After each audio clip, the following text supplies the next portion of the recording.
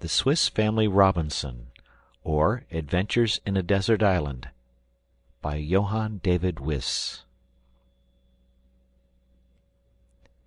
Introduction. It is very well known that, some years ago, Councillor Horner, a Swiss, made a voyage round the world in the Russian vessel La Podesta, commanded by Captain Krusenstern. They discovered many islands, and amongst others, one very large and fertile, till then unknown to navigators, to the southwest of Java, near the coast of New Guinea. They landed here, and to the great surprise of Mr. Horner, he was received by a family who spoke to him in German. They were a father and mother, and 4 robust and hearty sons. Their history was very interesting. The father was a Swiss clergyman, who in the Revolution of 1798 had lost all his fortune, and had determined to emigrate in order to seek elsewhere the means of supporting his family. He went first to England with his wife and children, consisting of 4 sons between the ages of 12 and 5. He there undertook the office of missionary to Otaheite. Not that he intended to remain on that uncivilized island, but he wished to proceed from thence to Port Jackson as a free colonist.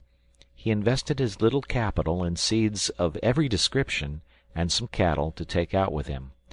They had a prosperous voyage till they were near the coast of New Guinea, when they were overtaken by a frightful storm. At this period he commenced his journal, which he afterwards committed to the care of Mr. Horner, to be forwarded to his friends in Switzerland. Some time before, a boat from an English vessel, the Adventurer, had visited them, and the father had sent the first part of his journal by Lieutenant Bell to the captain, who remained in the vessel. A violent tempest arose, which continued some days, and drove the Adventurer from the coast. The family concluded the ship was lost, but this was not the case, as will be seen in the conclusion.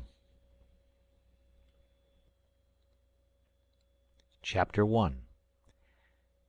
The tempest had raged for 6 days, and on the 7th seemed to increase.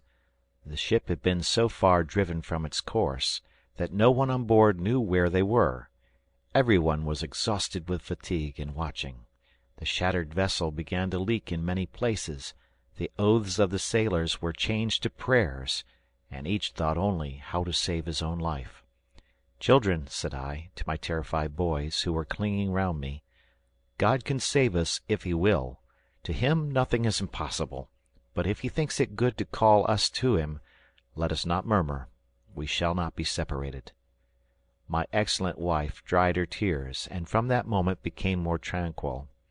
We knelt down to pray for the help of our Heavenly Father, and the fervor and emotion of my innocent boys proved to me that even children can pray, and find in prayer consolation and peace. We rose from our knees strengthened to bear the afflictions that hung over us. Suddenly we heard amid the roaring of the waves the cry of "Land! Land!" At that moment the ship struck on a rock. The concussion threw us down. We heard a loud cracking, as if the vessel were parting asunder. We felt that we were aground, and heard the captain cry in a tone of despair, "We are lost! Launch the boats!" These words were a dagger to my heart, and the lamentations of my children were louder than ever. I then recollected myself, and said, "Courage, my darlings, we are still above water, and the land is near. God helps those who trust in him. Remain here, and I will endeavor to save us." I went on deck, and was instantly thrown down, and wet through by a huge sea. A second followed. I struggled boldly with the waves, and succeeded in keeping myself up, when I saw, with terror, the extent of our wretchedness. The shattered vessel was almost in 2. The crew had crowded into the boats, and the last sailor was cutting the rope. I cried out, and prayed them to take us with them, but my voice was drowned in the roar of the tempest, nor could they have returned for us through waves that ran mountains high. All hope from their assistance was lost, but I was consoled by observing that the water did not enter the ship above a certain height. The stern, under which lay the cabin which contained all that was dear to me on earth, was immovably fixed between 2 rocks. At the same time I observed, towards the south, traces of land, which, though wild and barren, were now the haven of my almost expiring hopes, no longer being able to depend on any human aid. I returned to my family, and endeavoured to appear calm. "Take courage," cried I. "There is yet hope for us.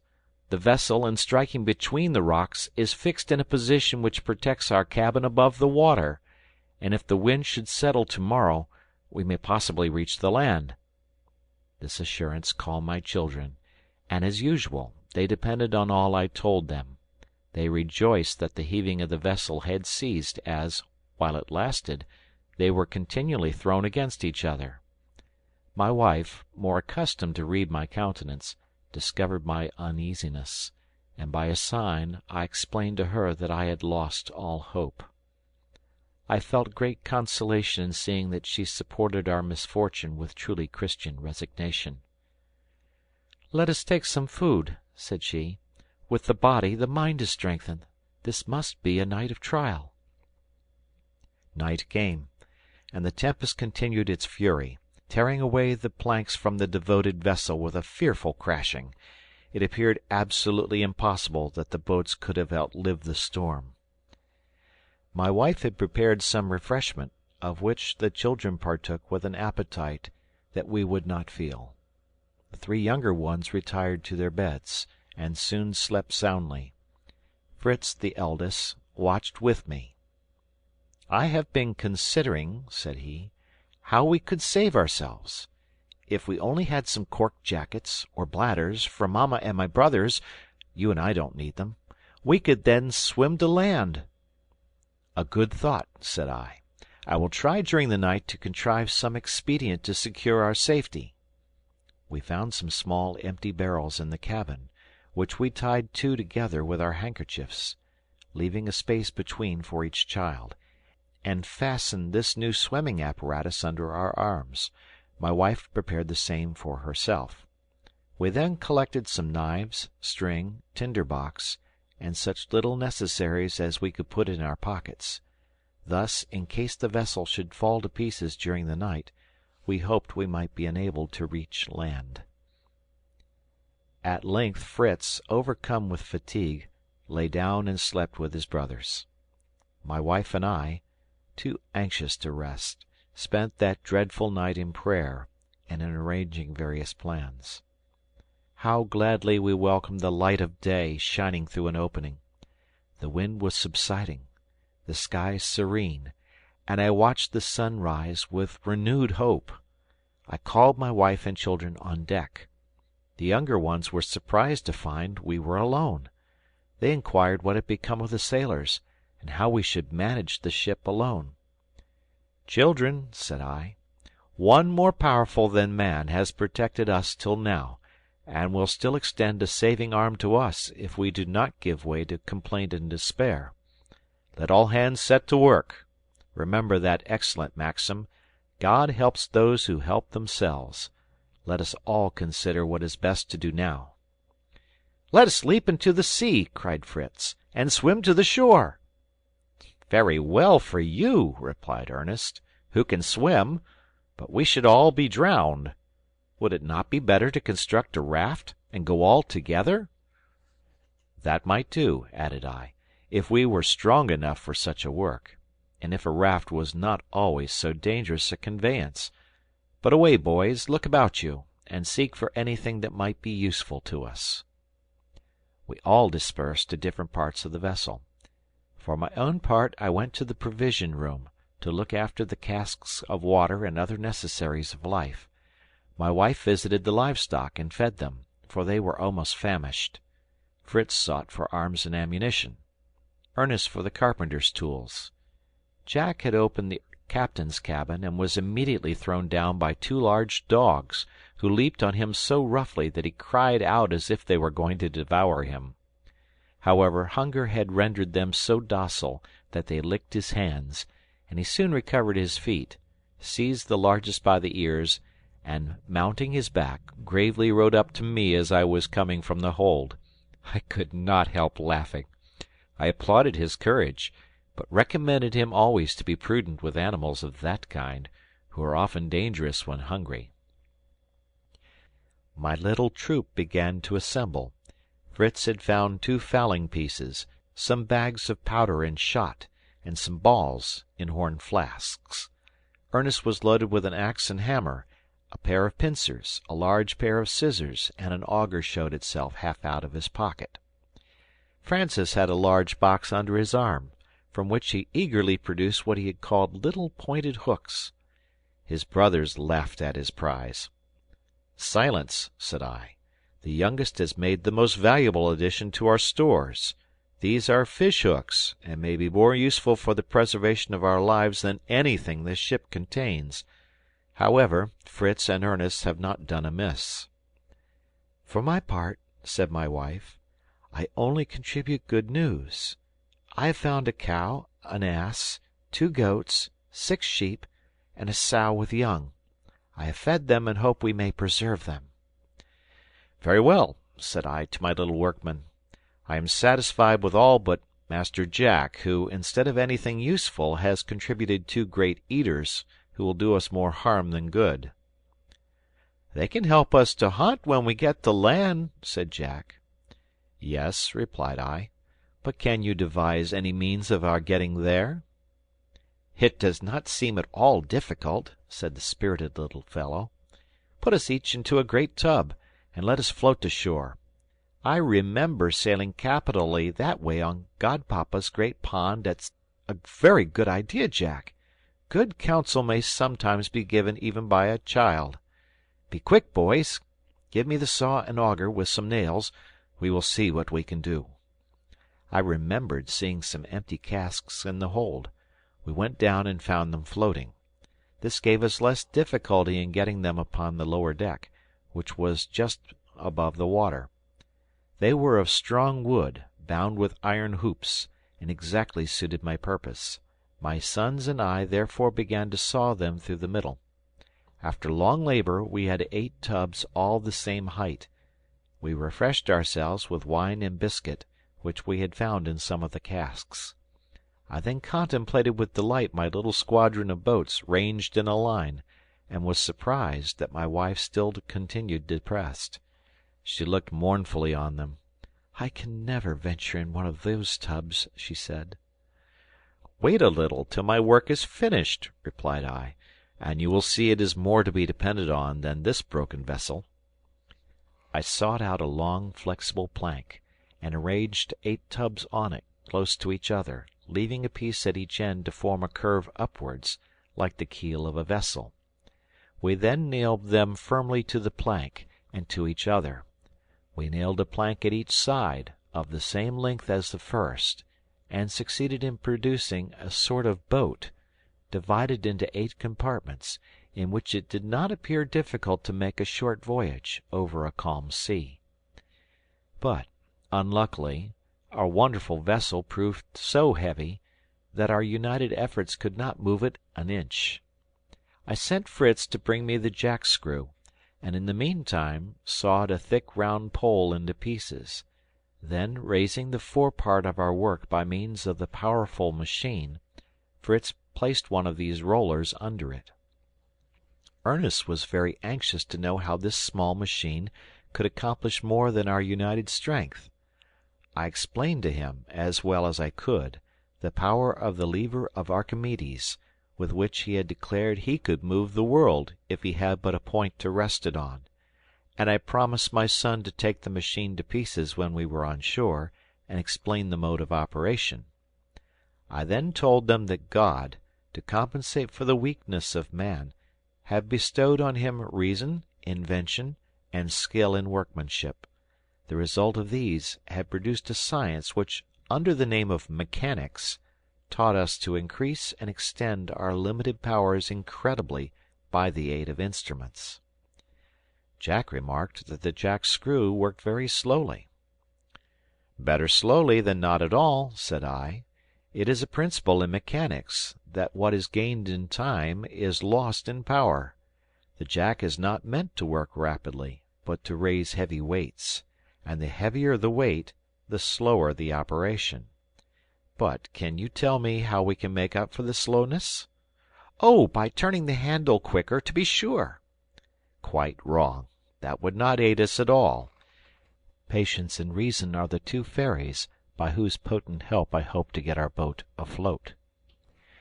I quickly proceeded to tie a strong cord to the after part of it, and the other end to a beam in the ship, which was still firm, leaving it long enough for security. Then, introducing 2 more rollers underneath, and working with a jack, we succeeded in launching our bark, which passed into the water with such velocity that but for our rope it would have gone out to sea.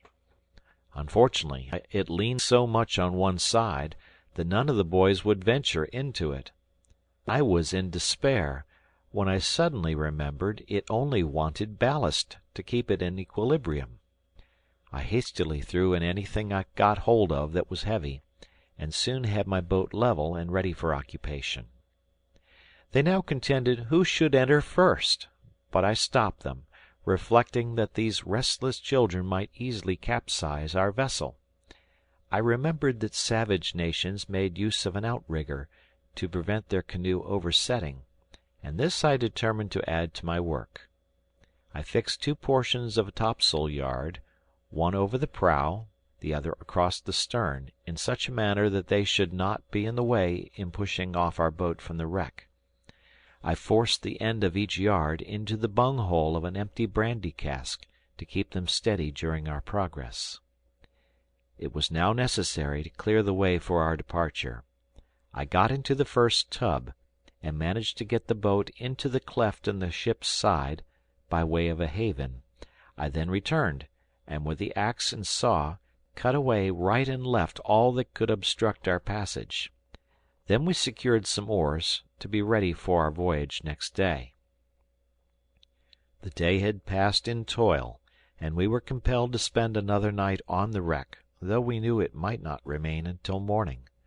We took a regular meal, for during the day we had scarcely had time to snatch a morsel of bread and a glass of wine. More composed than on the preceding night, we retired to rest. I took the precaution to fasten the swimming apparatus across the shoulders of my 3 younger children and my wife, for fear another storm might destroy the vessel and cast us into the sea. I also advised my wife to put on a sailor's dress, as more convenient for her expected toils and trials. She reluctantly consented, and after a short absence appeared in the dress of a youth who had served as a volunteer in the vessel. She felt very timid and awkward in her new dress, but I showed her the advantage of the change, and at last she was reconciled, and joined in the laughter of the children at her strange disguise. She then got into her hammock, and we enjoyed a pleasant sleep to prepare us for new labors. End of chapter 1. The Swiss Family Robinson by Johann David Wyss. Chapter 2. At break of day we were awake and ready, and after morning prayer I addressed my children thus: "We are now, my dear boys, with the help of God, about to attempt our deliverance. Before we go, provide our poor animals with food for some days. We cannot take them with us, but if our voyage succeeds, we may return for them. Are you ready? Collect what you wish to carry away, but only things absolutely necessary for our actual wants." I planned that our first cargo should consist of a barrel of powder, 3 fowling pieces, 3 muskets, 2 pair of pocket pistols, and 1 pair larger, ball, shot, and lead as much as we could carry, with a bullet mold, and I wished each of my sons, as well as their mother, should have a complete game bag, of which there were several in the officers' cabins. We then set apart a box of portable soup, another of biscuit, an iron pot, a fishing rod, a chest of nails, and one of carpenter's tools, also some sailcloth to make a tent. In fact, my boys collected so many things we were compelled to leave some behind, though I exchanged all the useless ballast for necessaries. When all was ready, we implored the blessing of God on our undertaking and prepared to embark in our tubs. At this moment the cocks crowed a sort of reproachful farewell to us. We had forgotten them. I immediately proposed to take our poultry with us, geese, ducks, fowls, and pigeons, for, as I observed to my wife, if we could not feed them, they would at any rate feed us. We placed our 10 hens and 2 cocks in a covered tub. The rest we set at liberty, hoping the geese and ducks might reach the shore by water, and the pigeons by flight. We waited a little for my wife, who came loaded with a large bag, which she threw into the tub that contained her youngest son. I concluded it was intended to steady him, or for a seat, and made no observation of it. Here follows the order of our embarkation. In the first division sat the tender mother, the faithful and pious wife. In the second, our amiable little Francis, 6 years old, and of a sweet disposition. In the third, Fritz, our eldest, 14 or 15 years old, a curly-headed, clever, intelligent, and lively youth. In the fourth, the powder cask, with the fowls and the sailcloth. Our provisions filled the fifth. In the sixth, our heedless Jack, 10 years old, enterprising, bold, and useful. In the seventh, Ernest, 12 years of age, well informed and rational, but somewhat selfish and indolent. In the eighth, myself, an anxious father, charged with the important duty of guiding the vessel to save my dear family. Each of us had some useful tools beside us. Each held an oar, and had a swimming apparatus at hand, in case we were unfortunately upset. The tide was rising when we left, which I considered might assist my weak endeavors. We turned our outriggers lengthwise, and thus passed from the cleft of the ship into the open sea. We rowed with all our might to reach the blue land we saw at a distance, but for some time in vain, as the boat kept turning round and made no progress. At last I contrived to steer it, so that we went straight forward. As soon as our dogs saw us depart, they leaped into the sea and followed us. I could not let them get into the boat, for fear they should upset it. I was very sorry, for I hardly expected they would be able to swim to land, but by occasionally resting their forepaws on our outriggers, they managed to keep up with us. Turk was an English dog, and Flora of a Danish breed. We proceeded slowly, but safely. The nearer we approached the land, the more dreary and unpromising it appeared. The rocky coast seemed to announce to us nothing but famine and misery. The waves, gently rippling against the shore, were scattered over with barrels, bales, and chests from the wreck. Hoping to secure some good provisions, I called on Fritz for assistance. He held a cord, hammer, and nails, and we managed to seize 2 hogsheads in passing, and fastening them with cords to our vessel, drew them safely after us to the shore. As we approached, the coast seemed to improve. The chain of rock was not entire, and Fritz's hawk eye made out some trees, which he declared were the cocoanut tree. Ernest was delighted at the prospect of eating these nuts, so much larger and better than any grown in Europe. I was regretting not having brought the large telescope from the captain's cabin, when Jack produced from his pocket a smaller one, which he offered me with no little pride. This was a valuable acquisition, as I was now enabled to make the requisite observations and direct my course. The coast before us had a wild and desert appearance. It looked better towards the left, but I could not approach that part, for a current which drove us towards the rocky and barren shore. At length we saw, near the mouth of a rivulet, a little creek between the rocks, towards which our geese and ducks made, serving us for guides. This opening formed a little bay of smooth water, just deep enough for our boat. I cautiously entered it, and landed at a place where the coast was about the height of our tubs, and the water deep enough to let us approach. The shore spread inland, forming a gentle declivity of a triangular form, the point lost among the rocks, and the base to the sea. All that were able leaped on shore in a moment. Even little Francis, who had been laid down in his tub, like a salted herring, tried to crawl out, but was compelled to wait for his mother's assistance. The dogs, who had preceded us in landing, welcomed us in a truly friendly manner, leaping playfully around us. The geese kept up a loud cackling, to which the yellow-billed ducks quacked a powerful bass. This, with the clacking of the liberated fowls and the chattering of the boys, formed a perfect babel. Mingled with these were the harsh cries of the penguins and flamingoes, which hovered over our heads or sat in the points of the rocks. They were in immense numbers, and their notes almost deafened us, especially as they did not accord with the harmony of our civilized fowls. However, I rejoiced to see these feathered creatures, already fancying them on my table, if we were obliged to remain in this desert region.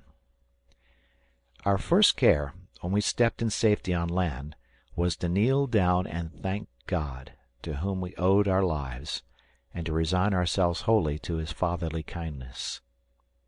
We then began to unload our vessel. How rich we thought ourselves with the little we had saved! We sought a convenient place for our tent, under the shade of the rocks. We then inserted a pole in a fissure in the rock. This, resting firmly on another pole fixed in the ground, formed the frame of the tent. The sailcloth was then stretched over it, and fastened down at proper distances by pegs, to which, for greater security, we added some boxes of provision. We fixed some hooks to the canvas at the opening in front, that we might close the entrance during the night. I sent my sons to seek some moss and withered grass, and spread it in the sun to dry, to form our beds. And while all, even little Francis, were busy with this, I constructed a sort of cooking place, at some distance from the tent, near the river which was to supply us with fresh water. It was merely a hearth of flat stones from the bed of the stream, fenced round with some thick branches. I kindled a cheerful fire with some dry twigs, put on the pot, filled with water and some squares of portable soup, and left my wife, with Francis for assistant, to prepare dinner.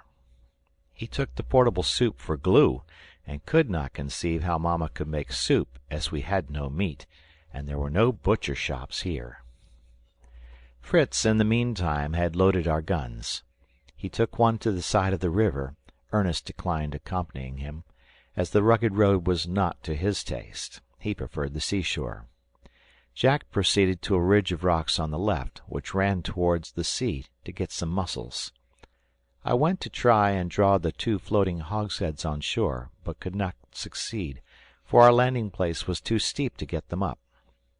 Whilst I was vainly trying to find a more favourable place, I heard my dear Jack uttering most alarming cries. I seized my hatchet and ran to his assistance. I found him up to the knees in a shallow pool, with a large lobster holding his leg in its sharp claws. It made off at my approach, but I was determined it should pay for the fright it had given me. Cautiously taking it up, I brought it out, followed by Jack, who, now very triumphant, wished to present it himself to his mother, after watching how I held it. But he had hardly got it into his hands when it gave him such a violent blow on the cheek with its tail that he let it fall and began to cry again. I could not help laughing at him, and in his rage he seized a stone and put an end to his adversary. I was grieved at this, and recommended him never to act in a moment of anger, showing him that it was unjust in being so revengeful, for if he had been bitten by the lobster, it was plain he would have eaten his foe if he had conquered him. Jack promised to be more discreet and merciful in future, and obtained leave to bear the prize to his mother. "Mamma," said he proudly, "a lobster! A lobster, Ernest! Where's Fritz? Take care it doesn't bite you, Francis." They all crowded round in astonishment. "Yes," added he, triumphantly, "here is the impertinent claw that seized me, but I repaid the knave." "You are a boaster," said I. "You would have got indifferently on with the lobster if I had not come up. And have you forgotten the slap on the cheek which compelled you to release him? Besides, he only defended himself with his natural arms, but you had to take a great stone. You have no reason to be proud, Jack." Ernest wished to have the lobster added to the soup to improve it, but his mother, with a spirit of economy, reserved it for another day. I then walked to the spot where Jack's lobster was caught, and finding it favourable for my purpose, drew my 2 hogsheads on shore there, and secured them by turning them on end. On returning, I congratulated Jack on being the first to have been successful in foraging. Ernest remarked that he had seen some oysters attached to a rock, but could not get at them without wetting his feet, which he did not like. "Indeed, my delicate gentleman," said I, laughing, "I must trouble you to return and procure us some. We must all unite in working for the public good, regardless of wet feet. The sun will soon dry us." "I might as well bring some salt at the same time," said he. "I saw plenty in the fissures of the rocks left by the sea, I should think, papa." "Doubtless, Mr. Reasoner," replied I. "Where else could it have come from? The fact was so obvious that you had better have brought a bagful than delayed to reflect about it. But if you wish to escape insipid soup, be quick and procure some." He went, and returned with some salt, so mixed with sand and earth that I should have thrown it away as useless, but my wife dissolved it in fresh water, and, filtering it through a piece of canvas, managed to flavour our soup with it. Jack asked why we could not have used sea water, and I explained to him that the bitter and nauseous taste of sea water would have spoiled our dinner. My wife stirred the soup with a little stick, and, tasting it, pronounced it very good, but added, "We must wait for Fritz, and how shall we eat our soup without plates or spoons? We cannot possibly raise this large boiling pot to our heads and drink out of it." It was too true. We gazed stupefied at our pot, and at last all burst into laughter at our destitution and our folly in forgetting such useful necessaries. "If we only had coconuts," said Ernest, "we might split them and make basins and spoons." "If," replied I, "but we have none. We might as well wish for a dozen handsome silver spoons at once, if wishes were of any use." "But," observed he, "we can use oyster shells." "A useful thought, Ernest. Go directly and get the oysters. And remember, gentlemen, no complaints, though the spoons are without handles, and you should dip your fingers into the bowl." Off ran Jack, and was mid-leg in the water before Ernest got to him. He tore down the oysters and threw them to his idle brother, who filled his handkerchief, taking care to put a large one into his pocket for his own use, and they returned with their spoil. Fritz had not yet appeared, and his mother was becoming uneasy, when we heard him cheerfully hailing us at a distance. He soon came up, with a feigned air of disappointment, and his hands behind him, but Jack, who had glided around him, cried out, "A sucking pig! A sucking pig!" And he then, with great pride and satisfaction, produced his booty, which I recognized, from the description of travellers, to be the agouti, common in these regions, a swift animal, which burrows in the earth, and lives on fruits and nuts. Its flesh, something like that of the rabbit, has an unpleasant flavour to Europeans. All were anxious to know the particulars of the chase, but I seriously reproved my son for his little fiction, and warned him never to use the least deceit, even in jest. I then inquired where he had met with the agouti. He told me he had been on the other side of the river. "A very different place to this," continued he. "The shore lies low, and you can have no idea of the number of casks, chests, planks, and all sorts of things the sea has thrown up. Shall we go and take possession of them? And tomorrow, father, we ought to make another trip to the vessel to look after our cattle. We might at least bring away the cow. Our biscuit would not be so hard dipped in milk." "And very much nicer," added the greedy Ernest. "Then," continued Fritz, "beyond the river there is rich grass for pasturage, and a shady wood. Why should we remain in this barren wilderness?" "Softly," replied I. "There is a time for all things. Tomorrow and the day after tomorrow will have their work. But first tell me, did you see anything of our shipmates?" "Not a trace of man, living or dead, on land or sea. But I saw an animal more like a hog than this, but with feet like a hare. It leaped among the grass, sometimes sitting upright, and rubbing its mouth with its forepaws. sometimes seeking for roots, and gnawing them like a squirrel. If I had not been afraid it would escape me, I would have tried to take it alive, it seemed so very tame. As we were talking, Jack had been trying, with many grimaces, to force an oyster open with his knife. I laughed at his vain endeavours, and putting some on the fire, showed him them open of themselves. I had no taste for oysters myself, but as they are everywhere accounted a delicacy, I advised my sons to try them. They all at first declined the unattractive repast, except Jack, who, with great courage, closed his eyes and desperately swallowed one as if it had been medicine. The rest followed his example, and then all agreed with me that oysters were not good. The shells were soon plunged into the pot to bring out some of the good soup, but, scalding their fingers, it was who could cry out the loudest. Ernest took his large shell from his pocket, cautiously filled it with a good portion of soup, and set it down to cool, exulting in his own prudence. "You have been very thoughtful, my dear Ernest," said I. "But why are your thoughts always for yourself, so seldom for others? As a punishment for your egotism, that portion must be given to our faithful dogs.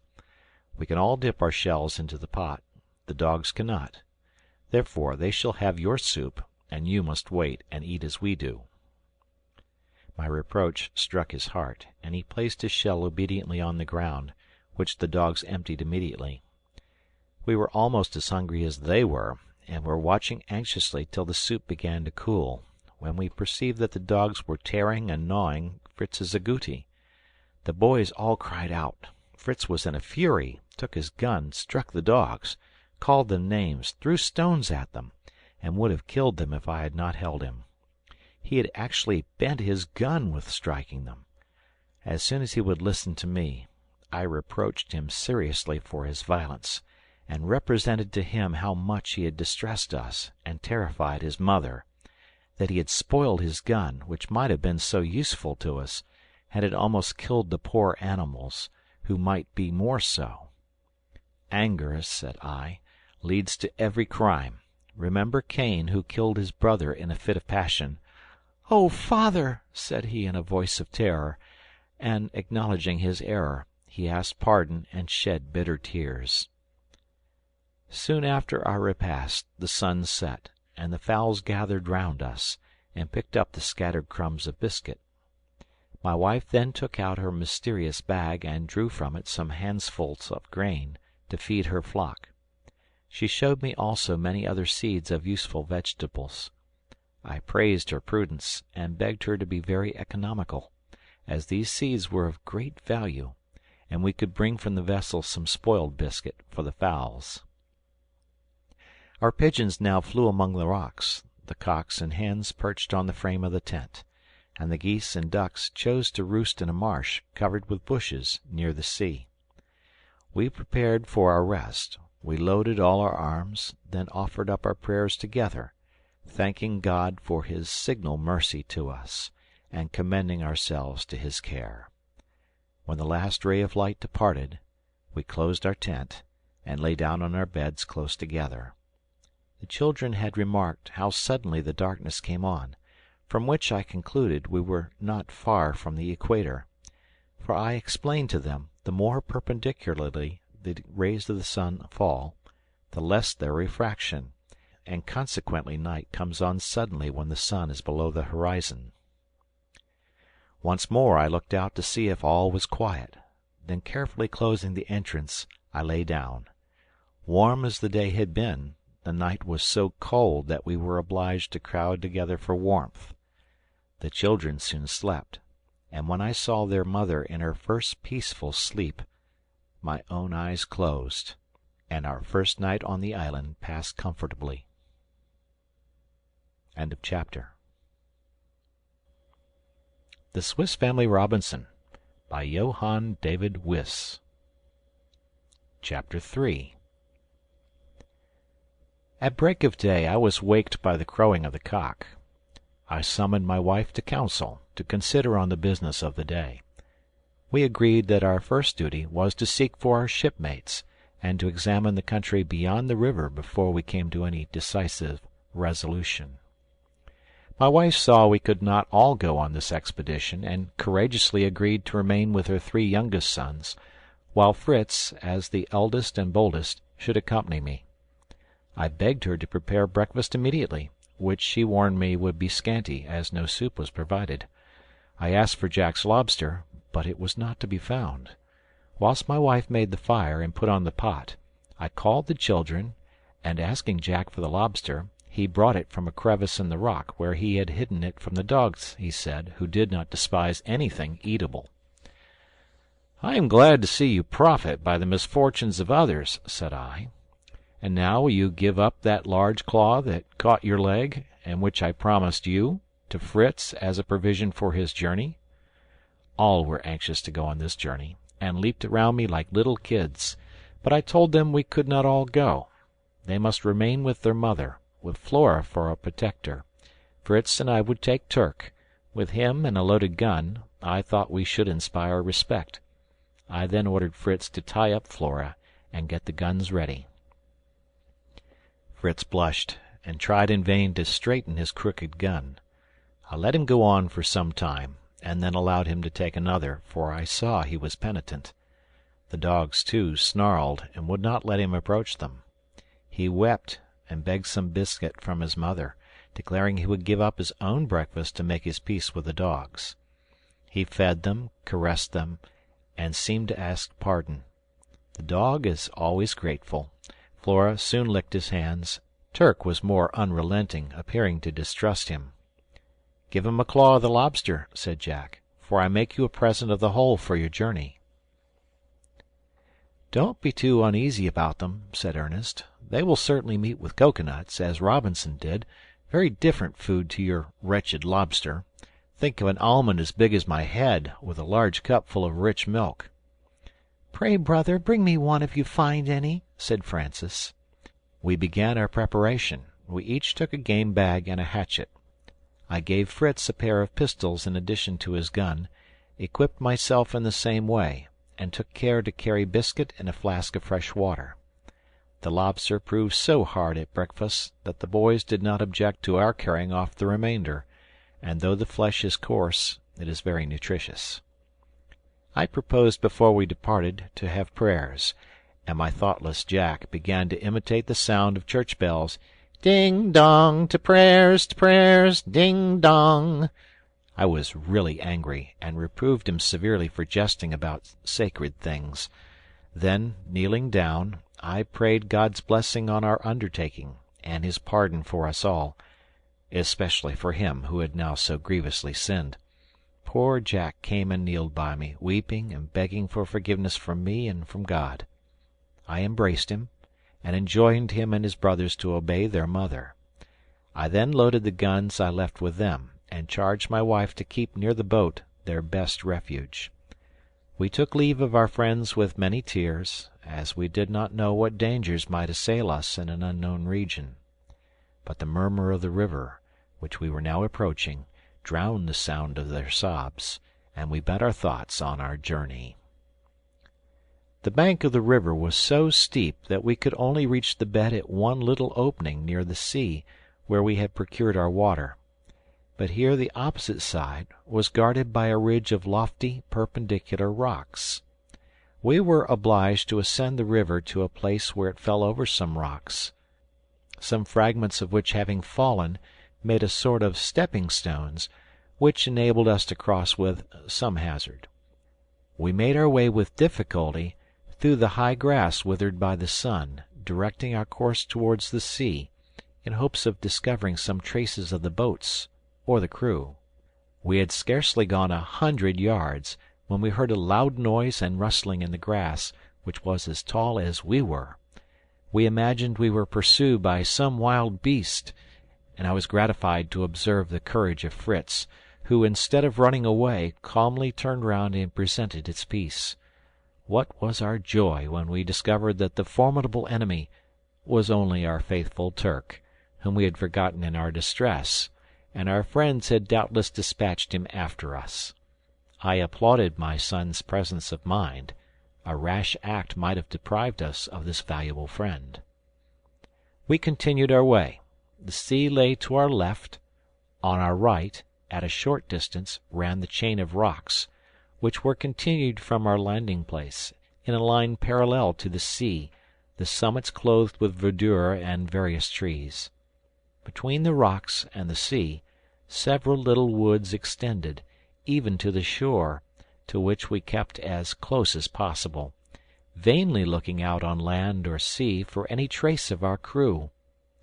Fritz proposed to fire his gun as a signal to them if they should be near us, but I reminded him that this signal might bring the savages round us instead of our friends. He then inquired why we should search after these persons at all, who so unfeelingly abandoned us on the wreck. "First," said I, "we must not return evil for evil. Besides, they may assist us, or be in need of our assistance. Above all, remember, they could save nothing but themselves. We have got many useful things which they have as much right to as we." "But we might be saving the lives of our cattle," said he. "We should do our duty better by saving the life of a man," answered I. "Besides, our cattle have food for some days, and the sea is so calm there is no immediate danger." We proceeded, and entering a little wood that extended to the sea, we rested in the shade, near a clear stream, and took some refreshment. We were surrounded by unknown birds, more remarkable for brilliant plumage than for the charm of their voice. Fritz thought he saw some monkeys among the leaves, and Turk began to be restless, smelling about, and barking very loud. Fritz was gazing up into the trees, when he fell over a large round substance, which he brought to me, observing that it might be a bird's nest. I thought it more likely to be a cocoanut. The fibrous covering had reminded him of the description he had read of the nests of certain birds, but on breaking the shell we found it was indeed a cocoanut, but quite decayed and uneatable. Fritz was astonished. Where was the sweet milk that Ernest had talked of? I told him the milk was only in the half-ripe nuts, that it thickened and hardened as the nut ripened, becoming a kernel. This nut had perished from remaining above ground. If it had been in the earth, it would have vegetated and burst the shell. I advised my son to try if he could not find a perfect nut. After some search, we found one and sat down to eat it, keeping our own provision for dinner. The nut was somewhat rancid, but we enjoyed it, and then continued our journey. We were some time before we got through the wood, being frequently obliged to clear a road for ourselves through the entangled brushwood with our hatchets. At last we entered the open plain again, and had a clear view before us.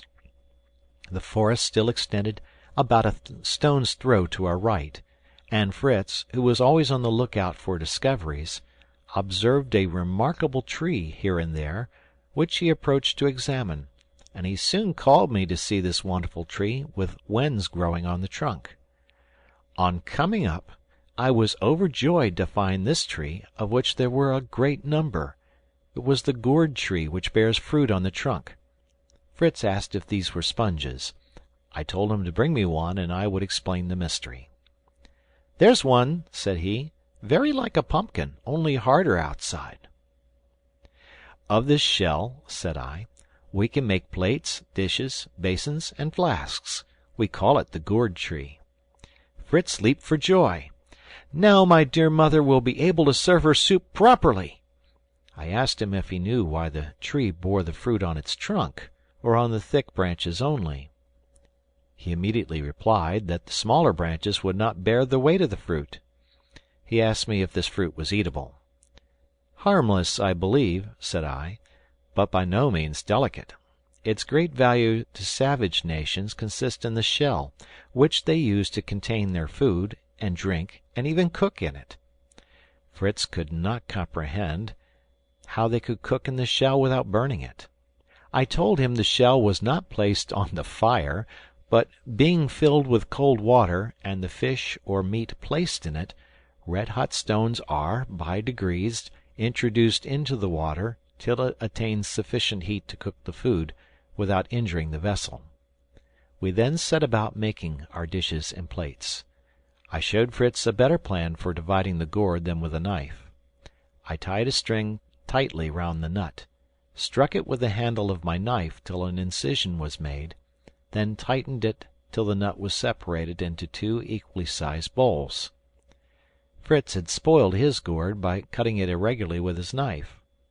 I advised him to try and make spoons of it, as it would not do for basins now.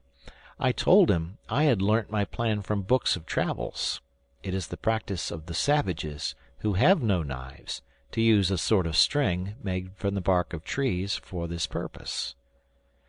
"But how can they make bottles?" said he.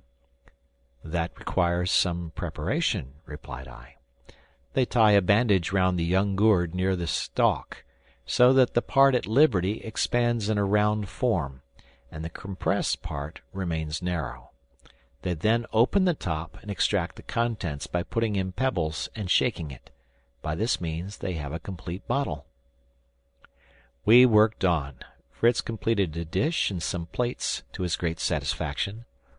But we considered that, being so frail, we could not carry them with us. We therefore filled them with sand, that the sun might not warp them, and left them to dry till we returned.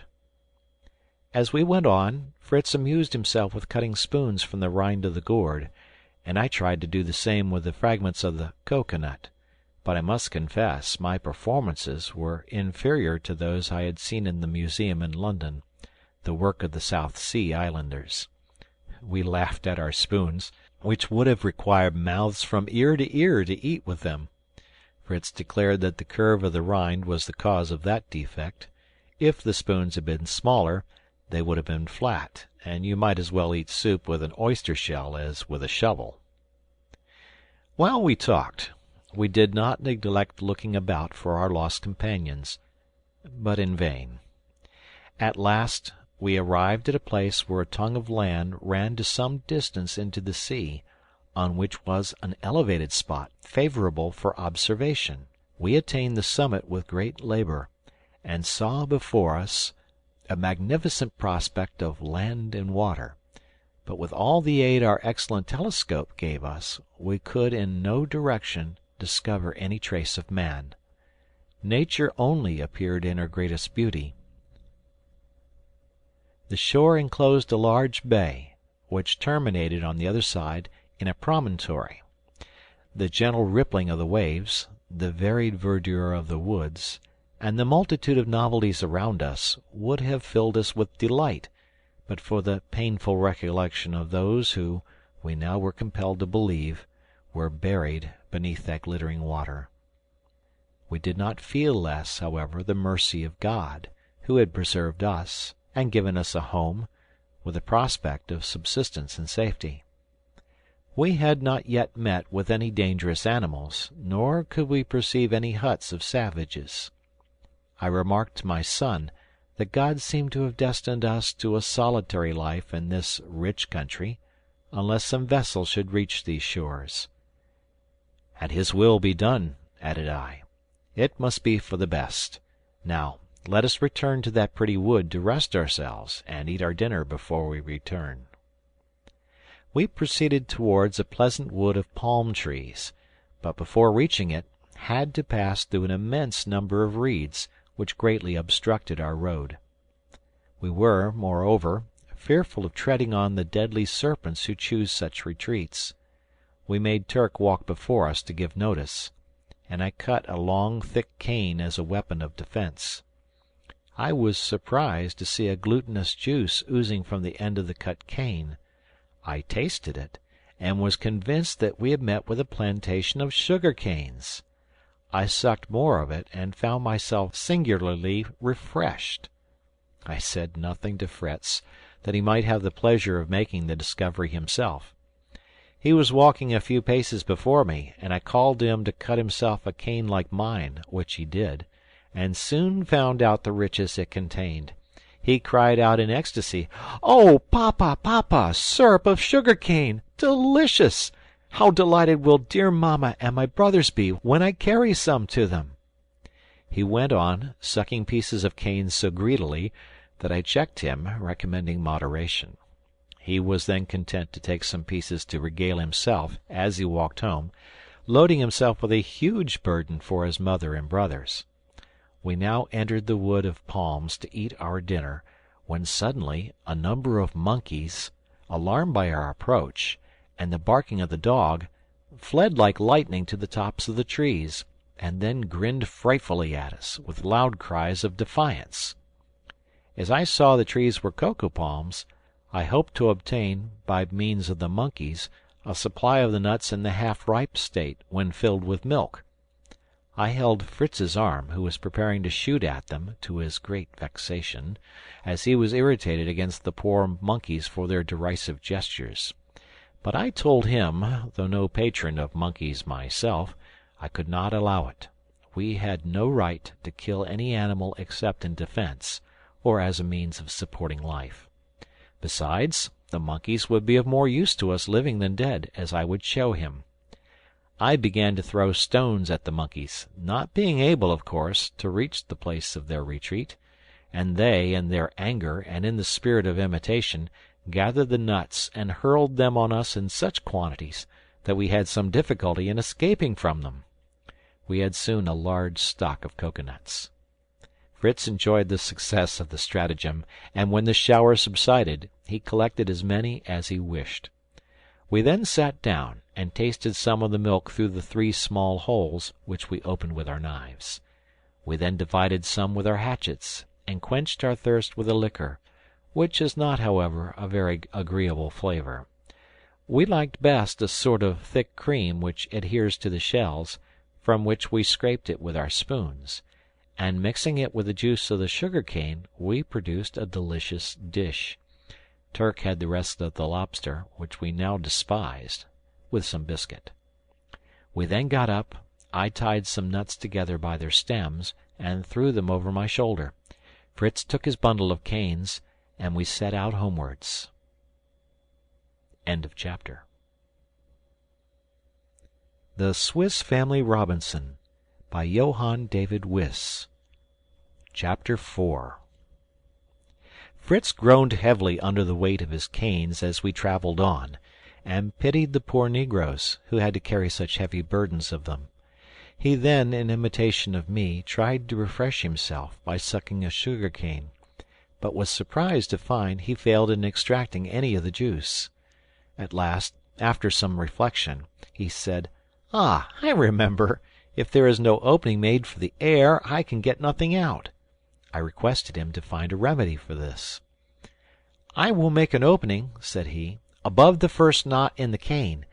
If I draw in my breath in sucking, and thus make a vacuum in my mouth, the outer air then forces itself through the hole I have made to fill this vacuum, and carries the juice along with it, and when this division of the cane is emptied, I can proceed to pierce above the next knot. I am only afraid that going on this way we shall have nothing but empty canes to carry to our friends." I told him that I was more afraid the sun might turn the syrup sour before we got our canes home, therefore we need not spare them. "Well, at any rate," said he, "I have filled my flask with the milk of the coconut to regale them." I told him I feared another disappointment, for the milk of the coconut, removed from the shell, spoiled sooner than the sugar cane juice. I warned him that the milk, exposed to the sun in his tin flask, was probably become vinegar. He instantly took the bottle from his shoulder and uncorked it, when the liquor flew out with a report, foaming like champagne. I congratulated him on his new manufacture, and said we must beware of intoxication. "Oh, taste, papa," he said. "It is delicious, not at all like vinegar, but capital new, sweet, sparkling wine. This will be the best treat if it remains in this state." "I fear it will not be so," said I. "This is the first stage of fermentation. When this is over, and the liquor is cleared, it is a sort of wine, or fermented liquor, more or less agreeable, according to the material used.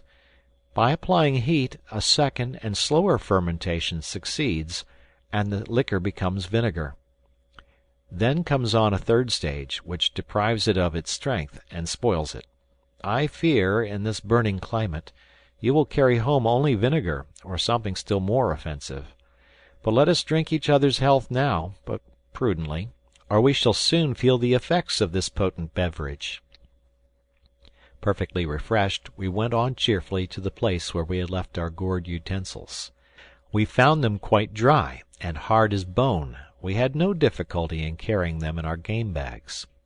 We had scarcely got through the little wood where we had breakfasted, when Turk darted furiously on a troop of monkeys who were sporting about, and had not perceived him. He immediately seized a female, holding a young one in her arms, which impeded her flight, and had killed and devoured the poor mother before we could reach him. The young one had hidden itself among the long grass, when Fritz arrived. He had run with all his might, losing his hat, bottle, and canes, but could not prevent the murder of the poor mother. The little monkey no sooner saw him than it leaped upon his shoulders, fastening its paws in his curls, and neither cries, threats, nor shaking could rid him of it. I ran up to him laughing, for I saw the little creature could not hurt him, and tried in vain to disengage it. I told him he must carry it thus. It was evident the sagacious little creature, having lost its mother, had adopted him for a father. I succeeded in last in quietly releasing him, and took the little orphan, who was no bigger than a cat, in my arms, pitying its helplessness. The mother appeared as tall as Fritz. I was reluctant to add another mouth to the number we had to feed, but Fritz earnestly begged to keep it, offering to divide his share of coconut milk with it till we had our cows. I consented, on condition that he took care of it and taught it to be obedient to him. Turk, in the meantime, was feasting on the remains of the unfortunate mother. Fritz would have driven him off, but I saw we had not food sufficient to satisfy this voracious animal, and we might ourselves be in danger from his appetite. We left him, therefore, with his prey, the little orphan sitting on the shoulder of its protector, while I carried the canes. Turk soon overtook us, and was received very coldly. We reproached him with his cruelty, but he was quite unconcerned, and continued to walk after Fritz. The little monkey seemed uneasy at the sight of him, and crept into Fritz's bosom, much to his inconvenience. But a thought struck him. He tied the monkey with a cord to Turk's back, leading the dog by another cord, as he was very rebellious at first. But our threats and caresses at last induced him to submit to his burden. We proceeded slowly, and I could not help anticipating the mirth of my little ones when they saw us approach like a pair of showmen. I advised Fritz not to correct the dogs for attacking and killing unknown animals. Heaven bestows the dog on man, as well as the horse, for a friend and protector. Fritz thought we were very fortunate, then, in having two such faithful dogs. He only regretted that our horses had died on the passage, and only left us the ass. "Let us not disdain the ass," said I. "I wish we had him here. He is of a very fine breed, and would be as useful as a horse to us." In such conversations, we arrived at the banks of our river before we were aware. Flora barked to announce our approach, and Turk answered so loudly that the terrified little monkey leaped from his back to the shoulder of its protector, and would not come down. Turk ran off to meet his companion, and our dear family soon appeared on the opposite shore, shouting with joy at our happy return. We crossed at the same place as we had done in the morning, and embraced each other. Then began such a noise of exclamations.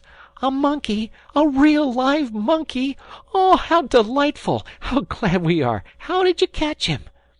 "He's very ugly," said little Francis, who was almost afraid of him. "He's prettier than you are," said Jack. "See how he laughs! How I should like to see him eat!" "If we only had some coconuts," said Ernest. "Have you found any, and are they good?"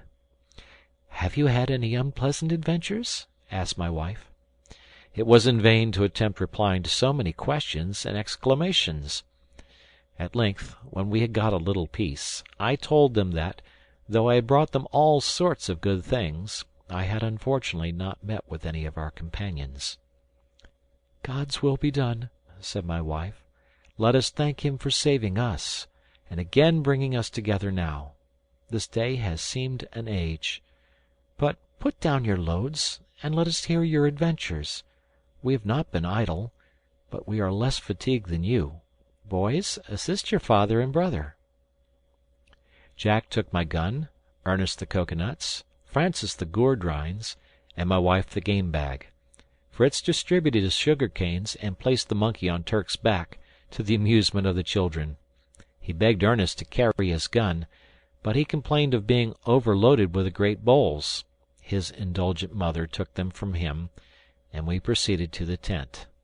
Fritz thought Ernest would not have relinquished the bowls, if he had known what they contained, and called out to tell him they were coconuts. "Give them to me," cried Ernest. "I will carry them, Mamma, and the gun too." His mother declined giving them.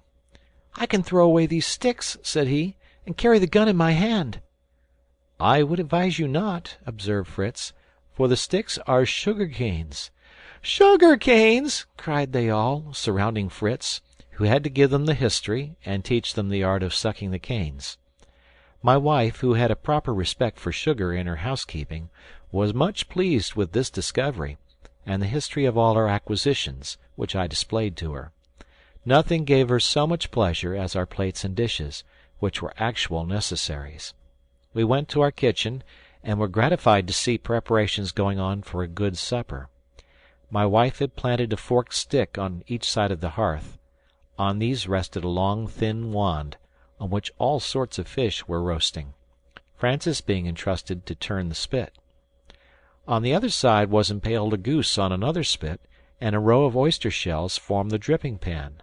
Besides this, the iron pot was on the fire, from which arose the savoury odour of a good soup. Behind the hearth stood one of the hogsheads, opened, and containing the finest Dutch cheeses, enclosed in cases of lead. All this was very tempting to hungry travellers, and very unlike a supper on a desert island. I could not think my family had been idle when I saw such a result of their labours. I was only sorry that they had killed the goose, as I wished to be economical with our poultry. "Have no uneasiness," said my wife.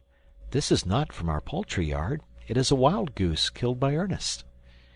"It is a sort of penguin, I believe," said Ernest, "distinguished by the name of Booby, and so stupid that I knocked it down with a stick.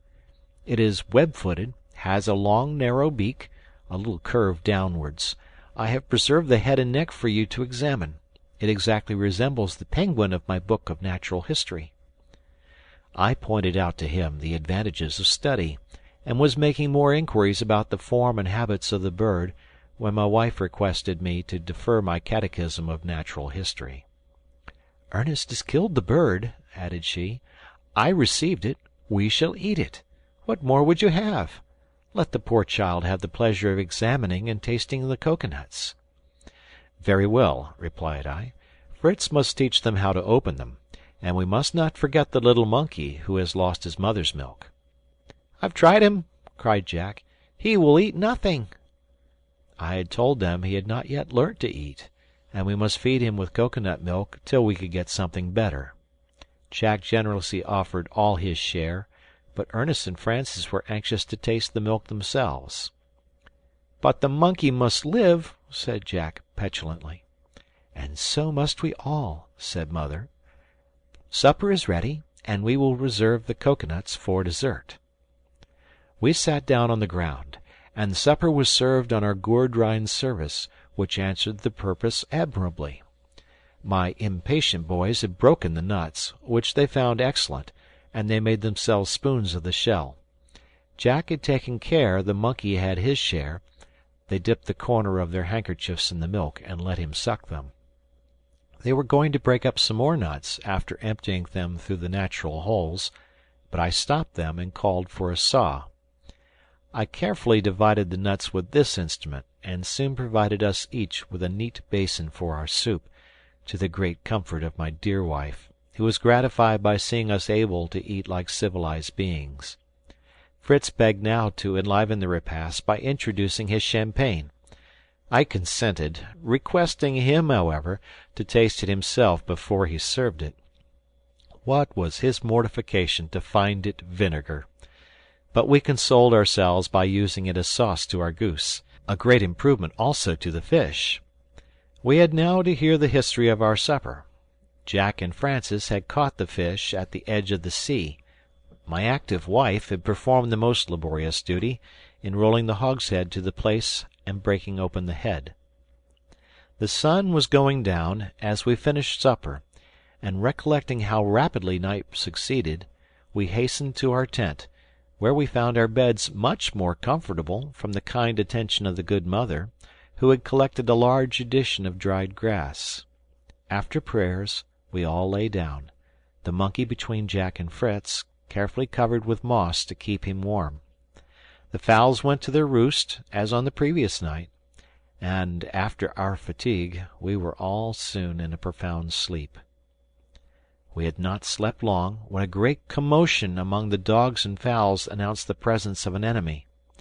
My wife, Fritz, and I, each seizing a gun, rushed out. By the light of the moon we saw a terrible battle going on. Our brave dogs were surrounded by a dozen jackals. 3 or 4 were extended dead, but our faithful animals were nearly overpowered by numbers when we arrived. I was glad to find nothing worse than jackals.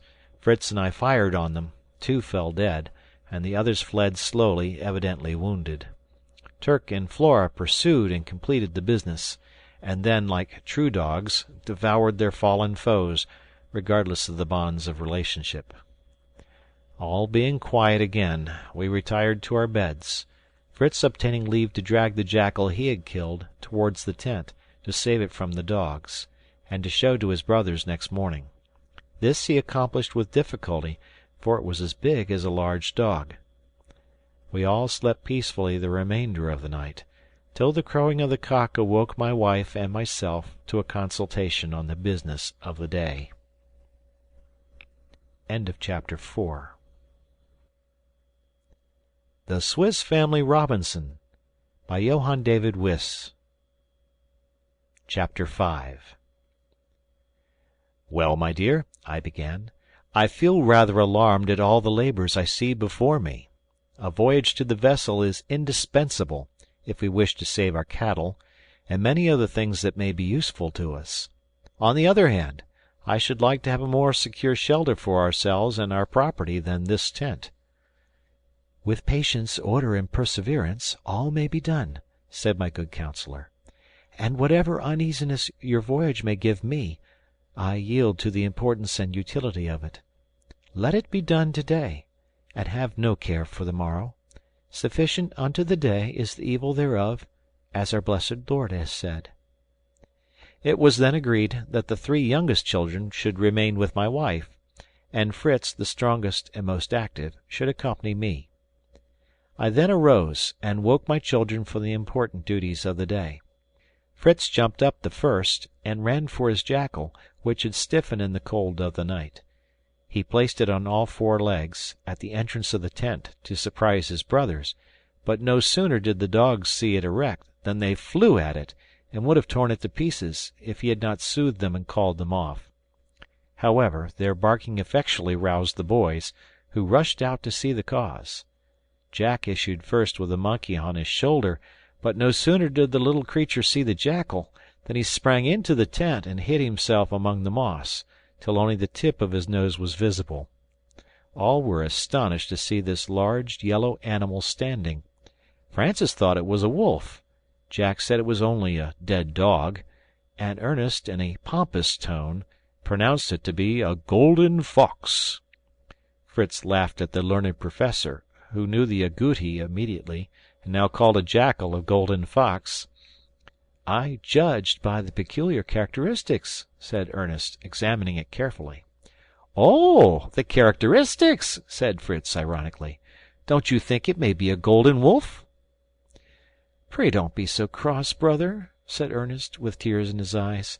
Perhaps you would not have known the name if papa had not told you. I reproved Fritz for his ridicule of his brother, and Ernest for so easily taking offence. And to reconcile all, I told them that the jackal partook of the nature of the wolf, the fox, and the dog. This discussion terminated, I summoned them to prayers, after which we thought of breakfast. We had nothing but biscuit, which was certainly dry and hard. Fritz begged for a little cheese with it, and Ernest, who was never satisfied like other people, took a survey of the unopened hogshead.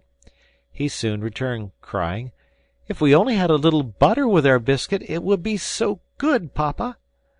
I allowed it would be good, but it was no use thinking of such a thing. "Let us open the other cask," said he, displaying a piece of butter he had extracted through a small crack in the side. "Your instinct for good things has been fortunate for us," said I. "Come, boys, who wants bread and butter?"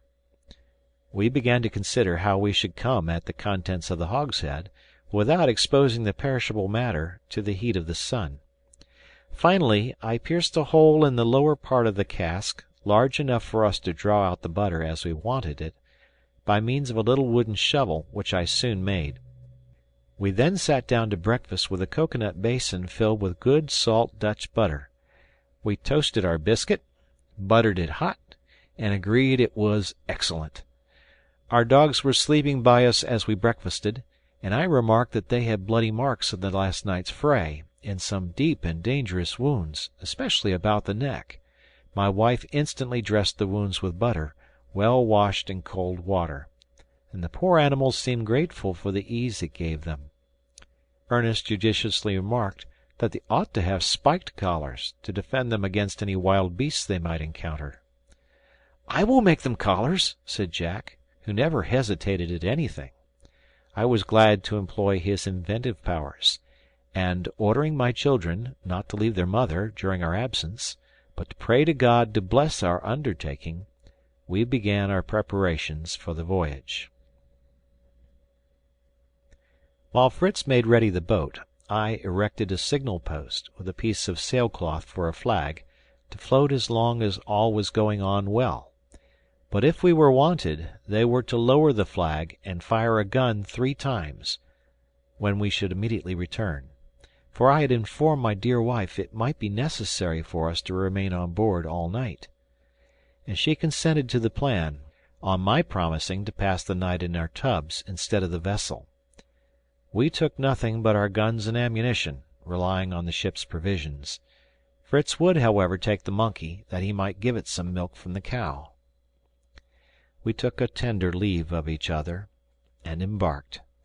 When we had rowed into the middle of the bay, I perceived a strong current formed by the water of the river which issued at a little distance, which I was glad to take advantage of, to spare our labor. It carried us 3 parts of our voyage, and we rowed the remainder, and entering the opening in the vessel, we secured our boat firmly and went on board. The first care of Fritz was to feed the animals, who were on deck, and who all saluted us after their fashion, rejoiced to see their friends again, as well as to have their wants supplied. We put the young monkey to a goat, which he sucked with extraordinary grimaces, to our infinite amusement. We then took some refreshment ourselves, and Fritz, to my great surprise, proposed that we should begin by adding a sail to our boat. He said the current which helped us to the vessel could not carry us back, but the wind which blew so strongly against us and made our rowing so fatiguing would be of great service if we had a sail. I thanked my counsellor for all his good advice, and we immediately set to the task. I selected a strong pole for a mast, and a triangular sail which was fixed to a yard.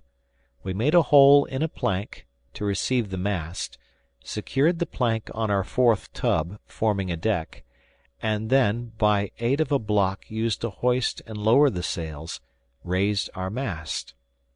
Finally, 2 ropes fastened by one end to the yard and by the other to each extremity of the boat enabled us to direct the sail at pleasure. Fritz next ornamented the top of the mast with a little red streamer. He then gave our boat the name of Deliverance, and requested it might henceforward be called the little vessel. To complete its equipment I contrived a rudder, so that I could direct the boat from either end. After signaling to our friends that we should not return that night, we spent the rest of the day in emptying the tubs of the stones that we had used for ballast, and replacing them with useful things: powder and shot, nails and tools of all kinds, pieces of cloth, Above all, we did not forget knives, forks, spoons, and kitchen utensils, including a roasting jack. In the captain's cabin we found some services of silver, pewter plates and dishes, and a small chest filled with bottles of choice wines. All these we took, as well as a chest of eatables intended for the officers' table, portable soup, Westphalian hams, Bologna sausages, etc., also some bags of maize, wheat, and other seeds, and some potatoes.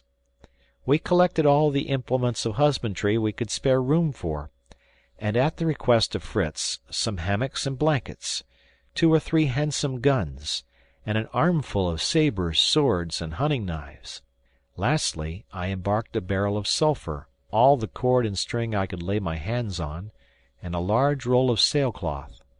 The sulphur was intended to produce matches with. Our tubs were loaded to the edge. There was barely room left for us to sit, and it would have been dangerous to attempt our return if the sea had not been so calm.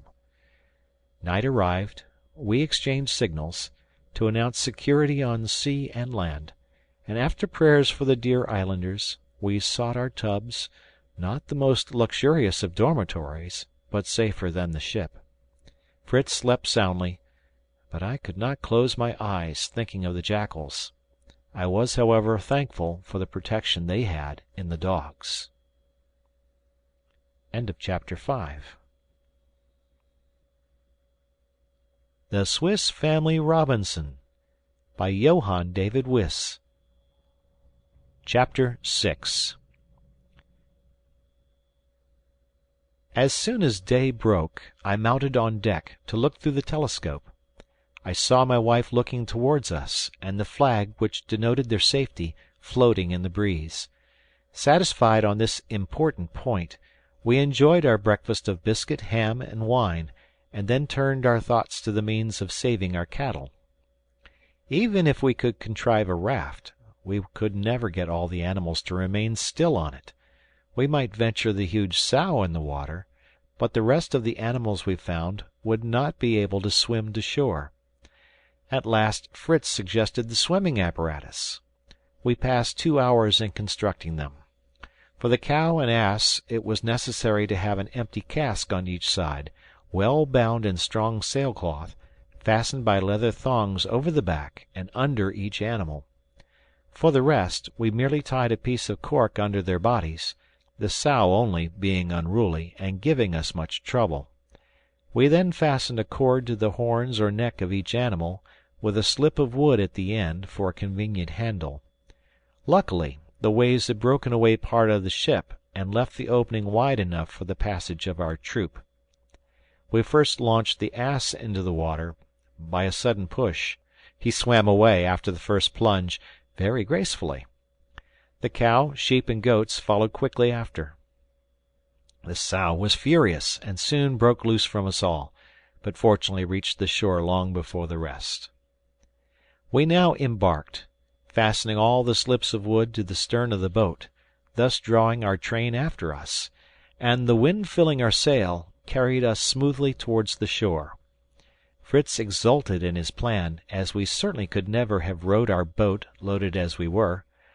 I once more took out my telescope, and was remarking that our party on shore seemed making ready for some excursion, when a loud cry from Fritz filled me with terror. "We are lost! We are lost! See, what a monstrous fish!" Though pale with alarm, the bold boy had seized his gun, and encouraged by my directions, he fired 2 balls into the head of the monster, as it was preparing to dart on the sheep. It immediately made its escape, leaving a long red track to prove it was severely wounded.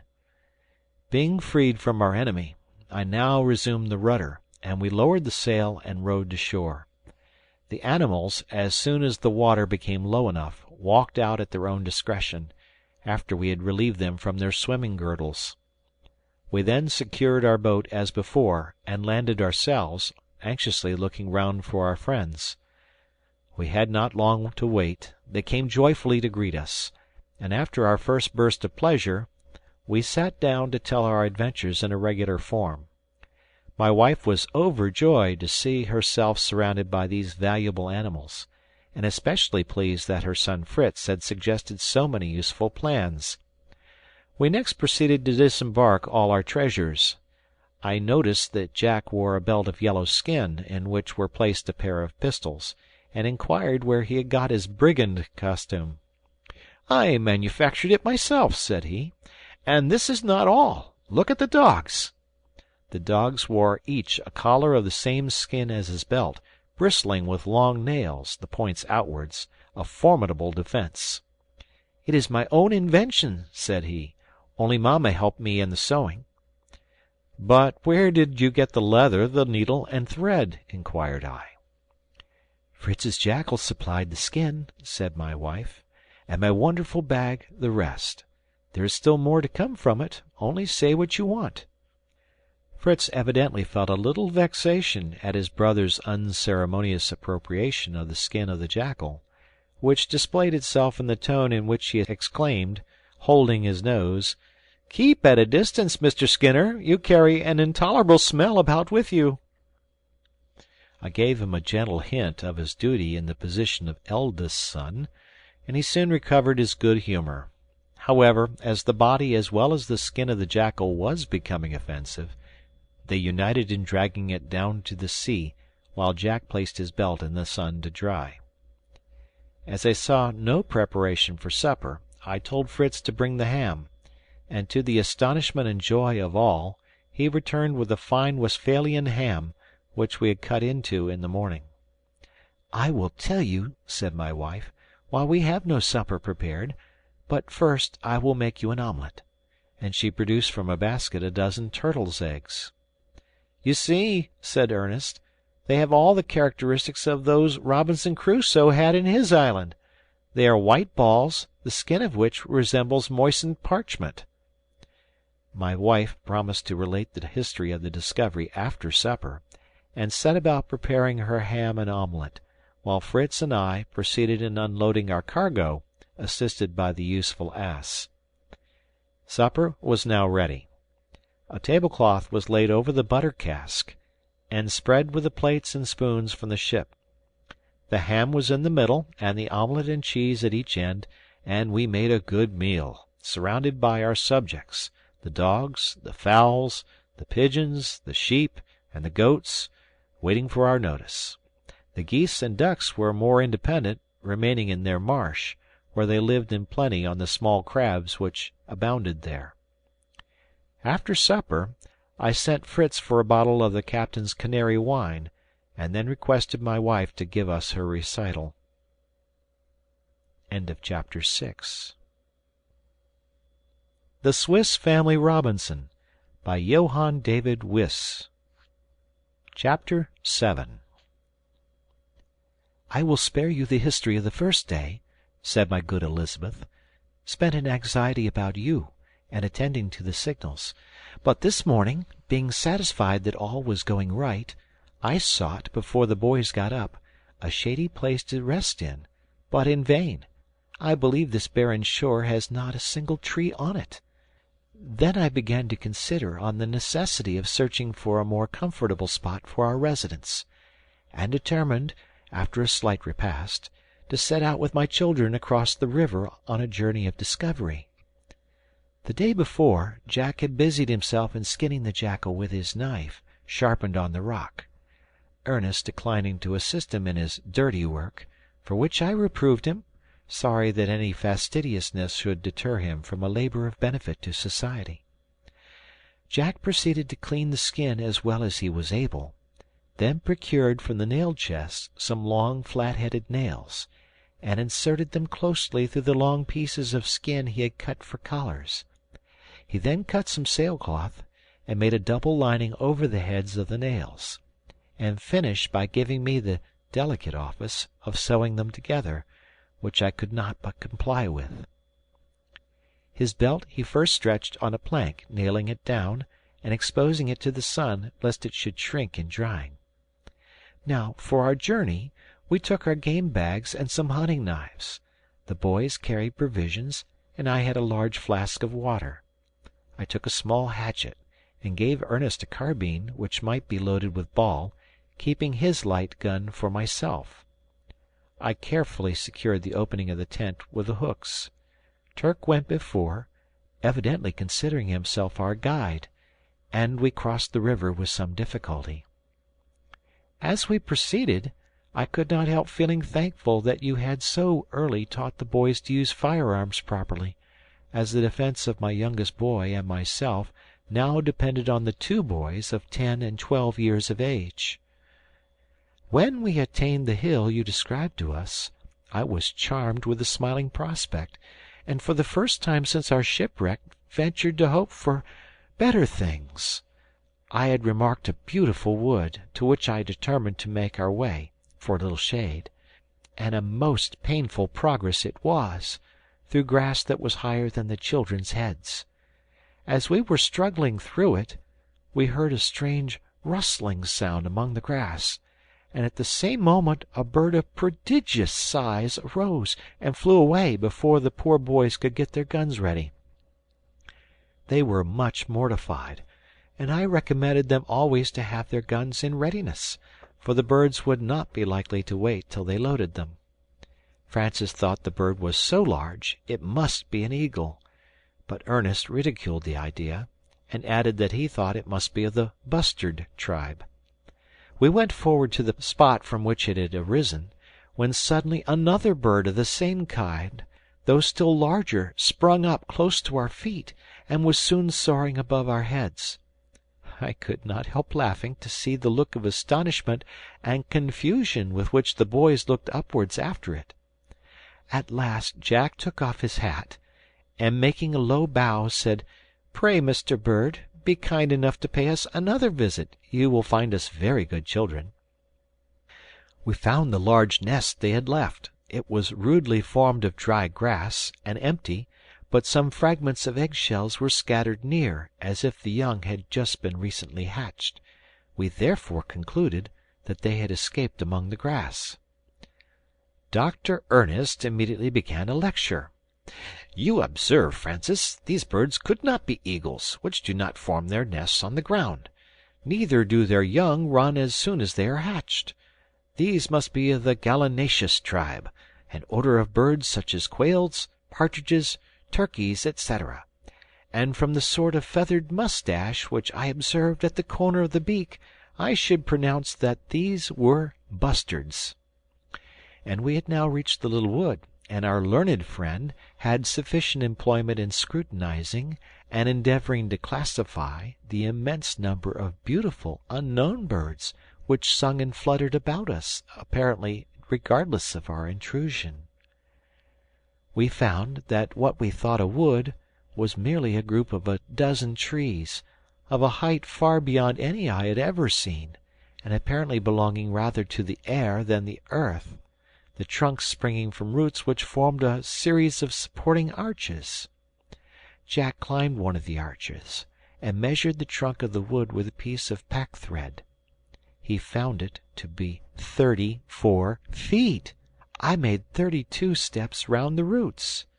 Between the roots and the lowest branches it seemed about 40 or 50 feet. The branches are thick and strong, and the leaves are of a moderate size, and resemble our walnut tree. A thick, short, smooth turf clothed the ground beneath and around the detached roots of the trees, and everything combined to render this one of the most delicious spots the mind could conceive. Here we rested, and made our noonday repast. A clear rivulet ran near us, and offered its agreeable waters for our refreshment. Our dogs soon joined us, but I was astonished to find they did not crave for food, but laid down to sleep at our feet. For myself, so safe and happy did I feel, that I could not but think that if we could contrive a dwelling on the branches of one of these trees, we should be in perfect peace and safety. We set out on our return, taking the road by the seashore, in case the waves had cast up anything from the wreck of the vessel. We found a quantity of timber, chests, and casks, but all too heavy to bring. We succeeded in dragging them as well as we could out of the reach of the tide, our dogs, in the meantime, fishing for crabs, with which they regaled themselves, much to their own satisfaction and to mine, as I now saw they would be able to provide their own food. As we rested from our rough labor, I saw Flora scratching in the sand and swallowing something with great relish. Ernest watched and then said very quietly, "They are turtles' eggs." We drove away the dog and collected about 2 dozen, leaving her the rest as a reward for her discovery. While we carefully deposited our spoil in the game bags, we were astonished at the sight of a sail. Ernest was certain it was Papa and Fritz, and though Francis was in dread that it should be the savages who visited Robinson Crusoe's island, coming to eat us up, we were soon enabled to calm his fears. We crossed the river by leaping from stone to stone, and hastening to the landing place, arrived to greet you on your happy return. "And I understand, my dear," said I, "that you have discovered a tree 60 feet high, where you wish we should perch like fowls. But how are we to get up?" "Oh, you must remember," answered she, "the large lime tree near our native town, in which was a ballroom. We used to ascend to it by a wooden staircase. Could you not contrive something of the sort in one of these gigantic trees, where we might sleep in peace, fearing neither jackals nor any other terrible nocturnal enemy?" I promised to consider this plan, hoping at least that we might make a commodious and shady dwelling among the roots. Tomorrow we were to examine it. We then performed our evening devotions and retired to rest. Chapter 8 The Swiss Family Robinson by Johann David Wyss. Chapter 8 "Now, my dear Elizabeth," said I, waking early next morning, "let us talk a little on this grand project of changing our residence, to which there are many objections. First, it seems wise to remain on the spot where Providence has cast us, where we can have at once means of support drawn from the ship, and security from all attacks, protected by the rock, the river, and the sea on all sides."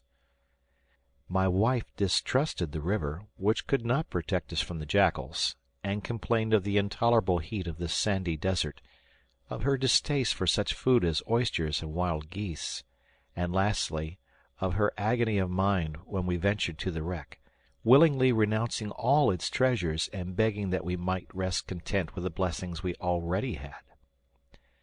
"There is some truth in your objections," said I, "and perhaps we may erect a dwelling under the roots of your favorite tree. But among these rocks we must have a storehouse for our goods, and a retreat in case of invasion. I hope, by blowing off some pieces of the rock with powder, to be able to fortify the part next the river, leaving a secret passage known only to ourselves. This would make it impregnable. But before we proceed, we must have a bridge to convey our baggage across the river." "A bridge!" said she in a tone of vexation. "Then when shall we get from here? Why cannot we ford it as usual? The cow and ass could carry our stores." I explained to her how necessary it was for our ammunition and provision to be conveyed over without risk of wetting, and begged her to manufacture some bags and baskets, and leave the bridge to me and my boys. If we succeeded, it would always be useful. As for fear of danger from lightning or accident, I intended to make a powder magazine among the rocks. The important question was now decided. I called up my sons and communicated our plans to them. They were greatly delighted, though somewhat alarmed, at the formidable project of the bridge. Besides, the delay was vexatious. They were all anxious for removal into the "land of promise," as they chose to call it. We read prayers, and then thought of breakfast. The monkey sucked one of the goats as if it had been its mother. My wife milked the cow, and gave us boiled milk with biscuit for our breakfast, part of which she put in a flask for us to take on our expedition. We then prepared our boat for a voyage to the vessel, to procure planks and timber for our bridge. I took both Ernest and Fritz, as I foresaw our cargo would be weighty, and require all our hands to bring it to shore. We rowed vigorously till we got into the current, which soon carried us beyond the bay. We had scarcely reached a little isle at the entrance when we saw a vast number of gulls and other sea birds fluttering with discordant cries over it. I hoisted the sail, and we approached rapidly. And when near enough, we stepped on shore and saw that the birds were feasting so eagerly on the remains of a huge fish that they did not even notice our approach. We might have killed numbers even with our sticks. This fish was the shark which Fritz had so skilfully shot through the head the night before. He found the marks of his 3 balls. Ernest drew his ramrod from his gun and struck so vigorously right and left among the birds that he killed some and put the rest to flight. We then hastily cut off some pieces of the skin of the monster which I thought might be useful, and placed them in our boat. But this was not the only advantage we gained by landing. I perceived an immense quantity of wrecked timber lying on the shore of the island, which would spare us our voyage to the ship. We selected such planks as were fit for our purpose. Then, by the aid of our jackscrew and some levers we had brought with us, we extricated the planks from the sand and floated them. And, binding the spars and yards together with cords, with the planks above them like a raft, we tied them to the stern of our boat and hoisted our sail. Fritz, as we sailed, was drying the shark's skin, which I hoped to convert into files. And Ernest, in his usual reflective manner, observed to me, "What a beautiful arrangement of Providence it is, that the mouth of the shark should be placed in such a position that he is compelled to turn on his back to seize his prey, thus giving it a chance of escape, else with his excessive voracity he might depopulate the ocean." At last we reached our landing place, and securing our boat, and calling out loudly, we soon saw our friends running from the river. Each carried a handkerchief filled with some new acquisition, and Francis had over his shoulder a small fishing net. Jack reached us first, and threw down before us from his handkerchief some fine crawfish. They had each as many, forming a provision for many days. Francis claimed the merit of the discovery. Jack related that Francis and he took a walk to find a good place for the bridge. "Thank you, Mr. Architect," said I. "Then you must superintend the workmen. Have you fixed on your place?" "Yes, yes," cried he. "Only listen. When we got to the river, Francis, who was looking about, called out, 'Jack, Jack, Fritz's jackal is covered with crabs. Come, come!' I ran to tell Mamma, who brought a net that came from the ship, and we caught these in a few minutes and could have got many more if you had not come. I commanded them to put the smaller ones back into the river, reserving only as many as we could eat.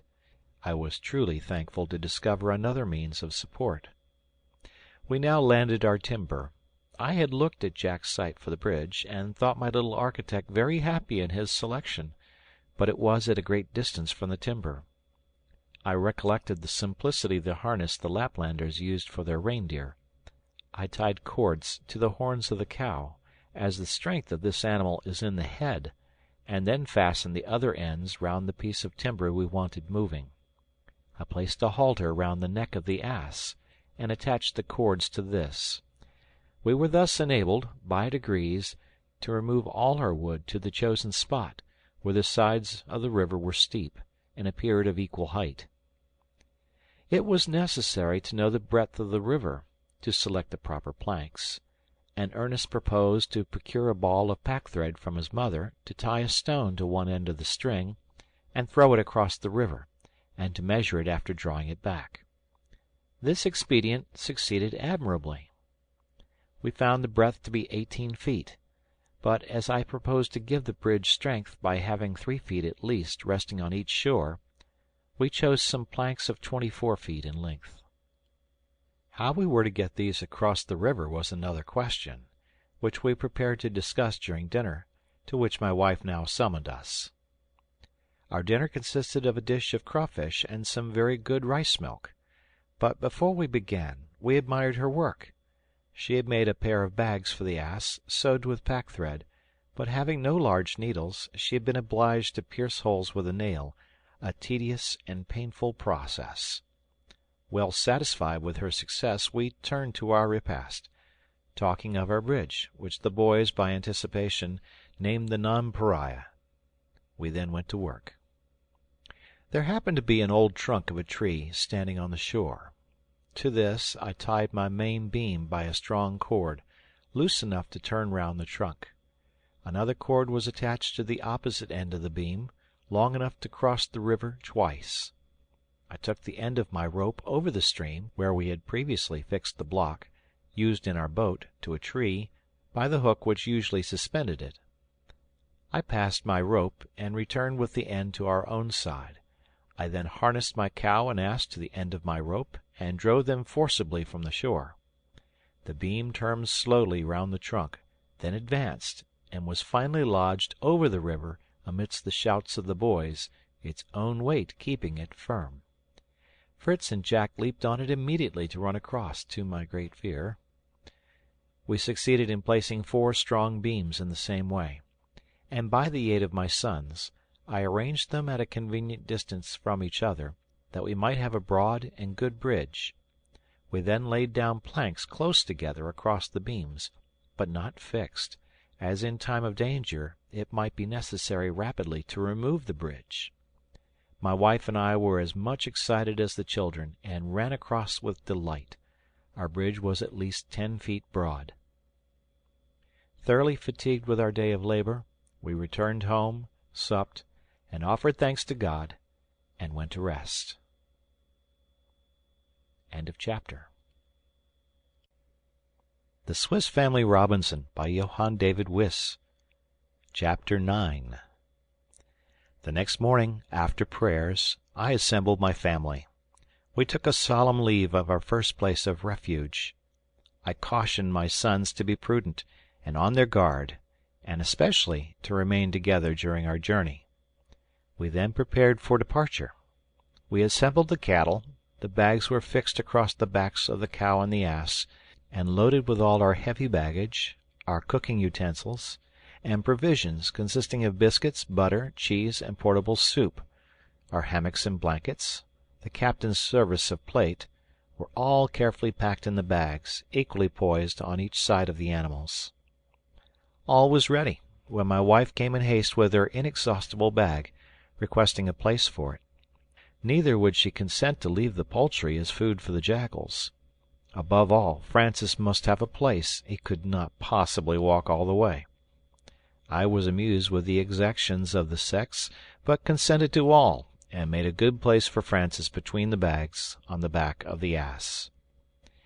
The elder boys returned in despair. They could not succeed in catching the fowls, but the experienced mother laughed at them, and said she would soon capture them. "If you do," said my pert little Jack, "I will be contented to be roasted in the place of the first chicken taken."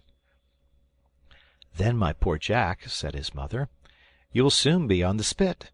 Remember that intellect has always more power than mere bodily exertion. Look here." She scattered a few handfuls of grain before the tent, calling the fowls. They soon all assembled, including the pigeons. Then throwing down more inside the tent, they followed her. It was now only necessary to close the entrance, and they were all soon taken, tied by the wings and feet, and being placed in baskets covered with nets, were added to the rest of our luggage on the backs of the animals. Finally, we conveyed inside the tent all we could not carry away, closing the entrance, and barricading it with chests and casks, thus confiding all our possessions to the care of God. We set out on our pilgrimage, each carrying a game bag and a gun. My wife and her eldest son led the way, followed by the heavily laden cow and ass. The third division consisted of the goats driven by Jack, the little monkey seated on the back of its nurse and grimacing to our great amusement. Next came Ernest with the sheep, and I followed, superintending the whole. Our gallant dogs acted as aides de camp, and were continually passing from the front to the rear rank. Our march was slow, but orderly, and quite patriarchal. "We are now traveling across the deserts as our first fathers did," said I, "and as the Arabs, Tartars, and other nomad nations do to this day, followed by their flocks and herds. But these people generally have strong camels to bear their burdens, instead of a poor ass and cow. I hope this may be the last of our pilgrimages."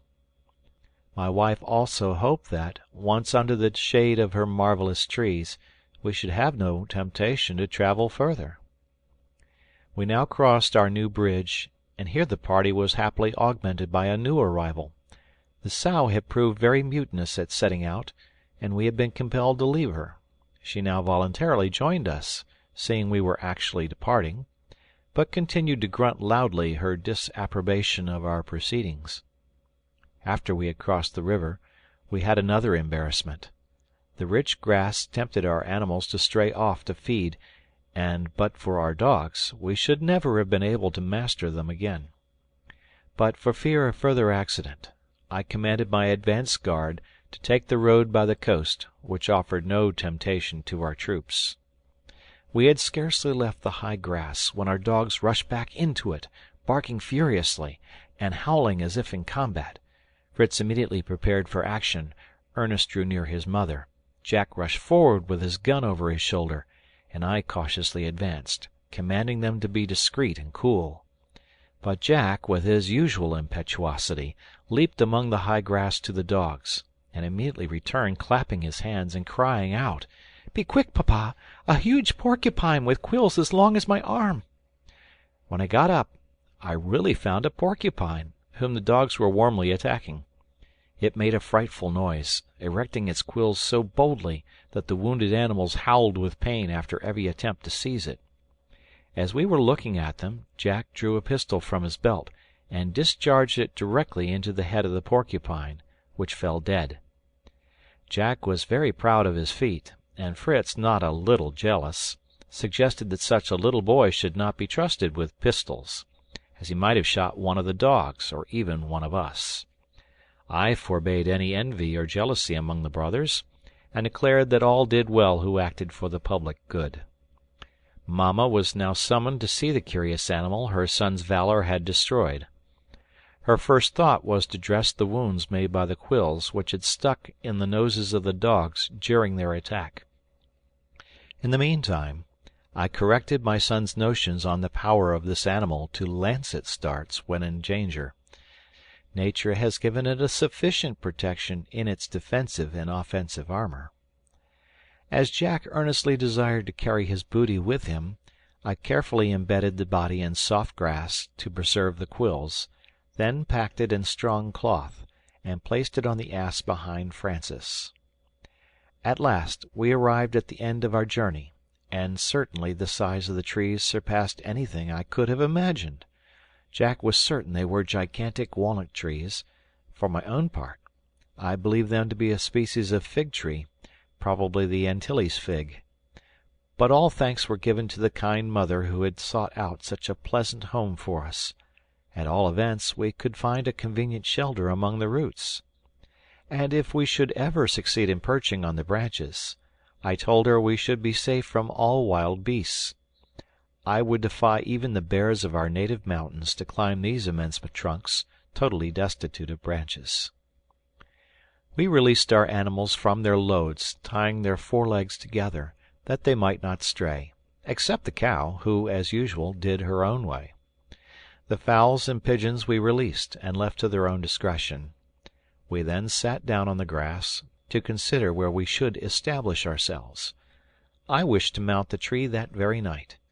Suddenly we heard, to our no slight alarm, the report of a gun. But the next moment the voice of Fritz reassured us. He had stolen out unnoticed and shot a beautiful tiger cat, which he displayed in great triumph. "Well done, noble hunter," said I. "You deserve the thanks of the fowls and pigeons. They would most probably have all fallen to sacrifice tonight, if you had not slain their deadly foe. Pray wage war with all his kind, or we shall not have a chicken left for the pot." Ernest then examined the animal with his customary attention, and declared that the proper name was the margay, a fact Fritz did not dispute, only requesting that Jack might not meddle with the skin, as he wished to preserve it for a belt. I recommended them to skin it immediately and give the flesh to the dogs. Jack at the same time determined to skin his porcupine to make dog collars. Part of its flesh went into the soup kettle, and the rest was salted for the next day. We then sought for some flat stones in the bed of the charming little river that ran at a little distance from us, and set about constructing a cooking place. Francis collected dry wood for the fire, and while my wife was occupied in preparing our supper, I amused myself by making some packing needles for her rude work from the quills of the porcupine. I held a large nail in the fire till it was red hot, then holding the head in wet linen, I pierced the quills, and made several needles, of various sizes, to the great contentment of our indefatigable workwoman. Still occupied with the idea of our castle in the air, I thought of making a ladder of ropes, but this would be useless if we did not succeed in getting a cord over the lower branches to draw it up. Neither my sons nor myself could throw a stone, to which I had fastened a cord, over these branches, which were 30 feet above us. It was necessary to think of some other expedient. In the meantime, dinner was ready. The porcupine made excellent soup, and the flesh was well tasted, though rather hard. My wife could not make up her mind to taste it, but contented herself with a slice of ham and some cheese. End of chapter. The Swiss Family Robinson, by Johann David Wyss. Chapter 10.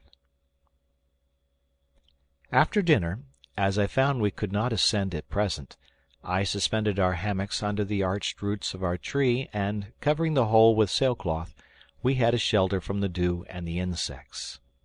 While my wife was employed making harness for the cow and ass, I went with my sons to the shore to look for wood fit for our use next day. We saw a great quantity of wreck, but none fit for our purpose, till Ernest met with a heap of bamboo canes half buried in sand and mud. These were exactly what I wanted.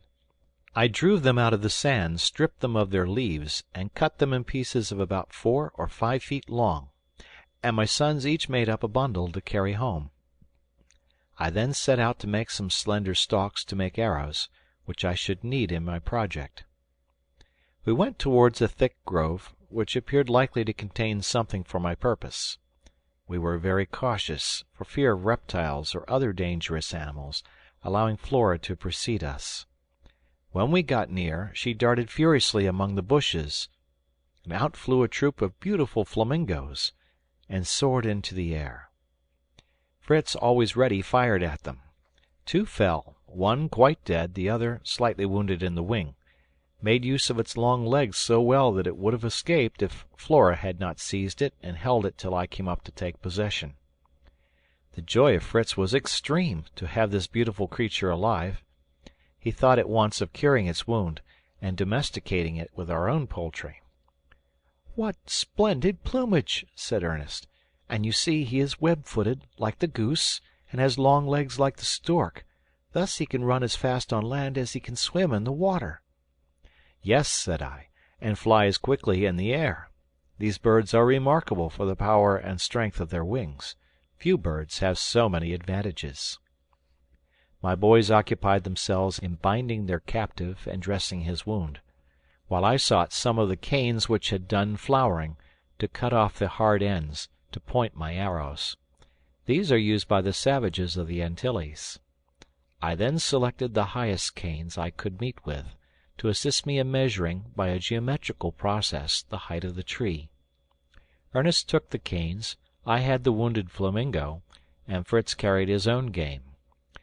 Very loud were the cries of joy and astonishment at our approach. The boys all hoped the flamingo might be tamed, of which I felt no doubt, but my wife was uneasy lest it should require more food than she could spare. However, I assured her our new guest would need no attention, as he would provide for himself at the river side, feeding on small fishes, worms, and insects. His wounds I dressed, and found they would soon be healed. I then tied him to a stake near the river, by a cord long enough to allow him to fish at his pleasure, and in fact, in a few days, he learned to know us, and was quite domesticated. Meantime, my boys had been trying to measure the tree with the long canes I had brought, and came laughing to report to me that I ought to have got them 10 times as long to reach even the lowest branches. "There is a simpler mode than that," said I, "which geometry teaches us, and by which the highest mountains can be measured." I then showed the method of measuring heights by triangles and imaginary lines, using canes of different lengths and cords instead of mathematical instruments. My result was 30 feet to the lowest branches. This experiment filled the boys with wonder and desire to become acquainted with this useful exact science, which, happily, I was able to teach them fully. I now ordered Fritz to measure our strong cord, and the little ones to collect all the small string and wind it. I then took a strong bamboo and made a bow of it, and some arrows of the slender canes, filling them with wet sand to give them weight, and feathering them from the dead flamingo.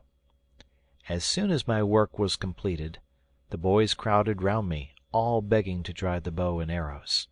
I begged them to be patient, and asked my wife to supply me with a ball of thick, strong thread. The enchanted bag did not fail us. The very ball I wanted appeared at her summons.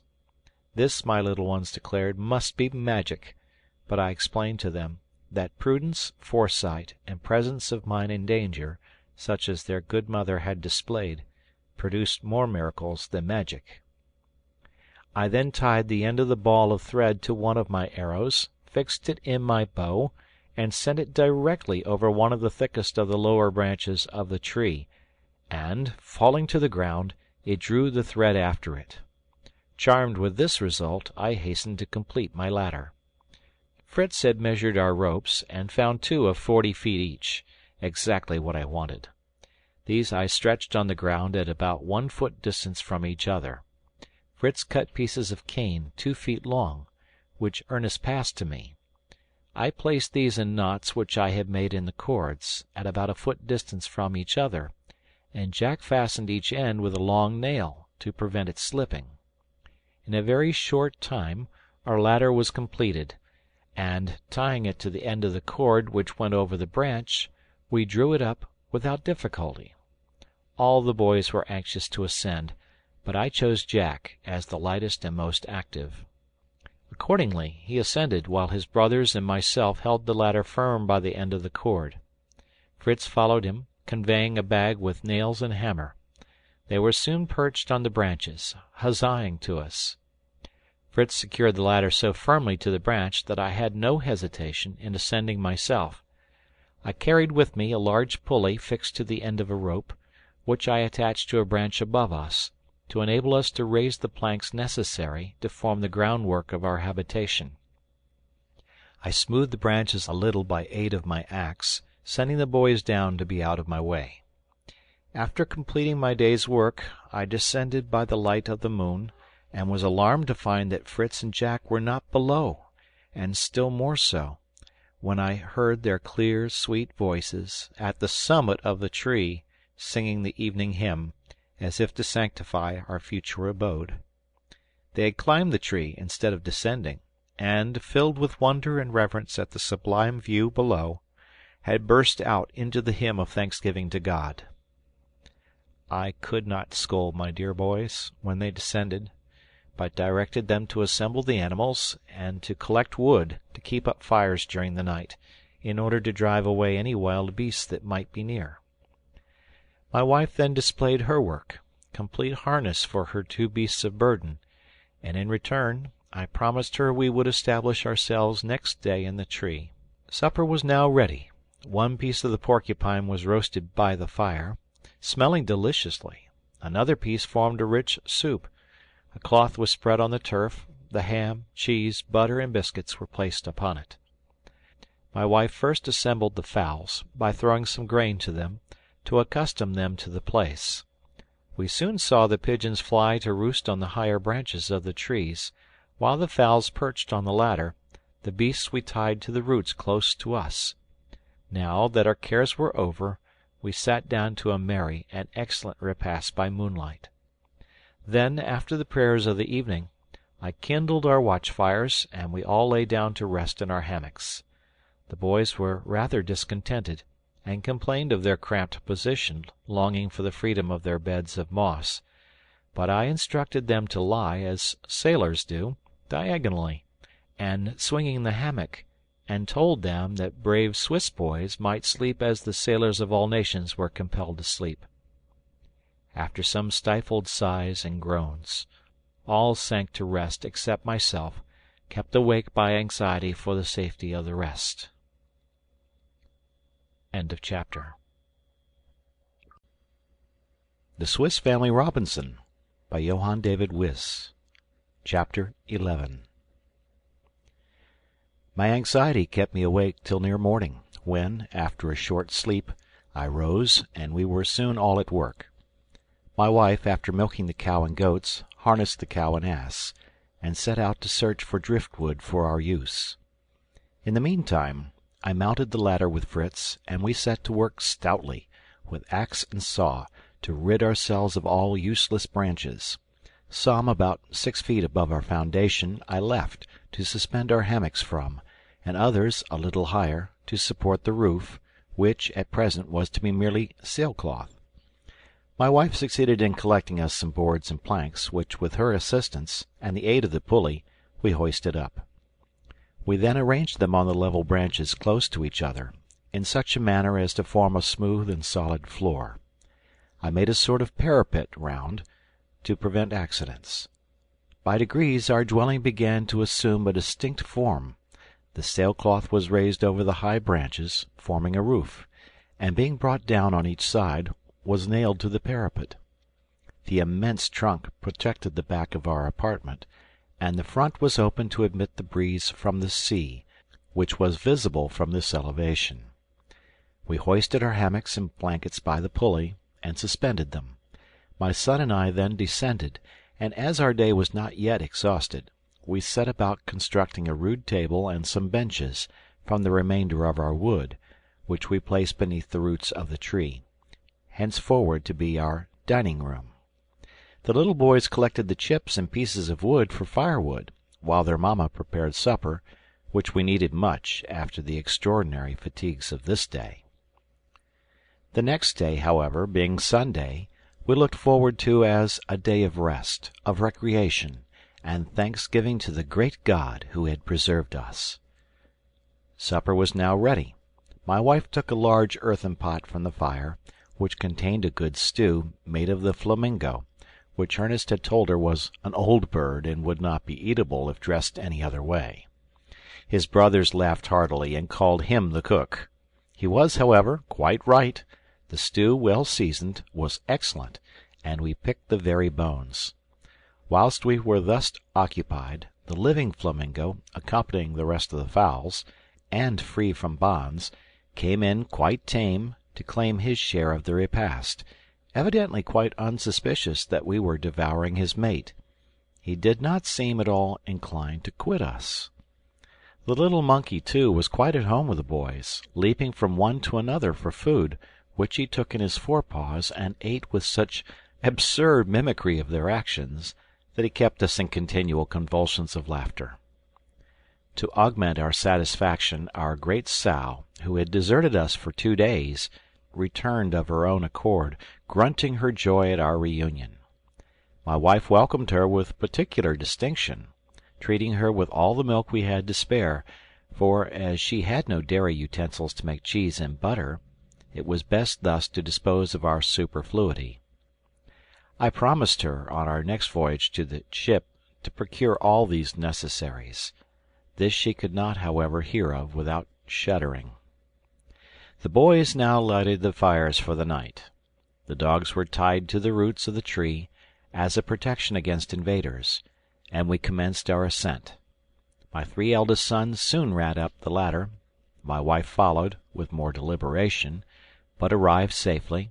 My own journey was more difficult, as, besides having to carry Francis on my back, I had detached the lower part of the ladder from the roots, where it was nailed, in order to be able to draw it up during the night. We were thus as safe in our castle as the knights of old when their drawbridge was raised. We retired to our hammocks, free from care, and did not wake till the sun shone brightly in upon us. End of chapter. Chapter 12. Next morning all awoke in good spirits. I told them that on this, the Lord's day, we would do no work; that it was appointed not only for a day of rest, but a day when we must, as much as possible, turn our hearts from the vanities of the world to God Himself, thank Him, worship Him, and serve Him. Jack thought we could not do this without a church and a priest, but Ernest believed that God would hear our prayers under His own sky, and Papa could give them a sermon. Francis wished to know if God would like to hear them sing the beautiful hymns Mamma had taught them, without an organ accompaniment. "Yes, my dear children," said I, "God is everywhere, and to bless Him, to praise Him in all His works, to submit to His holy will, and to obey Him, is to serve Him. But everything in its time. Let us first attend to the wants of our animals and breakfast, and we will then begin the services of the day by a hymn." We descended and breakfasted on warm milk, fed our animals, and then, my children and their mother seated on the turf, I placed myself on a little eminence before them, and after the service of the day, which I knew by heart, and singing some portions of the 119th Psalm, I told them a little allegory. There was once on a time a great king, whose kingdom was called the land of light and reality, because there reigned there constant light and incessant activity. On the most remote frontier of this kingdom, towards the north, there was another large kingdom, equally subject to his rule, and of which none but himself knew the immense extent. From time immemorial, an exact plan of this kingdom had been preserved in the archives. It was called the land of obscurity, or night, because everything in it was dark and inactive. In the most fertile and agreeable part of the empire of reality, the king had a magnificent residence called the Heavenly City, where he held his brilliant court. Millions of servants executed his wishes, still more were ready to receive his orders. The first were clothed in glittering robes, whiter than snow, for white was the color of the great king, as the emblem of purity. Others were clothed in armor, shining like the colors of the rainbow, and carried flaming swords in their hands. Each, at his master's nod, flew like lightning to accomplish his will. All his servants, faithful, vigilant, bold, and ardent, were united in friendship, and could imagine no happiness greater than the favor of their master. There were some, less elevated, who were still good, rich, and happy in the favors of their sovereign, to whom all his subjects were alike, and were treated by him as his children. Not far from the frontiers, the great king possessed a desert island, which he desired to people and cultivate, in order to make it, for a time, the abode of those of his subjects whom he intended to admit by degrees into his heavenly city, a favor he wished to bestow on the greatest number possible. This island was called Earthly Abode, and he who had passed some time there worthily was to be received into all the happiness of the heavenly city. To attain this, the great king equipped a fleet to transport the colonists, whom he chose from the kingdom of night, to this island, where he gave them light and activity, advantages they had not known before. Think how joyful their arrival would be!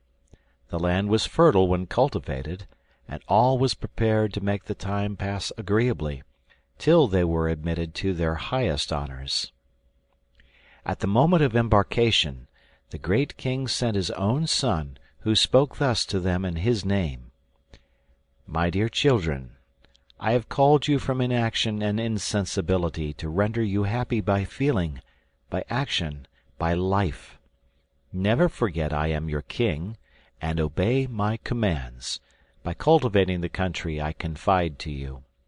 Every one will receive his portion of land, and wise and learned men are appointed to explain my will to you. I wish you all to acquire the knowledge of my laws, and that every father should keep a copy to read daily to his children, that they may never be forgotten.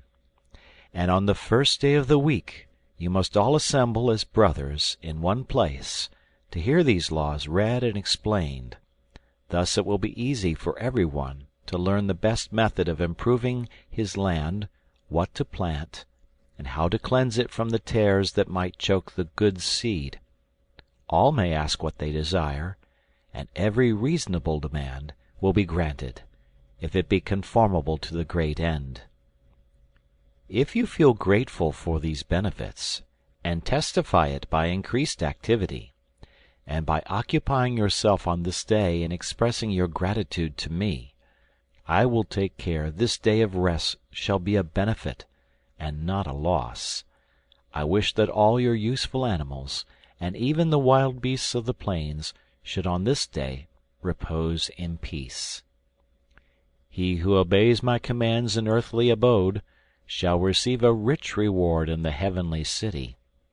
But the idle, the negligent, and the evil-disposed shall be condemned to perpetual slavery or to labor in mines in the bowels of the earth.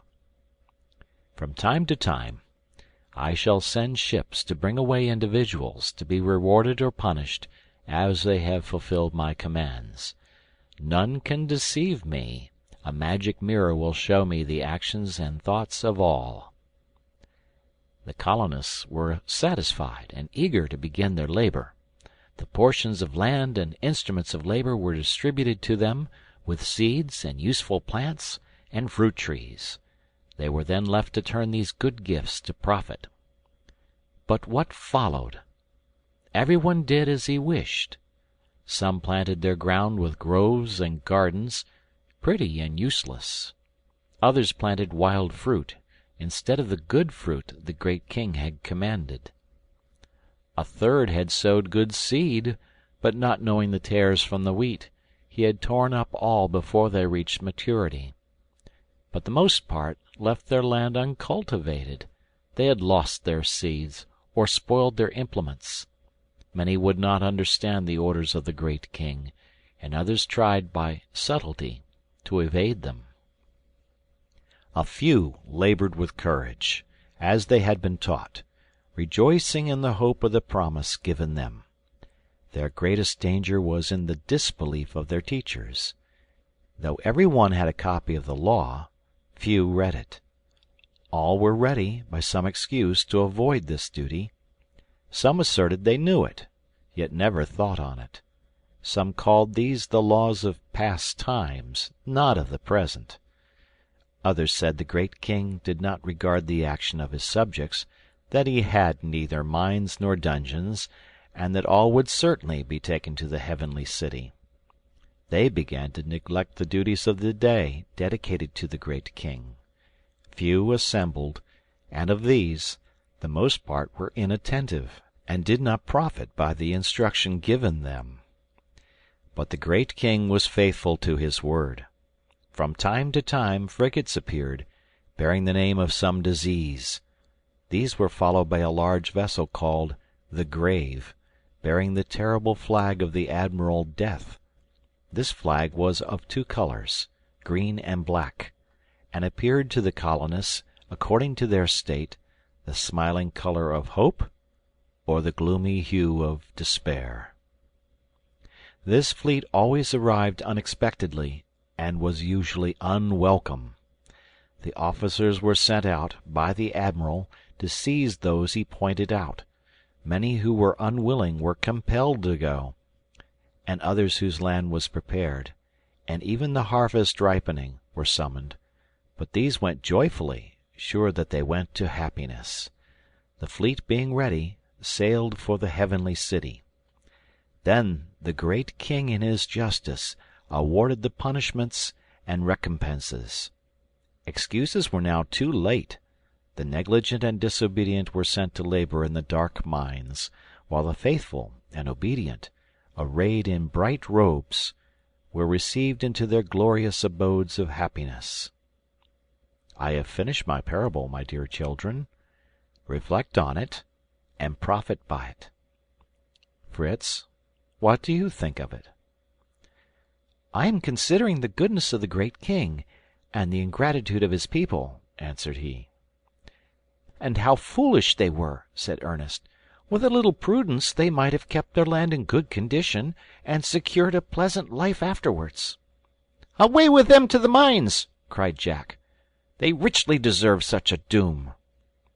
"How much I should like," said Francis, "to see those soldiers in their shining armor!" "I hope you will see them some day, my dear boy, if you continue to be good and obedient." I then explained my parable fully, and applied the moral to each of my sons directly.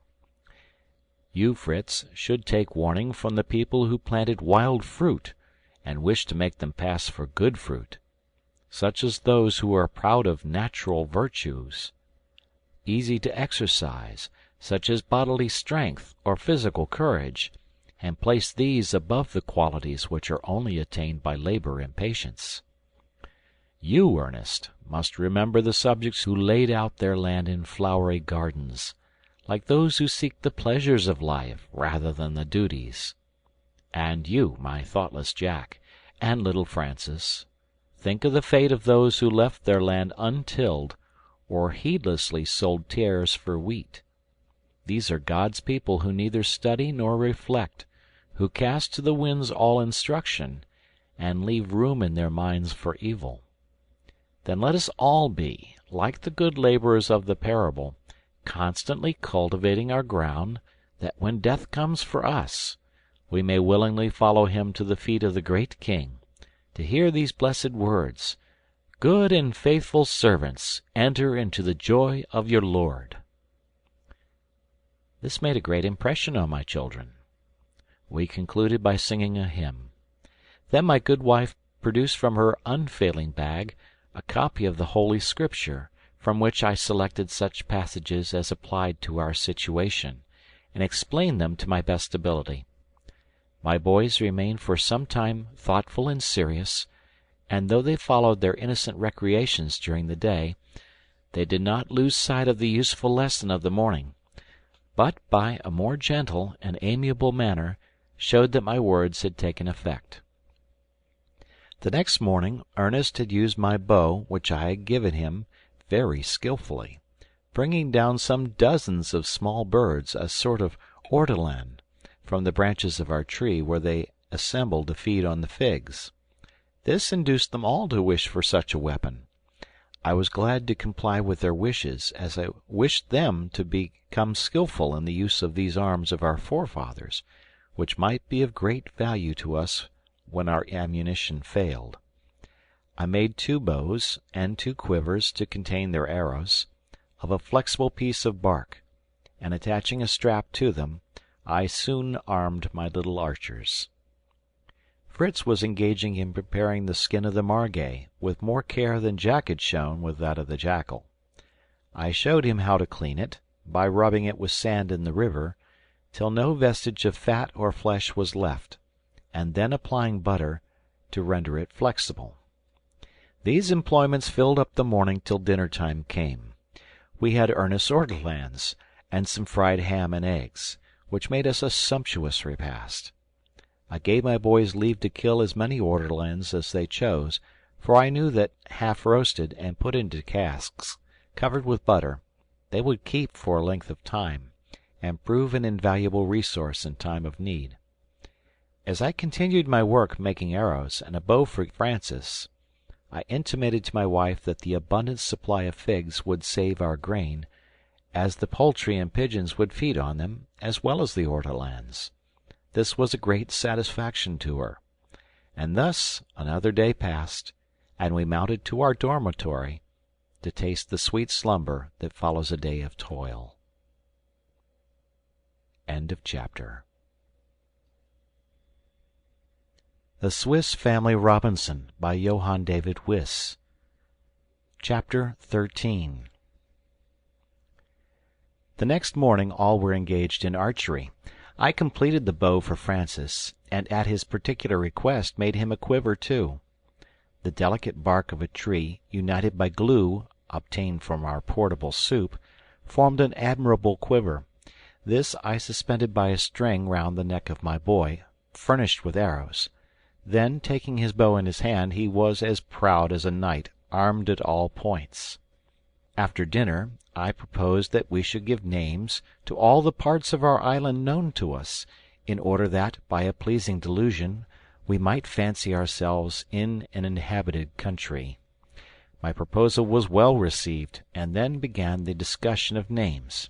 Jack wished for something high-sounding and difficult, such as Monomotapa or Zanguebar, very difficult words, to puzzle anyone who visited our island. But I objected to this, as we were the most likely to have to use the names ourselves, and we should suffer from it. I rather suggested that we should give, in our own language, such simple names as should point out some circumstance connected with the spot. I proposed we should begin with the bay where we landed, and called on Fritz for his name. "The Bay of Oysters?" said he. "We found so many there." "Oh, no," said Jack. "Let it be Lobster Bay, for there I was caught by the leg." "Then we ought to call it the Bay of Tears," said Ernest, "to commemorate those you shed on the occasion." "My advice," said my wife, "is, that in gratitude to God we should name it Safety Bay." We were all pleased with this name, and proceeded to give the name of Tent House to our first abode, Shark Island to the little island in the bay where we had found that animal, and at Jack's desire the marshy spot where we had cut our arrows was named Flamingo Marsh. There the height from which we had vainly sought traces of our shipmates received the name of Cape Disappointment. The river was to be Jackal River, and the bridge Family Bridge. The most difficult point was to name our present abode. At last we agreed on the name of Falcon's Nest, in German Falkenhöist. This was received with acclamations, and I poured out for my young nestlings each a glass of sweet wine, to drink prosperity to Falcon's Nest. We thus laid the foundation of the geography of our new country, promising to forward it to Europe by the first post. After dinner, my sons returned to their occupation as tanners, Fritz to complete his belt, and Jack to make a sort of cuirass of the formidable skin of the porcupine to protect the dogs. He finished by making a sort of helmet from the head of the animal, as strange as the cuirasses. The heat of the day being over, we prepared to set out to walk to Tent House, to renew our stock of provisions, and endeavour to bring the geese and ducks to our new residence. But, instead of going by the coast, we proposed to go up the river till we reached the chain of rocks, and continue under their shade till we got to the cascade, where we could cross and return by Family Bridge. This was approved, and we set out. Fritz decorated with a beautiful belt of skin, Jack in his porcupine helmet. Each had a gun and game bag, except Francis, who, with his pretty fair face, his golden hair, and his bow and quiver, was a perfect Cupid. My wife was loaded with a large butter pot for a fresh supply. Turk walked before us with his coat of mail, and Flora followed, keeping at a respectful distance from him for fear of the darts. Nips, as my boys called the monkey, finding this new saddle very inconvenient, jumped off with many contortions, but soon fixed on Flora, who, not being able to shake him off, was compelled to become his palfrey. The road by the river was smooth and pleasant. When we reached the end of the wood, the country seemed more open, and now the boys, who had been rambling about, came running up out of breath. Ernest was holding a plant with leaves and flowers, and green apples hanging on it. "Potatoes!" said he. "I am certain they are potatoes." "God be praised!" said I. "This precious plant will secure provision for a colony." "Well," said Jack, "if his superior knowledge discover them, I will be the first to dig them up." And he set to work so ardently that we soon had a bag of fine ripe potatoes, which we carried on to Tent House. End of chapter. Chapter 14. We had been much delighted with the new and lovely scenery of our road. The prickly cactus and aloe, with its white flowers, the Indian fig, the white and yellow jasmine, the fragrant vanilla throwing round its graceful festoons. Above all, the regal pineapple grew in profusion, and we feasted on it, for the first time, with avidity. Among the prickly stalks of the cactus and aloes I perceived a plant with large pointed leaves, which I knew to be the karata. I pointed out to the boys its beautiful red flowers. The leaves are an excellent application to wounds, and thread is made from the filaments, and the pith of the stem is used by the savage tribes for tinder. When I showed the boys by experiment the use of the pith, they thought the tinder tree would be almost as useful as the potatoes. At all events, I said, it will be more useful than the pineapples. Your mother will be thankful for thread when her enchanted bag is exhausted. How happy it is for us, said she, that you have devoted yourself to reading and study. In our ignorance we might have passed this treasure without suspecting its value. Fritz inquired of what use in the world all the rest of these prickly plants could be, which wounded every one that came near. All these have their use, Fritz, said I. Some contain juices and gums, which are daily made use of in medicine. Others are useful in the arts or in manufactures. The Indian fig, for instance, is a most interesting tree. It grows in the most arid soil. The fruit is said to be sweet and wholesome. In a moment my little active Jack was climbing the rocks to gather some of these figs, but he had not remarked that they were covered with thousands of slender thorns, finer than the finest needles, which terribly wounded his fingers. He returned, weeping bitterly and dancing with pain. Having rallied him a little for his greediness, I extracted the thorns, and then showed him how to open the fruit, by first cutting off the pointed end, as it lay on the ground. Into this I fixed a piece of stick, and then pared it with my knife. The novelty of the expedient recommended it, and they were soon all engaged eating the fruit, which they declared was very good. In the meantime I saw Ernest examining one of the figs very attentively. "Oh, papa," said he, "what a singular sight! The fig is covered with a small red insect. I cannot shake them off. Can they be the cochineal?" I recognized at once the precious insect, of which I explained to my sons the nature and use. "It is with this insect," said I, "that the beautiful and rich scarlet dye is made. It is found in America, and the Europeans give its weight in gold for it." Thus discoursing on the wonders of nature, and the necessity of increasing our knowledge by observation and study, we arrived at Tent House, and found it in the same state as we left it. We all began to collect necessaries. Fritz loaded himself with powder and shot. I opened the butter cask, and my wife and little Francis filled the pot. Ernest and Jack went to try and secure the geese and ducks, but they had become so wild that it would have been impossible, if Ernest had not thought of an expedient. He tied pieces of cheese, for bait, to threads, which he floated on the water. The voracious creatures immediately swallowed the cheese and were drawn out by the thread. They were then securely tied, and fastened to the game bags to be carried home on our backs. As the bait could not be recovered, the boys contented themselves with cutting off the string close to the beak, leaving them to digest the rest. Our bags were already loaded with potatoes, but we filled up the spaces between them with salt, and having relieved Turk of his armor, we placed the heaviest on his back. I took the butter pot, and after replacing everything and closing our tent, we resumed our march with our ludicrous encumbrances. The geese and ducks were very noisy in their adieu to their old marsh. The dogs barked, and we all laughed so excessively that we forgot our burdens till we sat down again under our tree. My wife soon had her pot of potatoes on the fire.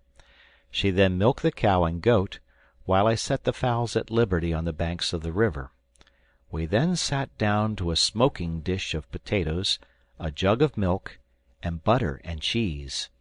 After supper we had prayers, thanking God especially for his new benefits, and we then sought our repose amongst the leaves. End of chapter. The Swiss Family Robinson by Johann David Wyss. Chapter 15 I had observed on the shore, the preceding day, a quantity of wood, which I thought would suit to make a sledge to convey our casks and heavy stores from tent house to Falcon's Nest. At dawn of day I woke Ernest, whose inclination to indolence I wished to overcome, and, leaving the rest asleep, we descended, and harnessing the ass to a strong branch of the tree that was lying near, we proceeded to the shore. I had no difficulty in selecting proper pieces of wood. We sawed them the right length, tied them together, and laid them across the bow, which the patient animal drew very contentedly. We added to the load a small chest we discovered half buried in the sand, and we returned homewards, Ernest leading the ass, and I assisted by raising the load with a lever when we met with any obstruction. My wife had been rather alarmed, but, seeing the result of our expedition, and hearing of the prospect of a sledge, she was satisfied. I opened the chest, which contained only some sailors' dresses and some linen, both wetted with sea water, but likely to be very useful as our own clothes decayed. I found Fritz and Jack had been shooting ortolans. They had killed about 50, and had consumed so much powder and shot, that I checked a prodigality so imprudent in our situation. I taught them to make snares for the birds of the threads we drew from the karata leaves we had brought home. My wife and her 2 younger sons busied themselves with these, while I, with my 2 elder boys, began to construct the sledge. As we were working, we heard a great noise among the fowls, and Ernest, looking about, discovered the monkey seizing and hiding the eggs from the nests.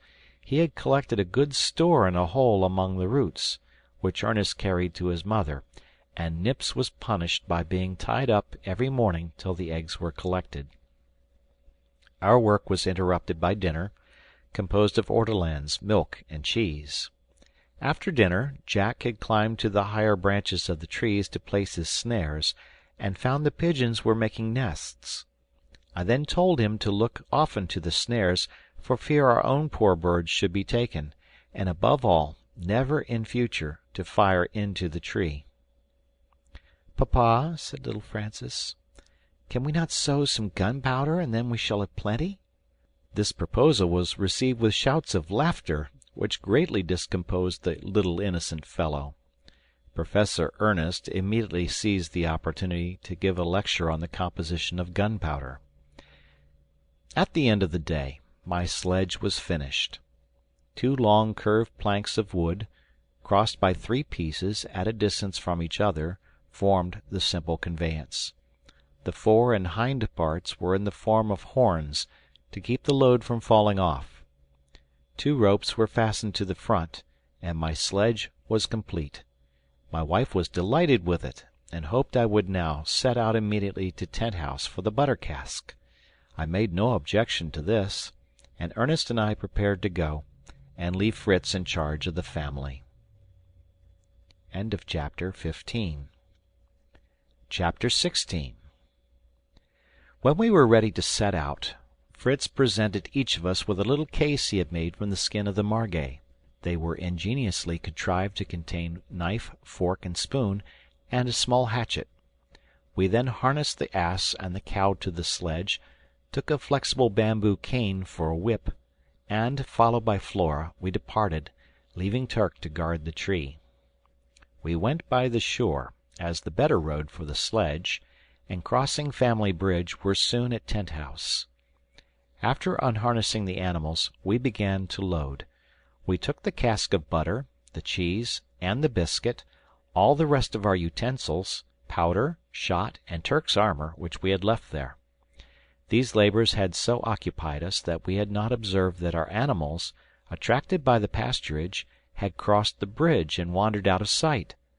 I sent Ernest to seek them, and in the meantime went to the bay, where I discovered some convenient little hollows in the rock that seemed cut out for baths.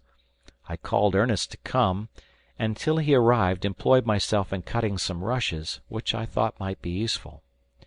When my son came, I found he had ingeniously removed the first planks from the bridge, to prevent the animals straying over again.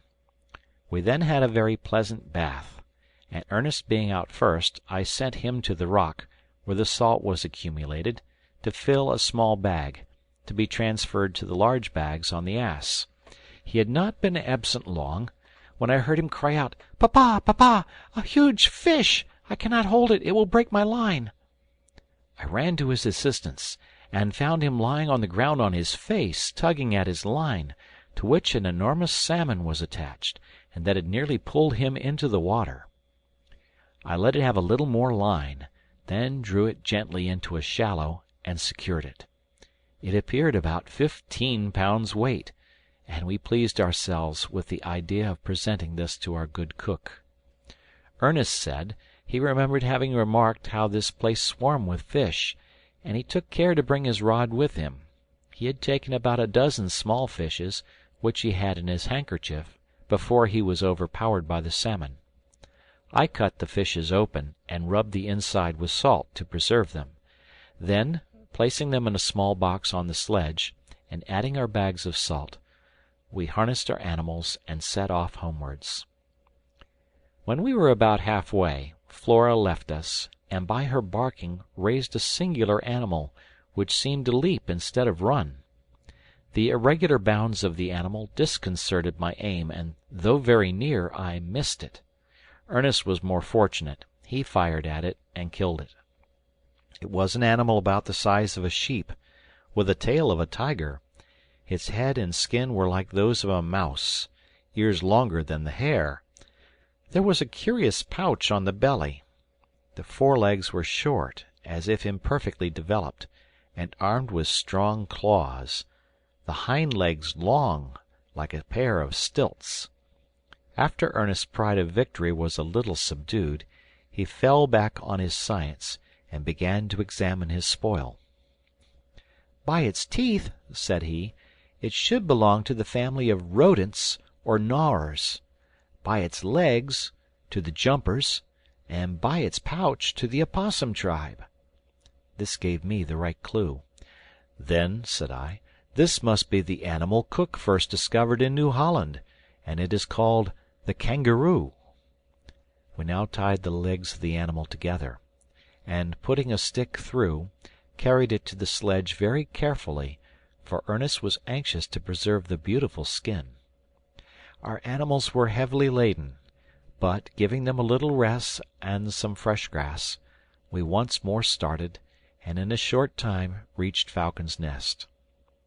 My wife had been employed during our absence in washing the clothes of the 3 boys, clothing them in the meantime from the sailor's chest we had found a few days before.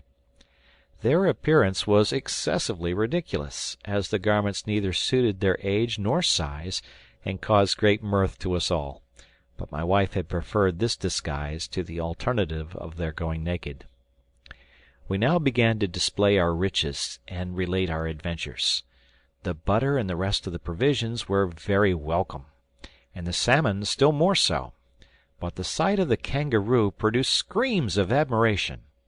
Fritz displayed a little jealousy, but soon surmounted it by an exertion of his nobler feelings, and only the keen eye of a father could have discovered it.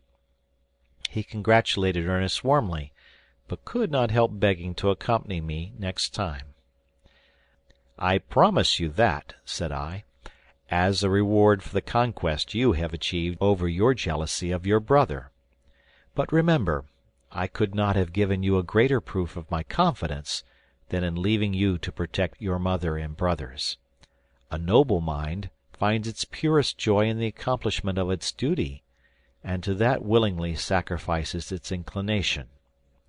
But," I added in a low tone, lest I should distress my wife, "I propose another expedition to the vessel, and you must accompany me."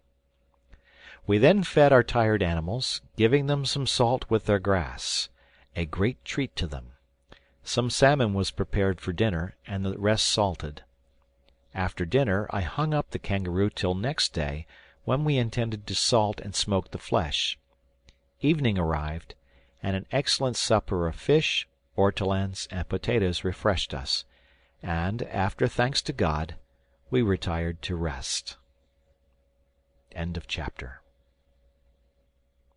The Swiss Family Robinson, by Johann David Wyss. Chapter 17. I rose early, and descended the ladder, a little uneasy about my kangaroo, and found I was but just in time to save it, for my dogs had so enjoyed their repast on the entrails, which I had given them the night before, that they wished to appropriate the rest. They had succeeded in tearing off the head which was in their reach, and were devouring it in a sort of growling partnership. As we had no store-room for our provision, I decided to administer a little correction as a warning to these gluttons. I gave them some smart strokes with a cane, and they fled howling to the stable under the roots. Their cries roused my wife, who came down, and though she could not but allow the chastisement to be just and prudent, she was so moved by compassion that she consoled the poor sufferers with some remains of last night's supper. I now carefully stripped the kangaroo of his elegant skin, and washing myself and changing my dress after this unpleasant operation, I joined my family at breakfast. I then announced my plan of visiting the vessel, and ordered Fritz to begin preparations. My wife resigned herself mournfully to the necessity. When we were ready to depart, Ernest and Jack were not to be found. Their mother suspected they had gone to get potatoes. This calmed my apprehension, but I charged her to reprimand them for going without leave. We set out towards Tent-House, leaving Flora to protect the household, and taking our guns as usual. We had scarcely left the wood and were approaching Jackal River, when we heard piercing cries, and suddenly Ernest and Jack leaped from a thicket, delighted, as Jack said, in having succeeded in their plan of accompanying us, and, moreover, in making us believe we were beset with savages. They were, however, disappointed. I gave them a severe reproof for their disobedience, and sent them home with a message to their mother that I thought we might be detained all night, and begged she would not be uneasy. They listened to me in great confusion, and were much mortified at their dismissal. But I begged Fritz to give Ernest his silver watch, that they might know how the time passed, and I knew that I could replace it, as there was a case of watches in the ship. This reconciled them a little to their lot, and they left us. We went forward to our boat, embarked, and, aided by the current, soon reached the vessel. My first care was to construct some more convenient transport vessel than our boat. Fritz proposed a raft, similar to those used by savage nations, supported on skins filled with air. These we had not, but we found a number of water hogsheads, which we emptied and closed again, and threw a dozen of them into the sea, between the ship and our boat. Some long planks were laid on these, and secured with ropes. We added a raised edge of planks to secure our cargo, and thus had a solid raft, capable of conveying any burden. This work occupied us the whole day, scarcely interrupted by eating a little cold meat from our game bags. Exhausted by fatigue, we were glad to take a good night's rest in the captain's cabin on an elastic mattress, of which our hammocks had made us forget the comfort. Early next morning we began to load our raft. We began by entirely stripping our own cabin and that of the captain. We carried away even the doors and windows. The chests of the carpenter and the gunner followed. There were cases of rich jewelry and caskets of money, which at first tempted us, but were speedily relinquished for objects of real utility. I preferred a case of young plants of European fruits, carefully packed in moss for transportation. I saw with delight among these precious plants apple, pear, plum, orange, apricot, peach, almond, and chestnut trees, and some young shoots of vines. How I longed to plant these familiar trees of home in a foreign soil! We secured some bars of iron and pigs of lead, grindstones, cartwheels ready for mounting, tongs, shovels, ploughshares, packets of copper and iron wire, sacks of maize, peas, oats, and vetches, and even a small hand mill. The vessel had been, in fact, laden with everything likely to be useful in a new colony. We found a sawmill in pieces, but marked, so that it could be easily put together. It was difficult to select, but we took as much as was safe on the raft, adding a large fishing net and the ship's compass. Fritz begged to take the harpoons, which he hung by the ropes over the bow of the boat, and I indulged his fancy. We were now loaded as far as prudence would allow us, so, attaching our raft firmly to the boat, we hoisted our sail, and made slowly to the shore. End of chapter 17. Chapter 18. The wind was favorable, but we advanced slowly, the floating mass that we had to tug retarding us. Fritz had been some time regarding a large object in the water. He called me to steer a little towards it, that he might see what it was. I went to the rudder and made the movement. Immediately I heard the whistling of the cord, and felt a shock, then a second, which was followed by a rapid motion of the boat. "We're going to founder!" cried I. "What's the matter?" "I've caught it!" shouted Fritz. "I've harpooned it in the neck. It is a turtle." I saw the harpoon shining at a distance, and the turtle was rapidly drawing us along by the line. I lowered the sail, and rushed forward to cut the line, but Fritz besought me not to do it. He assured me there was no danger, and that he himself would release us, if necessary. I reluctantly consented, and saw our whole convoy drawn by an animal whose agony increased its strength.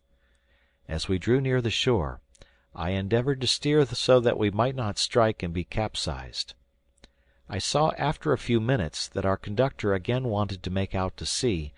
I therefore hoisted the sail, and the wind being in our favour, he found resistance vain, and tugging as before, followed up the current, only taking more to the left towards Falcon's Nest, and landing us in a shallow, rested on the shore. I leaped out of the boat, and with a hatchet soon put our powerful conductor out of his misery. Fritz uttered a shout of joy and fired off his gun, as a signal of our arrival. All came running to greet us, and great was their surprise, not only at the value of our cargo, but at the strange mode by which it had been brought into harbour. My first care was to send them for the sledge, to remove some of our load without delay, and as the ebbing tide was leaving our vessels almost dry on the sand, I profited by the opportunity to secure them. By the aid of the jackscrew and levers, we raised and brought to the shore 2 large pieces of lead from the raft. These served for anchors, and, connected to the boat and raft by strong cables, fixed them safely. As soon as the sledge arrived, we placed the turtle with some difficulty on it, as it weighed at least 300 weight. We added some lighter articles, the mattresses, some small chests, etc., and proceeded with our first load to Falcon's Nest in great spirits. As we walked on, Fritz told them of the wondrous cases of jewelry we had abandoned for things of use. Jack wished Fritz had brought him a gold snuff-box to hold curious seeds, and Francis wished for some of the money to buy gingerbread at the fair. Everybody laughed at the little simpleton, who could not help laughing himself when he remembered his distance from fairs. Arrived at home, our first care was to turn the turtle on his back, to get the excellent meat out of the shell. With my hatchet I separated the cartilages that unite the shells. The upper shell is convex, the lower one nearly flat. We had some of the turtle prepared for dinner, though my wife felt great repugnance in touching the green fat, notwithstanding my assurance of it being the chief delicacy to an epicure. We salted the remainder of the flesh, and gave the offal to the dogs.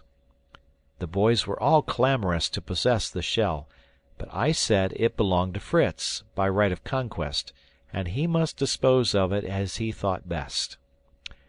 "Then," said he, "I will make a basin of it and place it near the river, that my mother may always keep it full of fresh water." "Very good," said I, "and we will fill our basin, as soon as we find some clay to make a solid foundation." "I found some this morning," said Jack, "a whole bed of clay, and I brought these balls home to show you." "And I have made a discovery too," said Ernest. "Look at these roots, like radishes. I have not eaten any, but the sow enjoys them very much." "A most valuable discovery indeed," said I. "If I am not mistaken, this is the root of the manioc, which, with the potatoes, would insure us from famine. Of this root they make in the West Indies a sort of bread, called cassava bread. In its natural state it contains a violent poison, but by a process of heating it becomes wholesome. The nutritious tapioca is a preparation from this root." By this time we had unloaded, and proceeded to the shore to bring a second load before night came on. We brought up 2 chests of our own clothes and property, some chests of tools, the cart wheels, and the hand mill, likely now to be of use for the cassava. After unloading, we sat down to an excellent supper of turtle, with potatoes instead of bread. After supper my wife said, smiling, "After such a hard day, I think I can give you something to restore you." She then brought a bottle and glasses, and filled us each a glass of clear amber-colored wine. I found it excellent Malaga. She had been down to the shore the previous day, and there found a small cask thrown up by the waves. This, with the assistance of her sons, she had rolled up to the foot of our tree, and there covered it with leaves to keep it cool till our arrival. We were so invigorated by this cordial that we set briskly to work to hoist up our mattresses to our dormitory, which we accomplished by the aid of ropes and pulleys. My wife received and arranged them, and after our usual evening devotions, we gladly lay down on them to enjoy a night of sweet repose. End of chapter. The Swiss Family Robinson by Johann David Wyss. Chapter 19.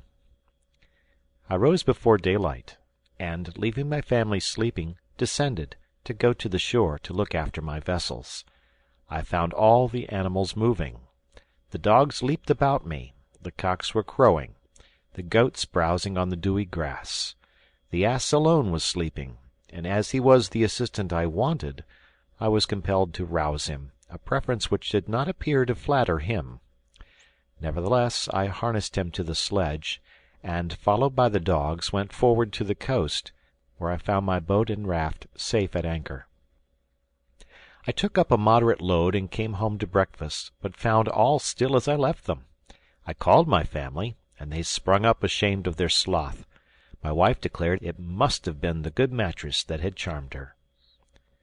I gave my boys a short admonition for their sloth. We then came down to a hasty breakfast, and returned to the coast to finish the unloading of the boats, that I might, at high water, take them round to moor at the usual place in the Bay of Safety. I sent my wife up with the last load, while Fritz and I embarked, and, seeing Jack watching us, I consented that he should form one of the crew, for I had determined to make another visit to the wreck before I moored my craft. When we reached the vessel, the day was so far advanced that we only had time to collect hastily anything easy to embark. My sons ran over the ship. Jack came trundling a wheelbarrow, which he said would be excellent for fetching the potatoes in. But Fritz brought me good news. He had found, between decks, a beautiful pinnace, a small vessel of which the prow is square, taken to pieces, with all its fittings, and even 2 small guns. I saw that all the pieces were numbered and placed in order. Nothing was wanting. I felt the importance of this acquisition. But it would take days of labor to put it together, and then how could we launch it? At present, I felt I must renounce the undertaking. I returned to my loading. It consisted of all sorts of utensils, a copper boiler, some plates of iron, tobacco graters, 2 grindstones, a barrel of powder, and 1 of flints. Jack did not forget his wheelbarrow, and we found 2 more, which we added to our cargo, and then sailed off speedily to avoid the land wind which rises in the evening. As we drew near, we were astonished to see a row of little creatures standing on the shore, apparently regarding us with much curiosity. They were dressed in black, with white waistcoats and thick cravats. Their arms hung down carelessly, but from time to time they raised them as if they wished to bestow on us a fraternal embrace. "I believe," said I, laughing, "this must be the country of pygmies, and they are coming to welcome us." "They are the Lilliputians, father," said Jack. "I've read of them, but I thought they had been less." "As if Gulliver's travels were true," said Fritz in a tone of derision. "Then there are no pygmies?" asked he. "No, my dear boy," said I. "All these stories are either the invention or the mistakes of ancient navigators, who have taken troops of monkeys for men, or who have wished to repeat something marvelous. But the romance of Gulliver is an allegory intended to convey great truths." "And now," said Fritz, "I begin to see our pygmies have beaks and wings." "You're right," said I. "They are penguins, as Ernest explained to us some time since. They are good swimmers, but, unable to fly, are very helpless on land." I steered gently to the shore, that I might not disturb them, but Jack leaped into the water up to his knees, and dashing among the penguins with a stick struck right and left, knocking down half a dozen of the poor stupid birds before they were aware. Some of these we brought away alive. The rest, not liking such a reception, took to the water and were soon out of sight. I scolded Jack for his useless rashness, for the flesh of the penguin is by no means a delicacy. We now filled our 3 wheelbarrows with such things as we could carry, not forgetting the sheets of iron and the graters, and trudged home. Our dogs announced our approach, and all rushed out to greet us. A curious and merry examination commenced. They laughed at my graters, but I let them laugh, for I had a project in my head. The penguins I intended for our poultry yard, and for the present I ordered the boys to tie each of them by a leg to one of our geese or ducks, who opposed the bondage very clamorously, but necessity made them submissive. My wife showed me a large store of potatoes and manioc roots, which she and her children had dug up the evening before. We then went to supper, and talked of all we had seen in the vessel, especially of the pinnace, which we had been obliged to leave. My wife did not feel much regret on this account, as she dreaded maritime expeditions, though she agreed she might have felt less uneasiness if we had had a vessel of this description. I gave my sons a charge to rise early next morning, as we had an important business on hand, and curiosity roused them all in very good time. After our usual preparations for the day, I addressed them thus: "Gentlemen, I am going to teach you all a new business, that of a baker. Give me the plates of iron and the graters we brought yesterday." My wife was astonished, but I requested her to wait patiently, and she should have bread, not perhaps light buns, but eatable flat cakes. But first she was to make me 2 small bags of sailcloth. She obeyed me, but at the same time I observed she put the potatoes on the fire, a proof she had not much faith in my bread-making. I then spread a cloth over the ground, and giving each of the boys a grater, we began to grate the carefully washed manioc roots, resting the end on the cloth. In a short time we had a heap of what appeared to be moist white sawdust, certainly not tempting to the appetite, but the little workmen were amused with their labor and jested no little about the cakes made of scraped radishes. "Laugh now, boys," said I. "We shall see after a while. But you, Ernest, ought to know that manioc is one of the most precious of alimentary roots, forming the principal sustenance of many nations of America, and often preferred by Europeans who inhabit those countries to wheaten bread." When all the roots were grated, I filled the 2 bags closely with the pollard, and my wife sewed the ends up firmly. It was now necessary to apply strong pressure to extract the juice from the root, as this juice is a deadly poison. I selected an oak beam, one end of which we fixed between the roots of our tree. Beneath this I placed our bags on a row of little blocks of wood. I then took a large bough, which I had cut from a tree, and prepared for the purpose, and laid it across them. We all united then in drawing down the opposite end of the plank over the bough, till we got it to a certain point, when we suspended to it the heaviest substances we possessed, hammers, bars of iron, and masses of lead. This acting upon the manioc, the sap burst through the cloth and flowed on the ground copiously. When I thought the pressure was complete, we relieved the bags from the lever, and opening one, drew out a handful of the pollard, still rather moist, resembling coarse maize flour. "It only wants a little heat to complete our success," said I, in great delight. I ordered a fire to be lighted, and fixing one of our iron plates, which was round in form, and rather concave, on 2 stones placed on each side of the fire, I covered it with the flour which we took from the bag with a small wooden shovel. It soon formed a solid cake, which we turned, that it might be equally baked. It smelled so good that we all wished to commence eating immediately, and I had some difficulty in convincing them that this was only a trial, and that our baking was still imperfect. Besides, as I had told them that there were 3 kinds of manioc, of which one contained more poison than the rest, I thought it prudent to try whether we had perfectly extracted it, by giving a small quantity to our fowls.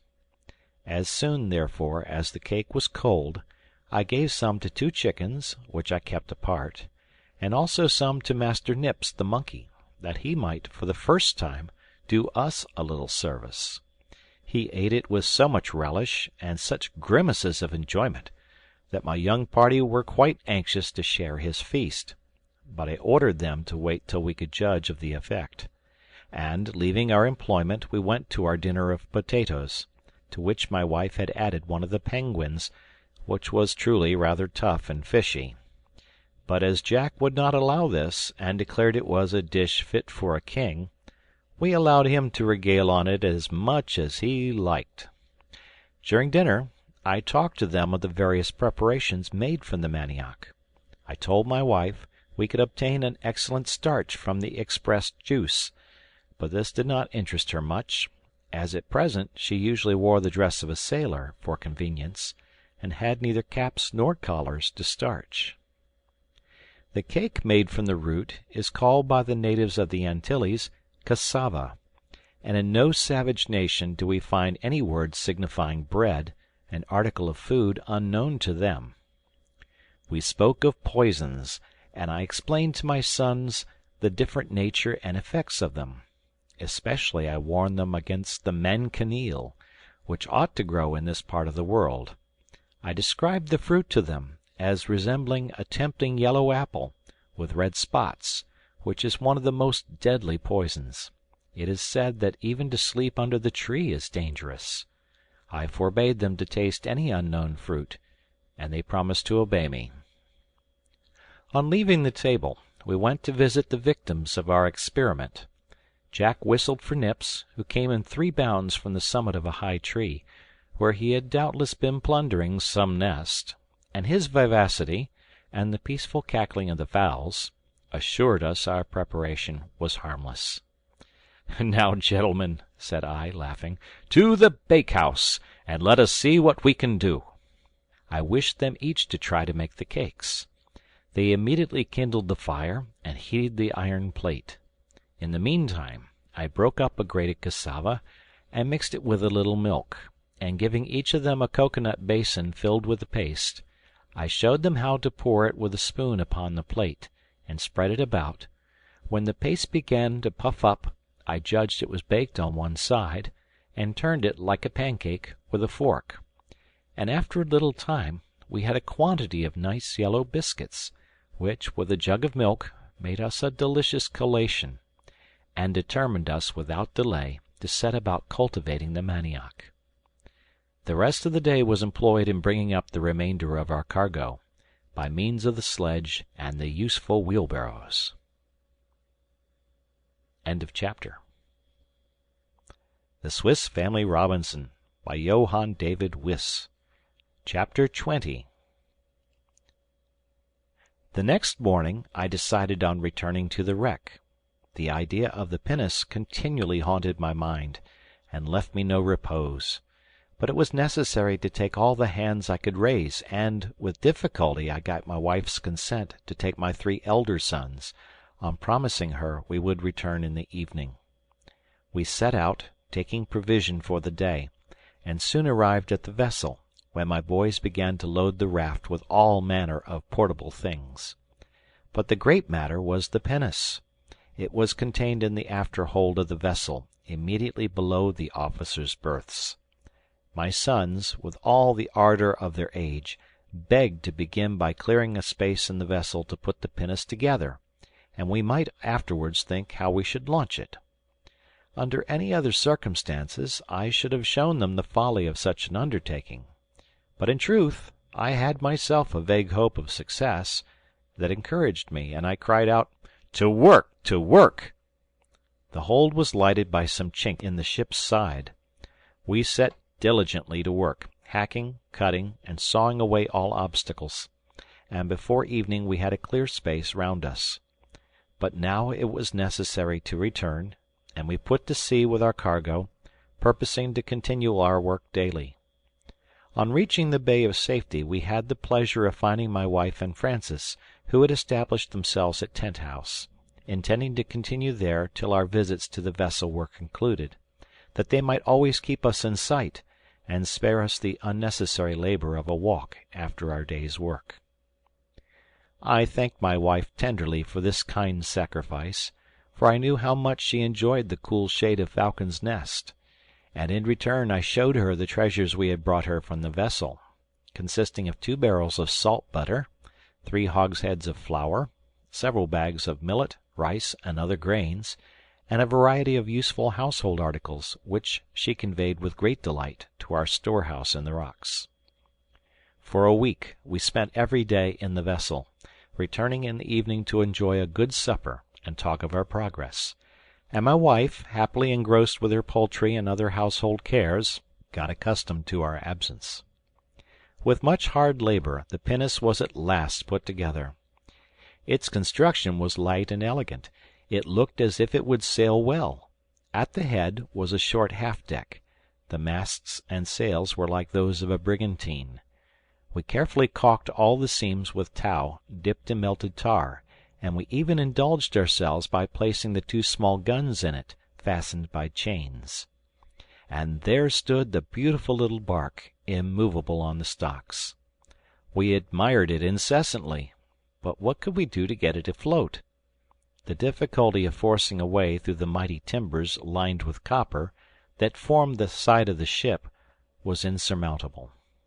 Suddenly, suggested by the excess of my despair, a bold but dangerous idea presented itself to me, in which all might be lost as well as all gained. I said nothing about this to my children, to avoid the vexation of a possible disappointment, but began to execute my plan. I found a cast-iron mortar, exactly fitted for my purpose, which I filled with gunpowder. I then took a strong oak plank to cover it, to which I fixed iron hooks, so that they could reach the handles of the mortar. I cut a groove in the side of the plank, that I might introduce a long match, which should burn at least 2 hours before it reached the powder. I placed the plank then over the mortar, fastened the hooks through the handles, surrounded it with pitch, and then bound some strong chains round the whole, to give it greater solidity. I proceeded to suspend this infernal machine against the side of the ship near our work, taking care to place it where the recoil from the explosion should not injure the pinnace. When all was ready, I gave the signal of departure, my sons having been employed in the boat, and not observing my preparations. I remained a moment to fire the match, and then hastily joined them with a beating heart, and proceeded to the shore. As soon as we reached our harbour, I detached the raft, that I might return in the boat as soon as I heard the explosion. We began actively to unload the boat, and, while thus employed, a report like thunder was heard. All trembled, and threw down their load in terror. "What can it be?" cried they.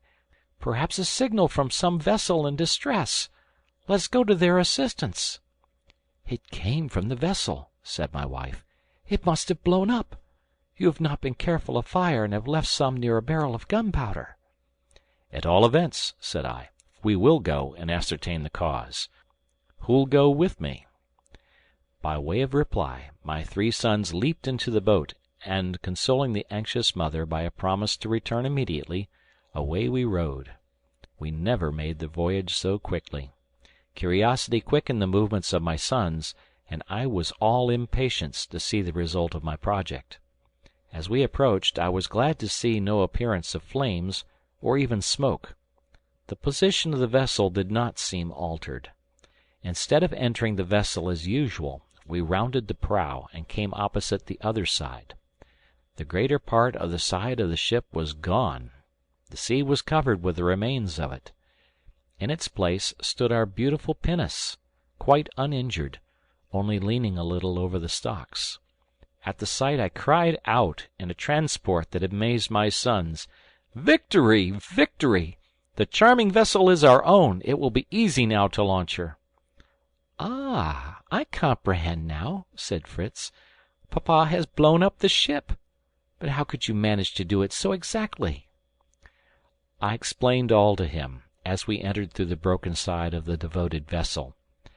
I soon ascertained that no fire remained, and that the pinnace had escaped any injury.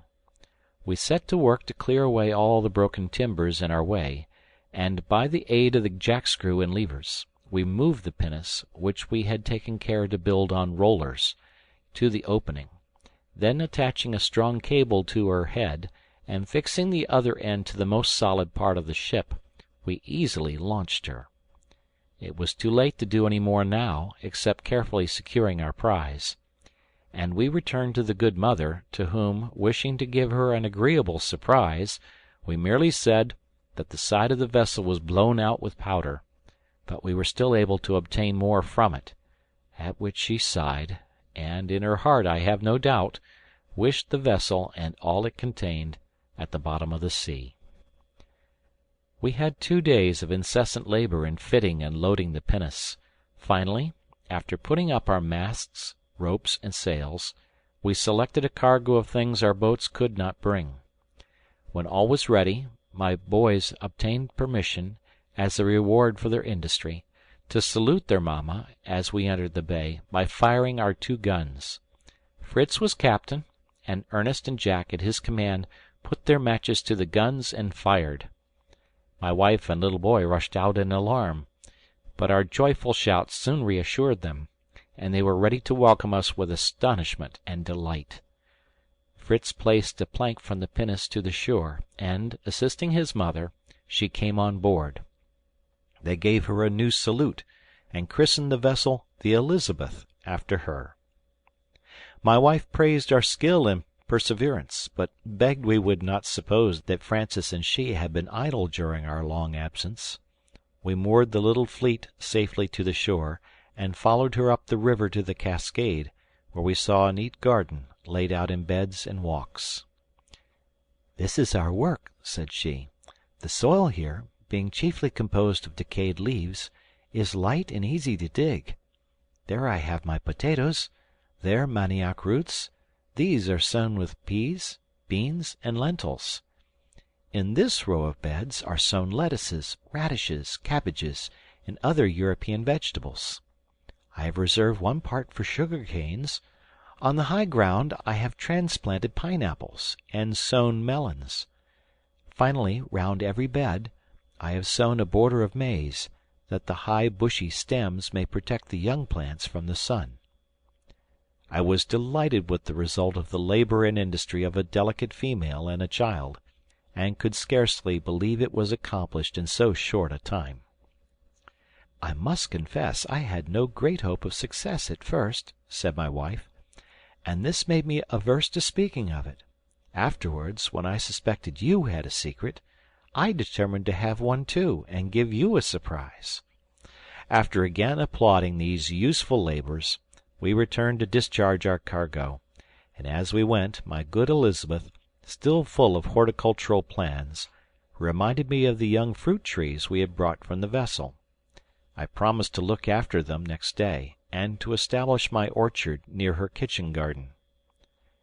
We unloaded our vessels, placed on the sledge all that might be useful at Falcon's Nest, and arranging the rest under the tent, fixed our pinnace to the shore, by means of the anchor and a cord fastened to a heavy stone, and at length set out to Falcon's Nest, where we arrived soon, to the great comfort of my wife, who dreaded the burning plain at Tent House.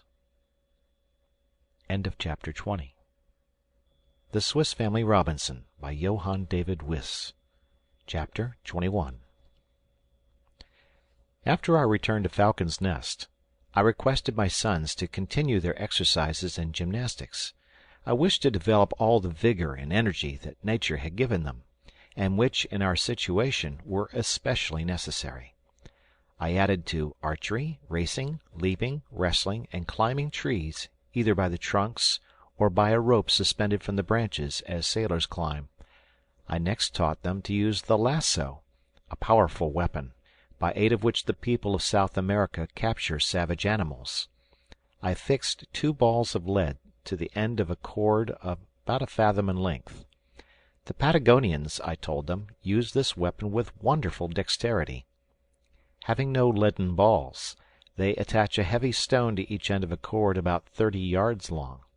If they wish to capture an animal, they hurl one of the stones at it with singular address. By the peculiar art with which the ball is thrown, the rope makes a turn or two around the neck of the animal, which remains entangled without the power of escaping. In order to show the power of this weapon, I took aim at the trunk of a tree which they pointed out. My throw was quite successful. The end of the rope passed 2 or 3 times round the trunk of the tree, and remained firmly fixed to it. If the tree had been the neck of a tiger, I should have been absolute master of it. This experiment decided them all to learn the use of the lasso. Fritz was soon skilful in throwing it, and I encouraged the rest to persevere in acquiring the same facility, as the weapon might be invaluable to us when our ammunition failed. The next morning I saw, on looking out, that the sea was too much agitated for any expedition in the boats. I therefore turned to some home employments. We looked over our stores for winter provision. My wife showed me a cask of ortolans she had preserved in butter, and a quantity of loaves of cassava bread, carefully prepared. She pointed out that the pigeons had built in the tree, and were sitting on their eggs. We then looked over the young fruit trees brought from Europe, and my sons and I immediately laid out a piece of ground, and planted them. The day passed in these employments, and as we had lived only on potatoes, cassava bread, and milk for this day, we determined to go off next morning in pursuit of game to recruit our larder. At dawn of day we all started, including little Francis and his mother, who wished to take this opportunity of seeing a little more of the country. My sons and I took our arms. I harnessed the ass to the sledge, which contained our provision for the day, and was destined to bring back the products of the chase. Turk, accoutred in his coat of mail, formed the advance guard. My sons followed with their guns. Then came my wife with Francis leading the ass, and at a little distance I closed the procession, with Master Nips mounted on the patient Flora. We crossed Flamingo Marsh, and there my wife was charmed with the richness of the vegetation and the lofty trees. Fritz left us, thinking this a favorable spot for game. We soon heard the report of his gun, and an enormous bird fell a few paces from us. I ran to assist him, as he had much difficulty in securing his prize, which was only wounded in the wing, and was defending itself vigorously with its beak and claws. I threw a handkerchief over its head, and, confused by the darkness, I had no difficulty in binding it, and conveying it in triumph to the sledge. We were all in raptures at the sight of this beautiful creature, which Ernest pronounced to be a female of the bustard tribe. My wife hoped that the bird might be domesticated among our poultry, and, attracting some more of its species, might enlarge our stock of useful fowls. We soon arrived at the Wood of Monkeys, as we called it, where we had obtained our cocoanuts, and Fritz related the laughable scene of the stratagem to his mother and brothers. Ernest looked up wistfully at the nuts, but there were no monkeys to throw them down. "Do they never fall from the trees?" And hardly had he spoken, when a large cocoanut fell at his feet, succeeded by a second, to my great astonishment, for I saw no animal in the tree, and I was convinced the nuts in the half-ripe state as these were could not fall of themselves. "It is exactly like a fairy tale," said Ernest. "I only had to speak, and my wish was accomplished." "And here comes the magician," said I, as, after a shower of nuts, I saw a huge land crab descending the tree quietly, and quite regardless of our presence. Jack boldly struck a blow at him, but missed, and the animal, opening its enormous claws, made up to its opponent, who fled in terror. But the laughter of his brothers made him ashamed, and recalling his courage, he pulled off his coat and threw it over the back of the crab. This checked its movements, and going to his assistance, I killed it with a blow of my hatchet. They all crowded round the frightful animal, anxious to know what it was. I told them it was a land crab, which we might call the coconut crab, as we owed such a store to it. Being unable to break the shell of the nut, of which they are very fond, they climb the tree and break them off in the unripe state. They then descend to enjoy their feast, which they obtain by inserting their claw through the small holes in the end, and abstracting the contents. They sometimes find them broken by the fall, when they can eat them at pleasure. The hideousness of the animal, and the mingled terror and bravery of Jack, gave us subject of conversation for some time. We placed our booty on the sledge, and continued to go on through the wood. Our path became every instant more intricate, from the amazing quantity of creeping plants which choked the way, and obliged us to use the axe continually. The heat was excessive, and we got on slowly, when Ernest, always observing, and who was a little behind us, cried out, "Halt! A new and important discovery!" We returned, and he showed us that from the stalk of one of the creepers we had cut with our axe there was issuing clear, pure water. It was the liane rouge, which in America furnishes the hunter such a precious resource against thirst. Ernest was much pleased. He filled a coconut cup with the water, which flowed from the cut stalks like a fountain, and carried it to his mother, assuring her she might drink fearlessly, and we all had the comfort of allaying our thirst, and blessing the gracious hand, who has placed this refreshing plant in the midst of the dry wilderness for the benefit of man. We now marched on with more vigor, and soon arrived at the gourd wood, where my wife and younger sons beheld with wonder the growth of this remarkable fruit. Fritz repeated all the history of our former attempts, and cut some gourds to make his mother some egg baskets, and a large spoon to cream the milk. But we first sat down under the shade, and took some refreshment, and afterwards, while we all worked at making baskets, bowls, and flasks, Ernest, who had no taste for such labor, explored the wood. Suddenly we saw him running to us in great terror, crying, "A wild boar! Papa, a great wild boar!" Fritz and I seized our guns, and ran to the spot he pointed out, the dogs preceding us. We soon heard barking and loud grunting, which proved the combat had begun, and hoping for a good prize, we hastened forward, when what was our vexation, when we found the dogs holding by the ears not a wild boar, but our own great sow, whose wild and intractable disposition had induced her to leave us and live in the woods. We could not but laugh at our disappointment, after a while, and I made the dogs release the poor sow, who immediately resumed her feast on a small fruit, which had fallen from the trees and scattered on the ground, and had evidently tempted the voracious beast to this part. I took up one of these apples, which somewhat resembled a medlar, and, opening it, I found the contents of a rich and juicy nature, but did not venture to taste it till we had put it to the usual test. We collected a quantity. I even broke a loaded branch from the tree, and we returned to our party. Master Nips no sooner saw them than he seized on some and crunched them up with great enjoyment. This satisfied me that the fruit was wholesome, and we regaled ourselves with some.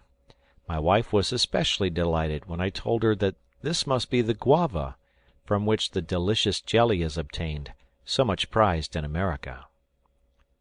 "But with all this," said Fritz, We have a poor show of game.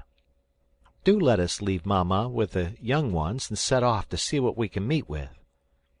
I consented, and we left Ernest with his mother and Francis, Jack wishing to accompany us. We made towards the rocks at the right hand, and Jack preceded us a little, when he startled us by crying out, "A crocodile, Papa! A crocodile!" "You simpleton," said I. "A crocodile in a place where there's not a drop of water!" "Papa, I see it," said the poor child, his eyes fixed on one spot. "It is there on this rock, sleeping. I am sure it is a crocodile." As soon as I was near enough to distinguish it, I assured him his crocodile was a very harmless lizard called the iguana, whose eggs and flesh were excellent food. Fritz would immediately have shot at this frightful creature, which was about 5 feet in length. I showed him that his scaly coat rendered such an attempt useless. I then cut a strong stick and a light wand. To the end of the former I attached a cord with a noose. This I held in my right hand, keeping the wand in my left. I approached softly, whistling. The animal awoke, apparently listening with pleasure. I drew nearer, tickling him gently with the wand. He lifted up his head, and opened his formidable jaws. I then dexterously threw the noose around his neck, drew it, and jumping on his back, by the aid of my sons, held him down, though he succeeded in giving Jack a desperate blow with his tail. Then, plunging my wand up his nostrils, a few drops of blood came, and he died apparently without pain. We now carried off our game. I took him on my back, holding him by the foreclaws, while my boys carried the tail behind me, and with shouts of laughter the procession returned to the sledge. Poor little Francis was in great dismay when he saw the terrible monster we brought, and began to cry. But we rallied him out of his cowardice, and his mother, satisfied with our exploits, begged to return home. As the sledge was heavily laden, we decided to leave it till the next day, placing on the ass the iguana, the crab, our gourd vessels, and a bag of the guavas, little Francis also being mounted. The bustard we loosed, and, securing it by a string tied to one of its legs, led it with us.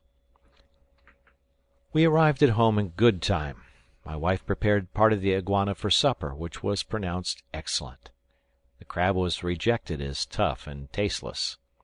Our new utensils were then tried, the egg baskets and the milk bowls, and Fritz was charged to dig a hole in the earth, to be covered with boards, and serve as a dairy, till something better was thought of. Finally we ascended our leafy abode, and slept in peace. End of chapter. The Swiss Family Robinson, by Johann David Wyss. Chapter 22. I projected an excursion with my eldest son, to explore the limits of our country, and satisfy ourselves that it was an island, and not a part of a continent. We set out ostensibly to bring the sledge we had left the previous evening. I took Turk and the ass with us, and left Flora with my wife and children, and with a bag of provisions we left Falcon's Nest as soon as the breakfast was over. In crossing a wood of oaks covered with the sweet eatable acorn, we again met with the sow. Our service to her in the evening did not seem to be forgotten, for she appeared tamer and did not run from us. A little farther on we saw some beautiful birds. Fritz shot some, among which I recognized the large blue Virginian jay, and some different kinds of parrots.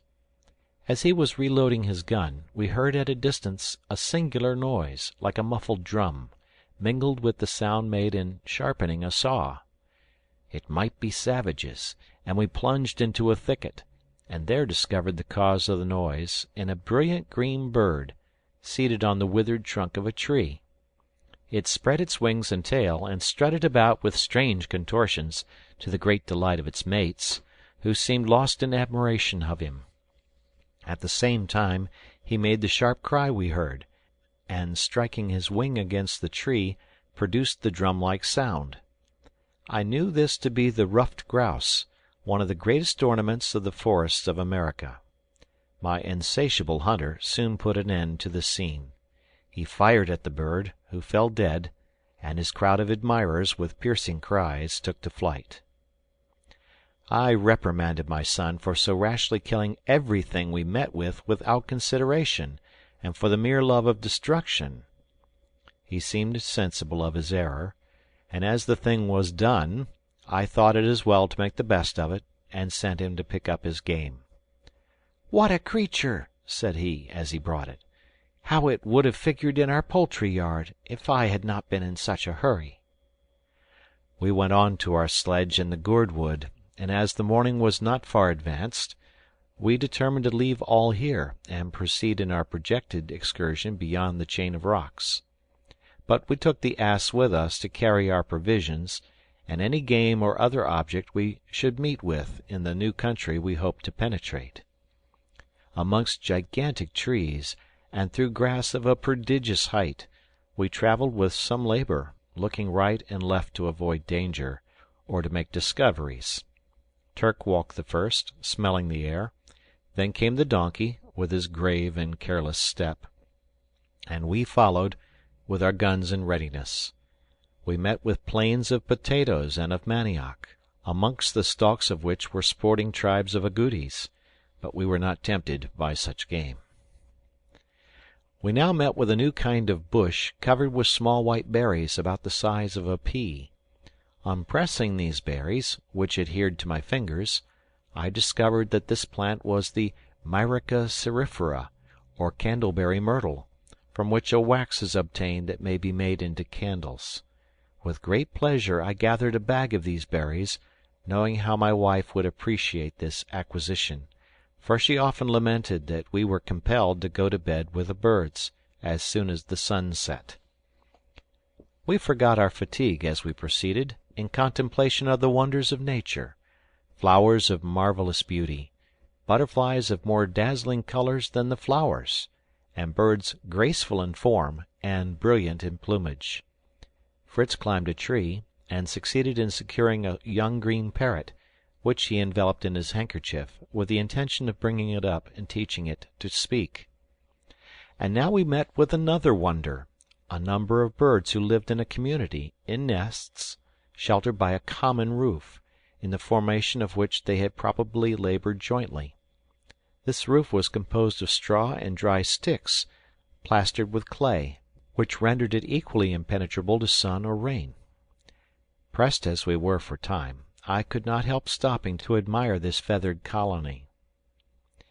This leading us to speak of natural history, as it relates to animals who live in societies, we recalled in succession the ingenious labors of the beavers and the marmots, the not less marvelous constructions of the bees, the wasps, and the ants, and I mentioned particularly those immense ant-hills of America, of which the masonry is finished with such skill and solidity that they are sometimes used for ovens, to which they bear a resemblance. We had now reached some trees quite unknown to us. They were from 40 to 60 feet in height, and from the bark, which was cracked in many places, issued small balls of a thick gum. Fritz got one off with difficulty, it was so hardened by the sun. He wished to soften it with his hands, but found that heat only gave it the power of extension, and that by pulling the two extremities, and then releasing them, it immediately resumed its first form. Fritz ran to me, crying out, "I have found some India rubber." "If that be true," said I, "you have made a most valuable discovery." He thought I was laughing at him, for we had no drawing to rub out here. I told him this gum might be turned to many useful purposes. Among the rest, we might make excellent shoes of it. This interested him. How could we accomplish this? "The caoutchouc," said I, "is the milky sap which is obtained from certain trees of the euphorbium kind, by incisions made in the bark. It is collected in vessels, care being taken to agitate them, that the liquid may not coagulate. In this state they cover little clay bottles with successive layers of it, till it attains the required thickness. It is then dried in smoke, which gives it the dark brown color. Before it is quite dry, It is ornamented by lines and flowers drawn with the knife. Finally, they break the clay form, and extract it from the mouth, and there remains the india-rubber bottle of commerce, soft and flexible. Now this is my plan for shoemaking. We will fill a stocking with sand, cover it with repeated layers of the gum till it is of the proper thickness, then empty out the sand, and if I do not deceive myself, we shall have perfect boots or shoes. Comfortable in the hope of new boots, we advanced through an interminable forest of various trees. The monkeys on the cocoanut trees furnished us with pleasant refreshment, and a small store of nuts besides. Among these trees I saw some lower bushes, whose leaves were covered with a white dust. I opened the trunk of one of these, which had been torn up by the wind, and found in the interior a white farinaceous substance, which, on tasting, I knew to be the sago imported into Europe. This, as connected with our subsistence, was a most important affair, and my son and I, with our hatchets, laid open the tree, and obtained from it 25 pounds of the valuable sago. This occupied us an hour, and, weary and hungry, I thought it prudent not to push our discoveries farther this day. We therefore returned to the gourd wood, placed all our treasures on the sledge, and took our way home.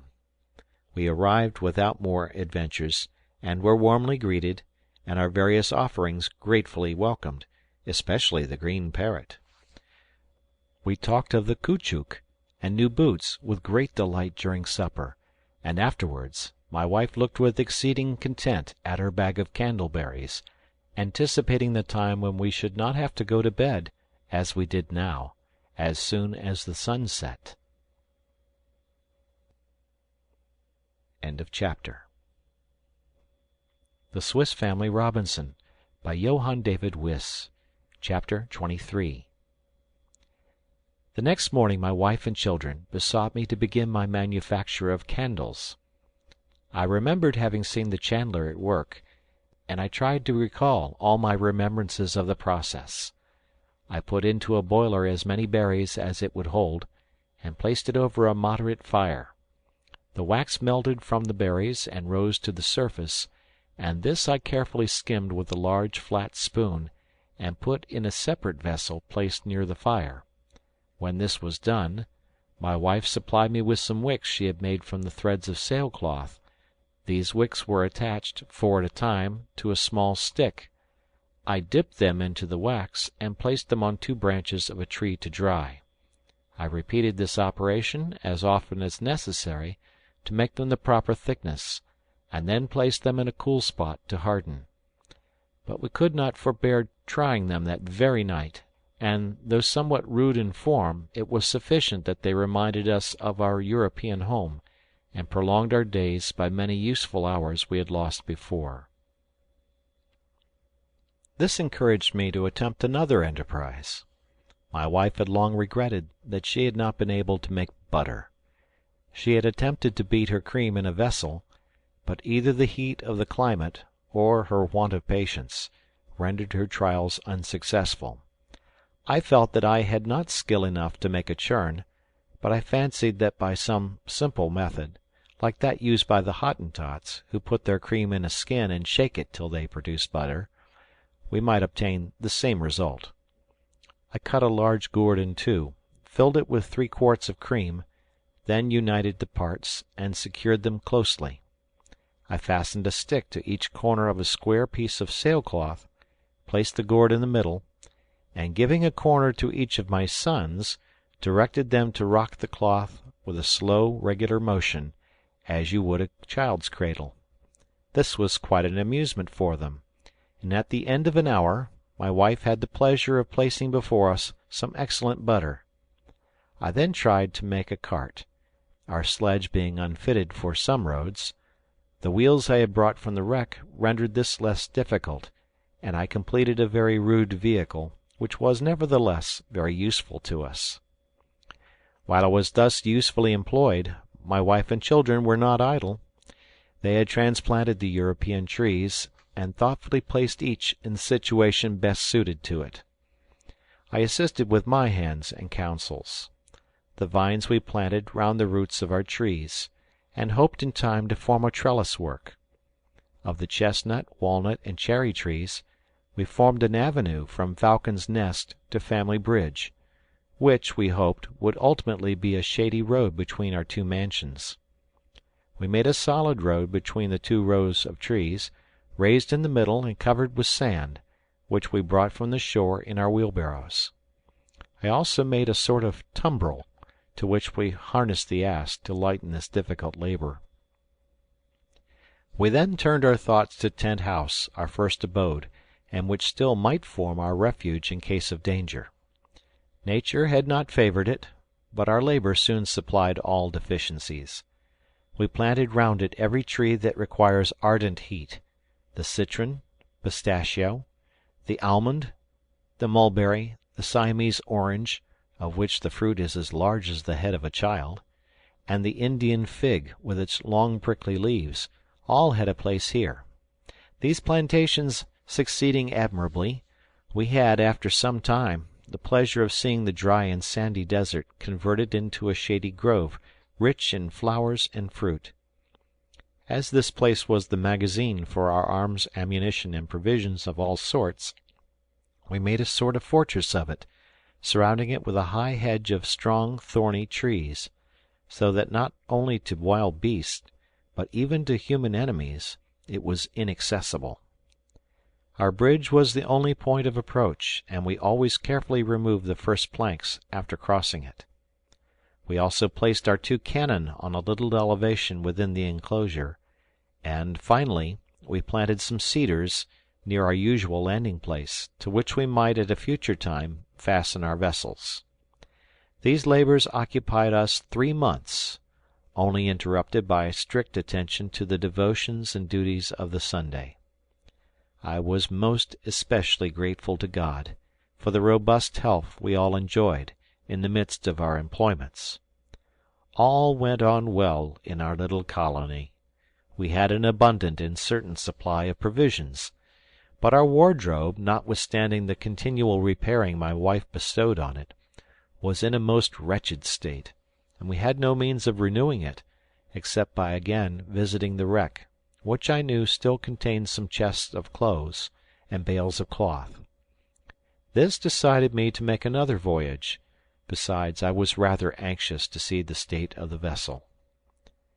We found it in much the same condition we had left it, except being much more shattered by the winds and waves.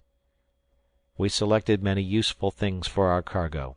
The bales of linen and woolen cloth were not forgotten, some barrels of tar, and everything portable that we could remove, doors, windows, tables, benches, locks and bolts, all the ammunition, and even such of the guns as we could move. In fact, we completely sacked the vessel, carrying off after several days' labor all our booty, with the exception of some weighty articles, amongst which were 3 or 4 immense boilers intended for a sugar manufactory. These we tied to some large empty casks, which we pitched completely over, and hoped they would be able to float in the water. When we had completed our arrangements, I resolved to blow up the ship. We placed a large barrel of gunpowder in the hold, and arranging a long match from it, which would burn some hours, we lighted it, and proceeded without delay to Safety Bay to watch the event. I proposed to my wife to sup on a point of land where we could distinctly see the vessel. Just as the sun was going down, a majestic rolling, like thunder, succeeded by a column of fire, announced the destruction of the vessel which had brought us from Europe, and bestowed its great riches on us. We could not help shedding tears, as we heard the last mournful cry of this sole remaining bond that connected us with home. We returned sorrowfully to Tent House, and felt as if we had lost an old friend. We rose early next morning, and hastened to the shore, which we found covered with the wreck, which, with a little exertion, we found it easy to collect. Amongst the rest were the large boilers. We afterwards used these to cover our barrels of gunpowder, which we placed in a part of the rock, where, even if an explosion took place, no damage could ensue. My wife, in assisting us with the wreck, made the agreeable discovery that 2 of our ducks and 1 goose had hatched each a brood, and were leading their noisy young families to the water. This reminded us of all our poultry and domestic comfort at Falcon's Nest, and we determined to defer, for some time, the rest of our work at Tent House, and to return the next day to our shady summer home. End of chapter. The Swiss Family Robinson, by Johann David Wyss. Chapter 24. As we went along the avenue of fruit trees, I was concerned to see my young plants beginning to droop, and I immediately resolved to proceed to Cape Disappointment the next morning to cut bamboos to make props for them. It was determined we should all go, as, on our arrival at Falcon's Nest, we discovered many other supplies wanting. The candles were failing. We must have more berries, for now my wife sewed by candlelight while I wrote my journal. She wanted also some wildfowl's eggs to set under her hens. Jack wanted some guavas, and Francis wished for some sugar canes. So we made a family tour of it, taking the cart with the cow and ass to contain our provision, and a large sailcloth to make a tent. The weather was delightful, and we set out singing in great spirits. We crossed the potato and manioc plantations, and the wood of guavas, on which my boys feasted to their great satisfaction. The road was rugged, but we assisted to move the cart, and rested frequently. We stopped to see the bird colony, which greatly delighted them all, and Ernest declared they belonged to the species of Loxia gregaria, the sociable grosbeak. He pointed out to us their wonderful instinct in forming their colony in the midst of the candleberry bushes, on which they feed. We filled 2 bags with these berries, and another with guavas, my wife proposing to make jelly from them. We then proceeded to the caoutchouc tree, and here I determined to rest awhile, to collect some of the valuable gum. I had brought some large gourd shells with me for the purpose. I made incisions in the trees, and placed these bowls to receive the gum, which soon began to run out in a milky stream, and we hoped to find them filled on our return. We turned a little to the left, and entered a beautiful and fertile plain, bounded on one side by the sugar canes, behind which rose a wood of palms, on the other side by the bamboos, and before us was Cape Disappointment, backed by the ocean, a magnificent picture. We at once decided to make this our resting place. We even thought of transferring our residence from Falcon's Nest to this spot, but we dismissed the thought when we reflected on the perfect security of our dear castle in the air. We contented ourselves with arranging to make this always our station for refreshment in our excursions. We loosed our animals, and allowed them to graze on the rich grass around us. We arranged to spend the night there, and taking a light repast, we separated on our several employments, some to cut sugar canes, others bamboos, and after stripping them, to make them into bundles and place them in the cart. This hard work made the boys hungry. They refreshed themselves with sugar canes, but had a great desire to have some coconuts. Unfortunately, there were neither monkeys nor crabs to bestow them, and the many attempts they made to climb the lofty bare trunk of the palm ended only in disappointment and confusion. I went to their assistance. I gave them pieces of the rough skin of the shark, which I had brought for the purpose, to brace on their legs, and showing them how to climb, by the aid of a cord fastened round the tree with a running noose, a method practised with success by the savages, my little climbers soon reached the summit of the trees. They then used their hatchets, which they had carried up in their girdles, and a shower of coconuts fell down. These furnished a pleasant dessert, enlivened by the jests of Fritz and Jack, who, being the climbers, did not spare Dr. Ernest, who had contented himself with looking up at them, and even now, regardless of their banter, he was lost in some new idea. Rising suddenly and looking at the palms, he took a coconut cup and a tin flask with a handle, and gravely addressed us thus: "Gentleman and lady, this exercise of climbing is really very disagreeable and difficult, but since it confers so much honor on the undertakers, I should like also to attempt an adventure, hoping to do something at once glorious and agreeable to the company." He then bound his legs with the pieces of shark skin, and with singular vigor and agility sprung up a palm which he had long been attentively examining. His brothers laughed loudly at his taking the trouble to ascend a tree that had not a single nut on it. Ernest took no notice of their ridicule, but as soon as he reached the top, struck with his hatchet, and a tuft of tender yellow leaves fell at our feet, which I recognized as the product of the cabbage palm, a delicate food highly valued in America. His mother thought it a mischievous act to destroy the tree thus, but he assured her his prize was worth many coconuts. But our hero did not descend, and I asked him if he wanted to replace the cabbage he had cut off. "Wait a little," said he. "I am bringing you some wine to drink my health, but it comes slower than I could wish."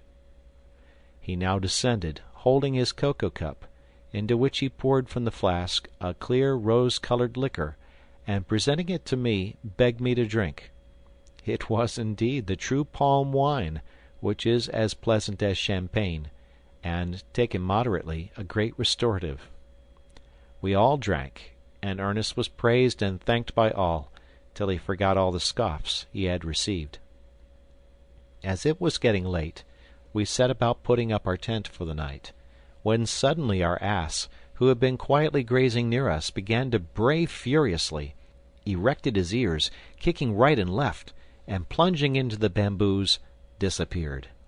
This made us very uneasy. I could not submit to lose the useful animal, and, moreover, I was afraid his agitation announced the approach of some wild beast. The dogs and I sought for any trace of it in vain. I therefore, to guard against any danger, made a large fire before our tent, which I continued to watch till midnight, when, all being still, I crept into the tent, to my bed of moss, and slept undisturbed till morning. In the morning we thanked God for our health and safety, and then began to lament our poor donkey, which I hoped would have been attracted by the light of our fire, and have returned, but we saw nothing of him, and we decided that his services were so indispensable that I should go with one of my sons and the two dogs in search of him, and cross the thickets of bamboo. I chose to take Jack with me, to his great satisfaction, for Fritz and Ernest formed a better guard for their mother in a strange place. We set out, well armed, with bags of provisions on our back, and after an hour's fruitless search amongst the canes, we emerged beyond them in an extensive plain on the borders of the great bay. We saw that the ridge of rocks still extended on the right till it nearly reached the shore, when it abruptly terminated in a perpendicular precipice. A considerable river flowed into the bay here, and between the river and the rock was a narrow passage, which at high water would be overflowed. We thought it most likely that our ass had passed by this defile, and I wished to see whether these rocks merely bordered or divided the island. We therefore went forward till we met with a stream, which fell in a cascade from a mass of rocks into the river. We ascended the stream till we found a place shallow enough to cross. Here we saw the shoe marks of our ass, mingled with the footsteps of other animals, and at a distance we saw a herd of animals, but could not distinguish what they were. We ascended a little hill, and through our telescope saw a beautiful and fertile country, breathing peace and repose. To our right rose the majestic chain of rocks that divided the island. On our left, a succession of beautiful green hills spread to the horizon. Woods of palms and various unknown trees were scattered over the scene. The beautiful stream meandered across the valley like a silver ribbon, bordered by rushes and other aquatic plants. There was no trace of the footstep of man. The country had all the purity of its first creation. No living creatures but some beautiful birds and brilliant butterflies appeared. But at a distance we saw some specks, which I concluded were the animals we had first seen, and I resolved to go nearer in hopes our ass might have joined them. We made towards the spot, and, to shorten the road, crossed a little wood of bamboos, the stalks of which, as thick as a man's thigh, rose to the height of 30 feet. I suspected this to be the giant reed of America, so useful for the masts of boats and canoes. I promised Jack to allow him to cut some on our return, but at present the ass was my sole care. When we had crossed the wood, we suddenly came face to face on a herd of buffaloes, not numerous certainly, but formidable in appearance. At the sight I was absolutely petrified, and my gun useless. Fortunately the dogs were in the rear, and the animals, lifting their heads and fixing their large eyes on us, seemed more astonished than angry. We were the first men probably they had ever seen. We drew back a little, prepared our arms, and endeavored to retreat, when the dogs arrived, and, notwithstanding our efforts to restrain them, flew at the buffaloes.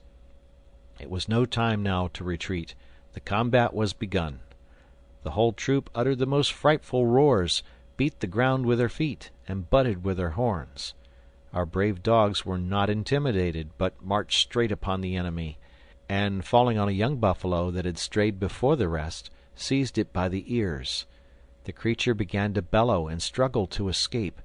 Its mother ran to its assistance, and with her the whole herd. At that moment, I tremble as I write it, I gave the signal to my brave Jack, who behaved with admirable coolness, and at the same moment we fired on the herd. The effect was wonderful. They paused a moment, and then, even before the smoke was dissipated, took to flight with incredible rapidity, forded the river, and were soon out of sight. My dogs still held their prize, and the mother, though wounded by our shot, tore up the ground in her fury, and was advancing on the dogs to destroy them. But I stepped forward, and discharging a pistol between the horns, put an end to her life. We began to breathe. We had looked death in the face, a most horrible death, and thanked God for our preservation. I praised Jack for his courage and presence of mind. Any fear or agitation on his part would have unnerved me, and rendered our fate certain. The dog still held the young calf by the ears. It bellowed incessantly, and I feared they would either be injured or lose their prize. I went up to their assistance. I hardly knew how to act. I could easily have killed it, but I had a great desire to carry it off alive, and try to tame it to replace our ass, whom I did not intend to follow further. A happy idea struck Jack. He always carried his lasso in his pocket. He drew it out, retired a little, and flung it so dexterously that he completely wound it round the hind legs of the calf and threw it down. I now approached. I replaced the lasso by a stronger cord, and used another to bind his forelegs loosely. Jack cried victory, and already thought how his mother and brothers would be delighted when we presented it. But that was no easy matter.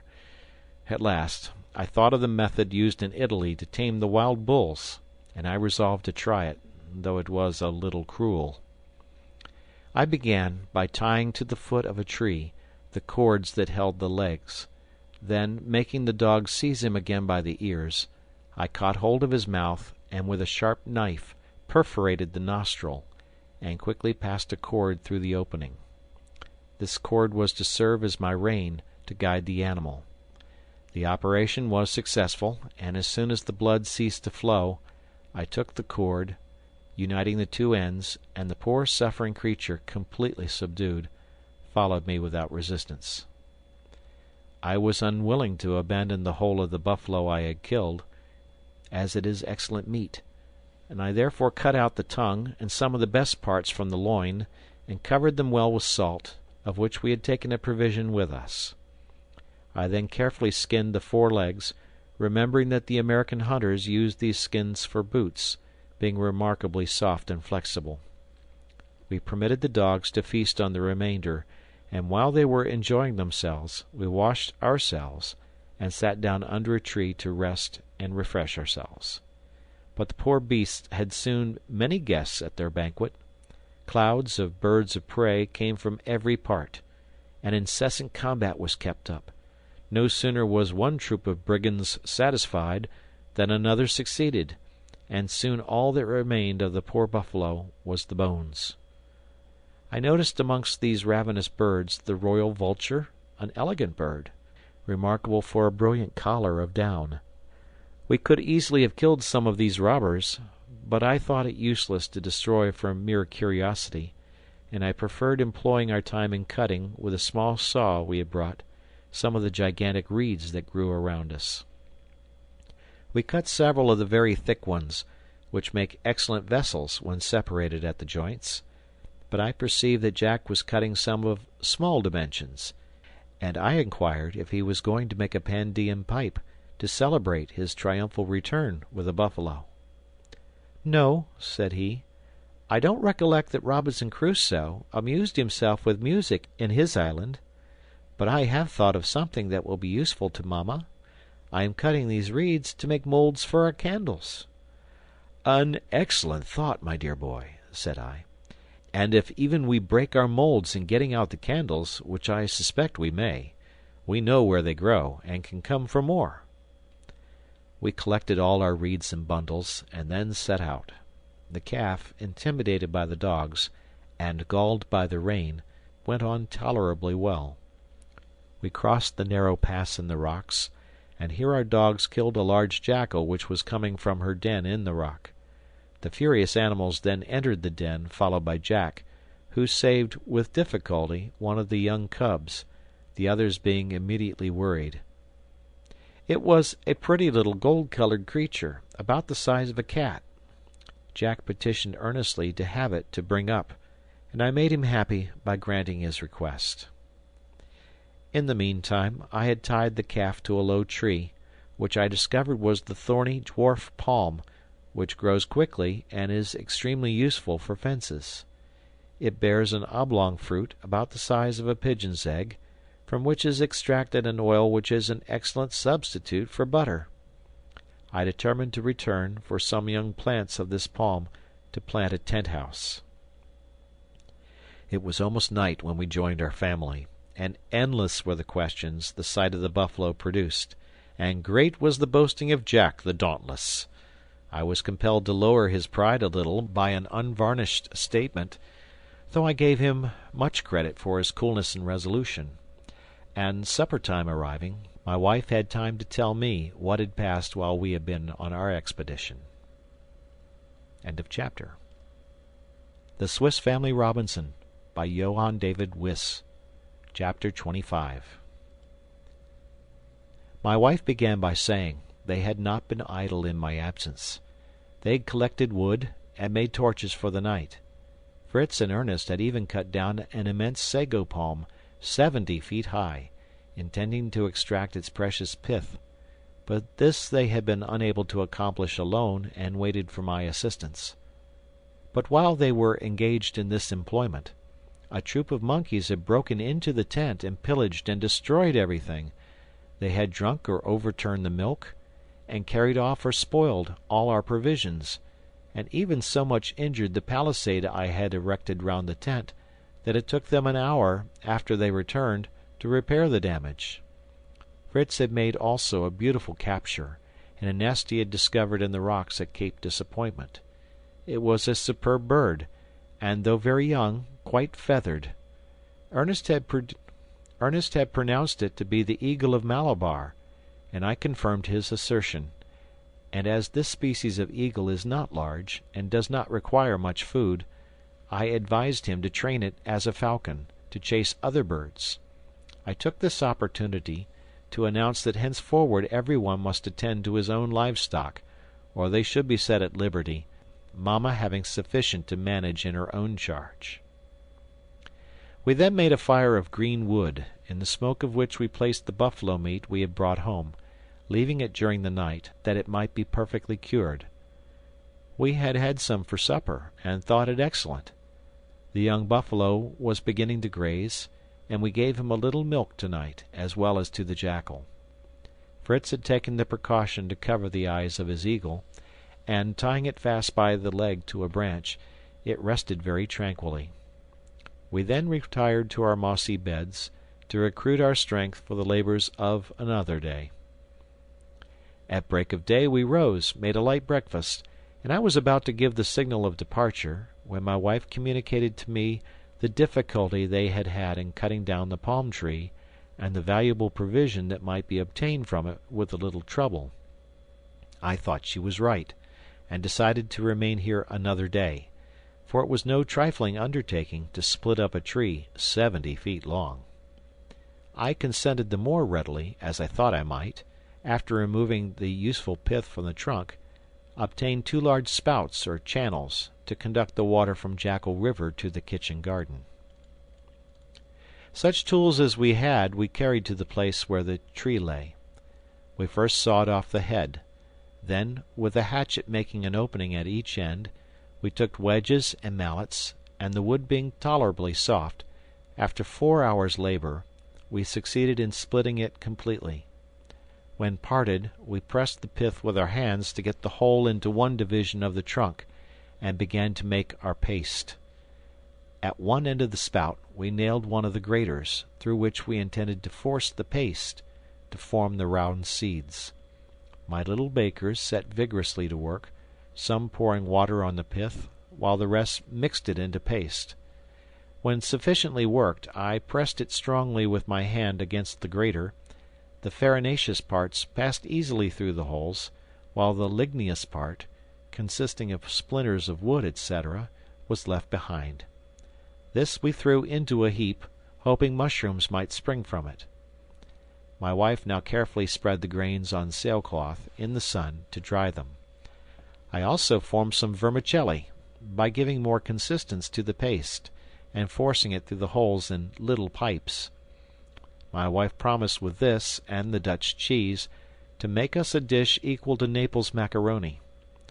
We were now contented. We could at any time obtain more sago by cutting down a tree, and we were anxious to get home to try our water pipes. We spent the rest of the day in loading the cart with our utensils and the halves of the tree. We retired to our hut at sunset, and slept in peace. The next morning the whole caravan began to move at an early hour. The buffalo, harnessed to the cart, by the side of his nurse, the cow, took the place of our lost ass, and began his apprenticeship as a beast of draught. We took the same road on our return, that we might carry away the candleberries and the vessels of India rubber. The vanguard was composed of Fritz and Jack, who pioneered our way, by cutting down the underwood to make a road for the cart. Our water pipes being very long, somewhat impeded our progress, but we happily reached the candleberry trees without accident, and placed our sacks on the cart. We did not find more than a quart of the caoutchouc gum, but it would be sufficient for our first experiment, and I carried it off. In crossing the little wood of guavas, we suddenly heard our dogs, who were before us with Fritz and Jack, uttering the most frightful howlings. I was struck with terror lest they should have encountered a tiger, and rushed forward ready to fire. The dogs were endeavoring to enter a thicket, in the midst of which Fritz declared he had caught a glimpse of an animal larger than the buffalo, with a black bristly skin. I was just about to discharge my gun into the thicket, when Jack, who had lain down on the ground to look under the bushes, burst into a loud laugh. "It is another trick of that vexatious animal, our old sow. She's always making fools of us," cried he.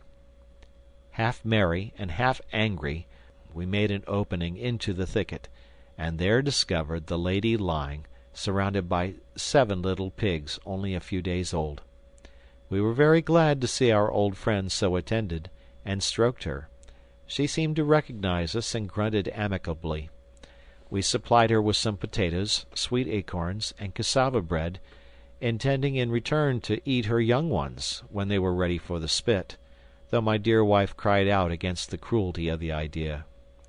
At present we left them with her, but proposed afterwards to take away 2 to be brought up at home, and leave the rest to support themselves on acorns in the woods, where they would become game for us. At length we arrived at Falcon's Nest, which we regarded with all the attachment of home. Our domestic animals crowded round us, and noisily welcomed us. We tied up the buffalo and jackal, as they were not yet domesticated. Fritz fastened his eagle to a branch by a chain long enough to allow it to move freely, and then imprudently uncovered its eyes. It immediately raised its head, erected its feathers, and struck on all sides with its beak and claws. Our fowls took to flight, but the poor parrot fell in his way, and was torn to pieces before we could assist it. Fritz was very angry, and would have executed the murderer. But Ernest begged he would not be so rash, as parrots were more plentiful than eagles, and it was his own fault for uncovering his eyes, the falconers always keeping their young birds hooded 6 weeks, till they were quite tamed. He offered to train it, if Fritz would part with it, but this Fritz indignantly refused. I told them the fable of the dog in the manger, which abashed Fritz, and he then besought his brother to teach him the means of training this noble bird, and promised to present him with his monkey. Ernest then told him that the Caribs subdue the largest birds by making them inhale tobacco smoke. Fritz laughed at this, but Ernest produced a pipe and some tobacco he had found in the ship, and began to smoke gravely under the branch where the bird was perched. It was soon calm, and on his continuing to smoke, it became quite motionless. Fritz then easily replaced the bandage, and thanked his brother for his good service. The next morning we set out early to our young plantation of fruit trees, to fix props to support the weaker plants. We loaded the cart with the thick bamboo canes and our tools, and harnessed the cow to it, leaving the buffalo in the stable, as I wished the wound in his nostrils to be perfectly healed before I put him to any hard work.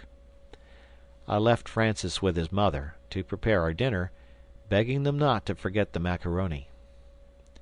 We began at the entrance of the avenue to Falcon's Nest, where all the trees were much bent by the wind. We raised them gently by a crowbar. I made a hole in the earth, in which one of my sons placed the bamboo props, driving them firmly down with a mallet, and we proceeded to another, while Ernest and Jack tied the trees to them with a long, tough, pliant plant, which I suspected was a species of liana. As we were working, Fritz inquired if these fruit trees were wild. "A pretty question!" cried Jack. "Do you think the trees are tame like eagles or buffaloes? You perhaps could teach them to bow politely, so that we might gather the fruit." "You fancy you are a wit," said I, "but you speak like a dunce. We cannot make trees bow at our pleasure, but we can make a tree which by nature bears sour and uneatable fruit, produce what is sweet and wholesome. This is effected by grafting into a wild tree a small branch, or even a bud, of the sort you wish. I will show you this method practically at some future time, for by these means we can procure all sorts of fruit, only we must remember that we can only graft a tree with one of the same natural family. Thus we could not graft an apple on a cherry tree, for one belongs to the apple tribe, and the other to the plum tribe." "Do we know the origin of all these European fruits?" asked the inquiring Ernest. "All our shell fruits," answered I, "such as the nuts, the almond, and the chestnut, are natives of the East, the peach of Persia, the orange and apricot of Armenia, and the cherry, which was unknown in Europe 60 years before Christ, was brought by the proconsul Lucullus from the southern shores of the Euxine. The olives come from Palestine. The first olive trees were planted on Mount Olympus, and from thence were spread through the rest of Europe. The fig is from Lydia. The plums, your favorite fruit, with the exception of some natural sorts that are native to our forests, are from Syria, and the town of Damascus has given its name to one sort, the Damascene or damson. The pear is a fruit of Greece. The ancients called it the fruit of the Peloponnesus. The mulberry is from Asia, and the quince from the island of Crete." Our work progressed as we talked thus, and we had soon propped all our valuable plants. It was now noon, and we returned to Falcon's Nest very hungry, and found an excellent dinner prepared, of smoked beef, and the tender bud of the cabbage palm, the most delicious of vegetables. After dinner, we began to discuss a plan I had long had in my head, but the execution of it presented many difficulties. It was, to substitute a firm and solid staircase for the ladder of ropes, which was a source of continual fear to my wife. It is true that we had only to ascend it to go to bed, but bad weather might compel us to remain in our apartment. We should then have frequently to ascend and descend, and the ladder was very unsafe. But the immense height of the tree, and the impossibility of procuring beams to sustain a staircase round it, threw me into despair. However, looking at the monstrous trunk of the tree, I thought, if we cannot succeed outside, could we not contrive to mount within? "Have you not said there was a swarm of bees in the trunk of the tree?" I inquired of my wife. "Yes," said little Francis. "They stung my face dreadfully the other day, when I was on the ladder. I was pushing a stick into the hole they came out of, to try how deep it was." "Now then," cried I see through my difficulties. Let us find out how far the tree is hollow. We can increase the size of the tunnel, and I have already planned the sort of staircase I can construct." I had hardly spoken, when the boys leaped like squirrels, some upon the arched roots, some on the steps of the ladder, and began to strike with sticks and mallets to sound the tree. This rash proceeding had nearly been fatal to Jack, who, having placed himself just before the opening, and striking violently, the whole swarm, alarmed at an attack, which probably shook their palace of wax, issued forth, and revenged themselves amply on all the assailants. Nothing was heard but cries and stamping of feet. My wife hastened to cover the stings with moist earth, which rather relieved them, but it was some hours before they could open their eyes. They begged me to get them the honey from their foes, and I prepared a hive, which I had long thought of, a long gourd, which I placed on a board nailed upon a branch of our tree, and covered with straw to shelter it from the sun and wind. But it was now bedtime, and we deferred our attack on the fortress till next day. End of chapter. The Swiss Family Robinson by Johann David Wyss. Chapter 26. An hour before day, I waked my sons to assist me in removing the bees to the new abode I had prepared for them. I commenced by plastering up the entrance to their present dwelling with clay, leaving only room to admit the bowl of my pipe. This was necessary, because I had neither masks nor gloves, as the regular bee-takers have. I then began to smoke briskly, to stupefy the bees. At first we heard a great buzzing in the hollow, like the sound of a distant storm. The murmur ceased by degrees, and a profound stillness succeeded, and I withdrew my pipe without a single bee appearing. Fritz and I then, with a chisel and small axe, made an opening about 3 feet square, below the bees' entrance. Before we detached this, I repeated the fumigation, lest the noise and the fresh air should awake the bees. But there was no fear of such a thing. They were quite stupefied. We removed the wood, and through this opening beheld, with wonder and admiration, the work of this insect nation. There was such a store of wax and honey that we feared we should not have vessels to contain it. The interior of the tree was filled with honeycombs. I cut them carefully, and placed them in the gourds the boys brought me. As soon as I had made a little space, I placed the upper comb, on which the bees were hanging in clusters, in the new hive, and put it on the plank prepared for it. I then descended with the rest of the honeycomb, and filled a cask with it, which I had previously washed in the stream. This we covered with sailcloth and planks, lest the bees, attracted by the smell, should come to claim their own. We left out some comb for a treat at dinner, and my wife carefully put by the rest. To prevent the bees returning to their old abode, we placed some burning tobacco in the hollow, the smell and fumes of which drove them from the tree when they wished to enter, and finally they settled in the new hive, where the queen bee doubtless had fixed herself. We now began our work. We emptied the cask of honey into a large boiler, except a little reserved for daily use. We added a little water, placed the boiler on a slow fire, and reduced it to a liquid mass. This was strained through a bag into the cask and left standing all night to cool. The next morning the wax had risen to the top and formed a hard and solid cake, which we easily removed, and beneath was the most pure and delicious honey. The barrel was then carefully closed and placed in a cool place.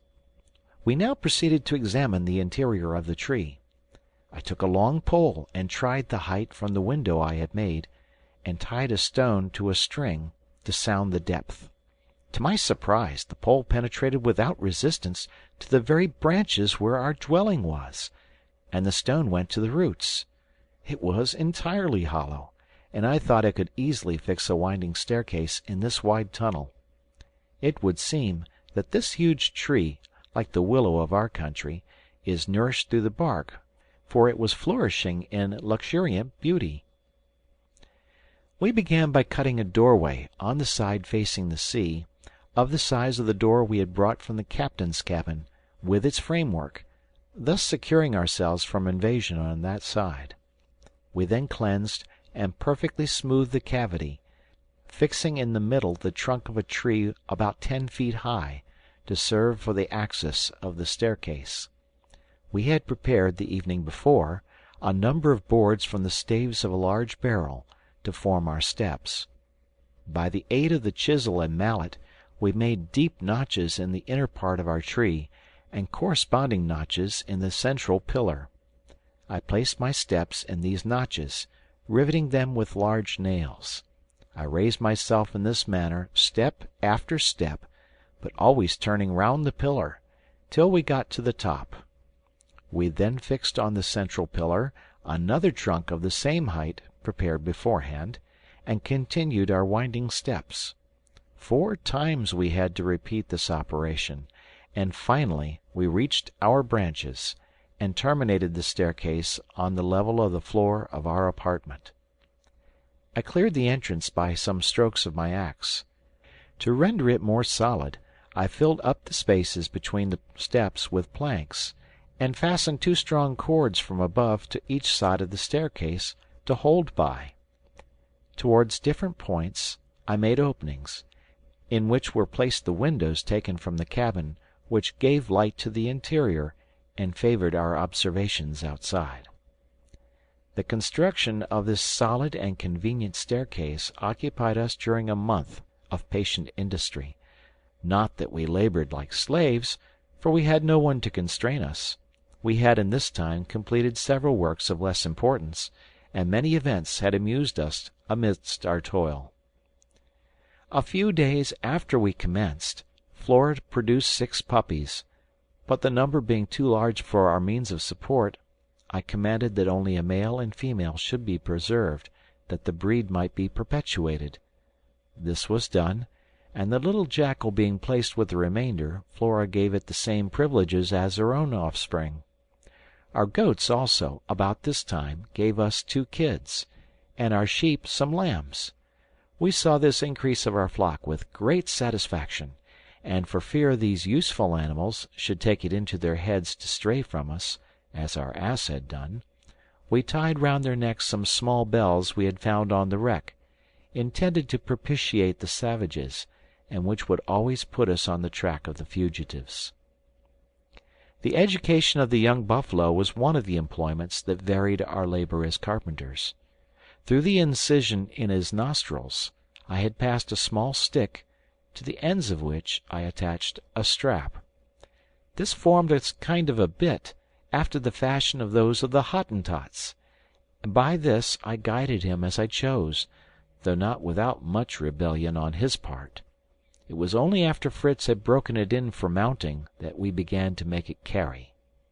It was certainly a remarkable instance of patience and perseverance surmounting difficulties, for we not only made it bear the wallets we usually placed on the ass, but Ernest, Jack, and even little Francis took lessons in horsemanship by riding him, and henceforward would have been able to ride the most spirited horse without fear, for it could not be worse than the buffalo they had assisted to subdue. In the midst of this, Fritz did not neglect the training of his young eagle. The royal bird began already to pounce very cleverly on the dead game his master brought and placed before him, sometimes between the horns of the buffalo, sometimes on the back of the great bustard, or the flamingo. Sometimes he put it on a board, or on the end of a pole to accustom it to pounce, like the falcon, on other birds.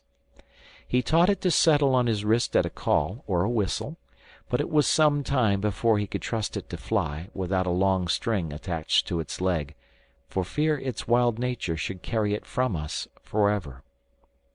Even the indolent Ernest was seized with the mania of instructing animals. He undertook the education of his little monkey, who gave him sufficient employment.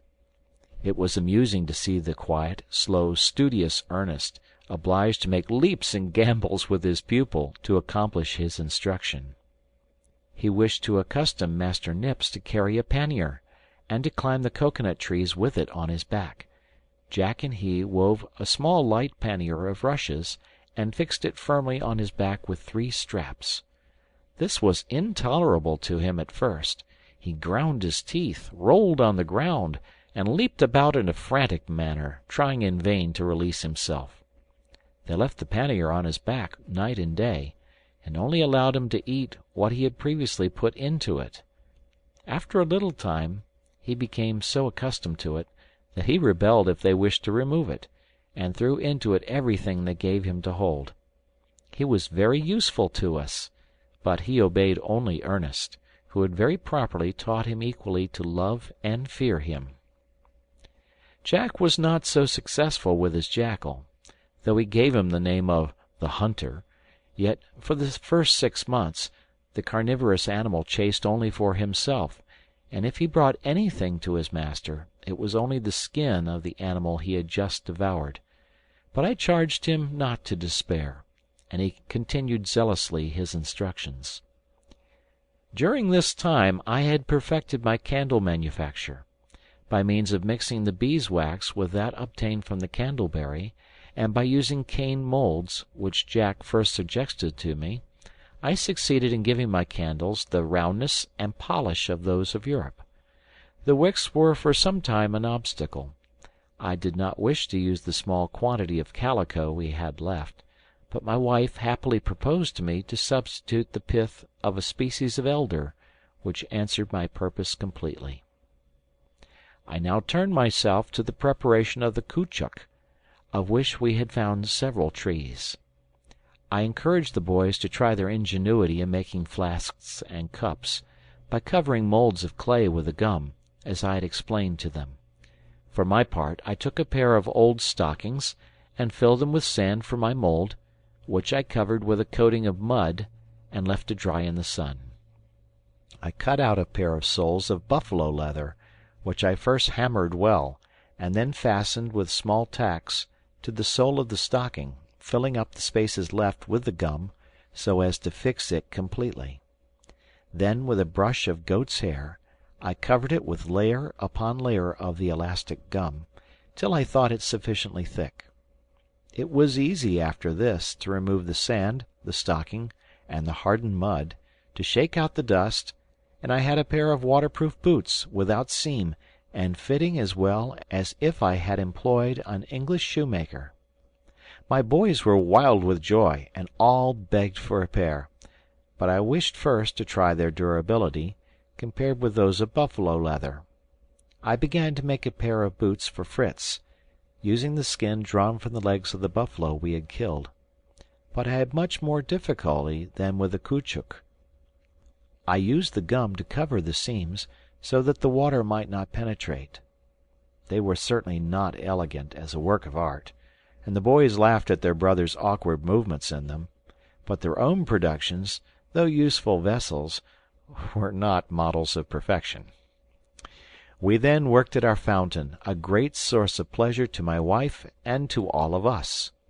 We raised, in the upper part of the river, a sort of dam, made with stakes and stones, from whence the water flowed into our channels of the sago palm, laid down a gentle declivity nearly to our tent, and there it was received into the shell of the turtle, which we had raised on some stones of a convenient height, the hole which the harpoon had made serving to carry off the waste water through a cane that was fitted to it. On 2 crossed sticks were placed the gourds that served us for pails, and thus we had always the murmuring of the water near us, and a plentiful supply of it, always pure and clean, which the river, troubled by our waterfowl and the refuse of decayed leaves, could not always give us. The only inconvenience of these open channels was, that the water reached us warm and unrefreshing, but this I hoped to remedy in time, by using bamboo pipes buried in the earth. In the meantime, we were grateful for this new acquisition, and gave credit to Fritz, who had suggested the idea. End of chapter. The Swiss Family Robinson, by Johann David Wyss. Chapter 27. One morning, as we were engaged in giving the last finish to our staircase, we were alarmed at hearing at a distance strange, sharp, prolonged sounds, like the roars of a wild beast, but mingled with an unaccountable hissing. Our dogs erected their ears, and prepared for deadly combat. I assembled my family.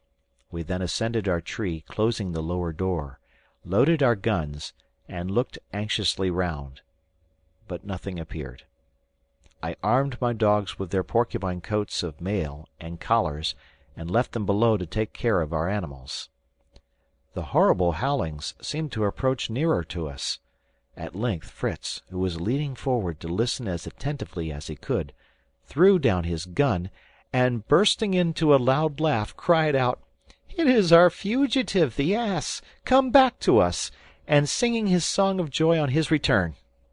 We listened, and were sure he was right, and could not but feel a little vexation at being put into such a fright by a donkey. Soon after, we had the pleasure of seeing him appear among the trees, and what was still better, he was accompanied by another animal of his own species, but infinitely more beautiful. I knew it at once to be the onagra, or wild ass, a most important capture if we could make it, although all naturalists have declared it impossible to tame this elegant creature, yet I determined to make the attempt. I went down with Fritz, exhorting his brothers to remain quiet, and I consulted with my privy councillor on the means of taking our prize. I also prepared, as quickly as possible, a long cord with a noose, kept open by a slight stick, which would fall out as soon as the animal's head entered, while any attempt to escape would only draw the noose closer. The end of this cord was tied to the root of a tree. I then took a piece of bamboo, about 2 feet long, and splitting it up, tied it firmly at one end, to form a pair of pincers for the nose of the animal. In the meantime, the 2 animals had approached nearer, our old Grizzle apparently doing the honors to his visitor, and both grazing very comfortably. By degrees we advanced softly to them, concealed by the trees, Fritz carrying the lasso, and I the pincers. The onagra, as soon as he got sight of Fritz, who was before me, raised his head and started back, evidently only in surprise, as it was probably the first man the creature had seen. Fritz remained still, and the animal resumed his browsing. Fritz went up to our old servant, and offered him a handful of oats mixed with salt. The ass came directly to eat its favorite treat. Its companion followed, raised its head, snuffed the air, and came so near that Fritz adroitly threw the noose over its head. The terrified animal attempted to fly, but that drew the cord so tight as to almost to stop his respiration, and he lay down, his tongue hanging out. I hastened up and relaxed the cord, lest he should be strangled. I threw the halter of the ass round his neck, and placed the split cane over his nose, tying it firmly below with a string. I subdued this wild animal by the means that blacksmiths use the first time they shoe a horse. I then took off the noose, and tied the halter by 2 long cords to the roots of 2 separate trees, and left him to recover himself. In the meantime, The rest of the family had collected to admire this noble animal, whose graceful and elegant form, so superior to that of the ass, raises it almost to the dignity of a horse. After a while it rose and stamped furiously with its feet, trying to release itself, but the pain in its nose obliged it to lie down again. Then my eldest son and I, approaching gently, took the two cords, and led or dragged it between two roots very near to each other, to which we tied the cords so short that it had little power to move, and could not escape. We took care our own donkey should not stray again, by tying his forefeet loosely and putting on him a new halter, and left him near the onagra.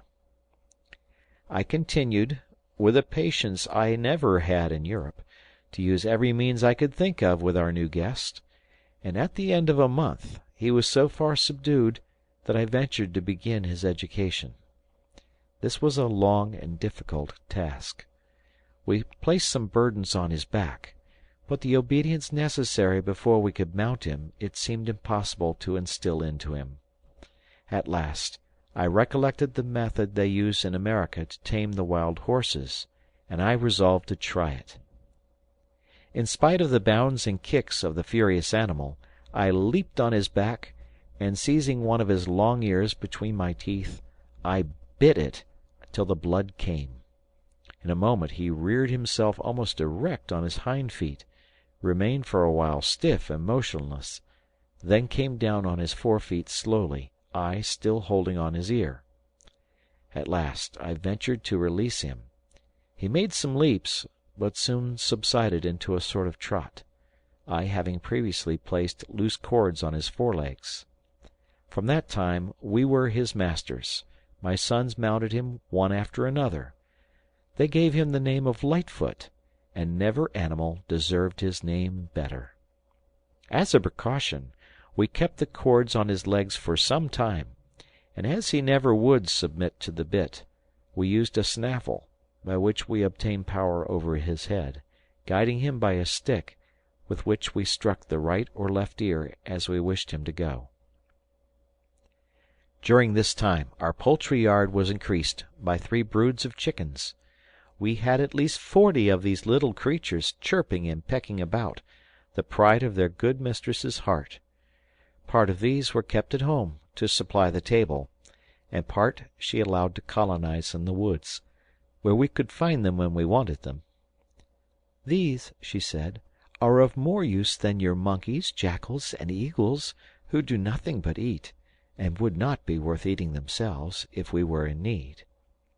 However, she allowed that there was some use in the buffalo, who carried burdens, and Lightfoot, who carried her sons so well.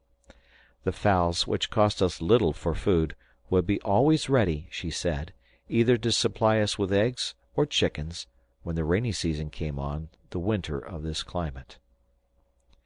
This reminded me that the approach of that dreary season permitted me no longer to defer a very necessary work for the protection of our animals.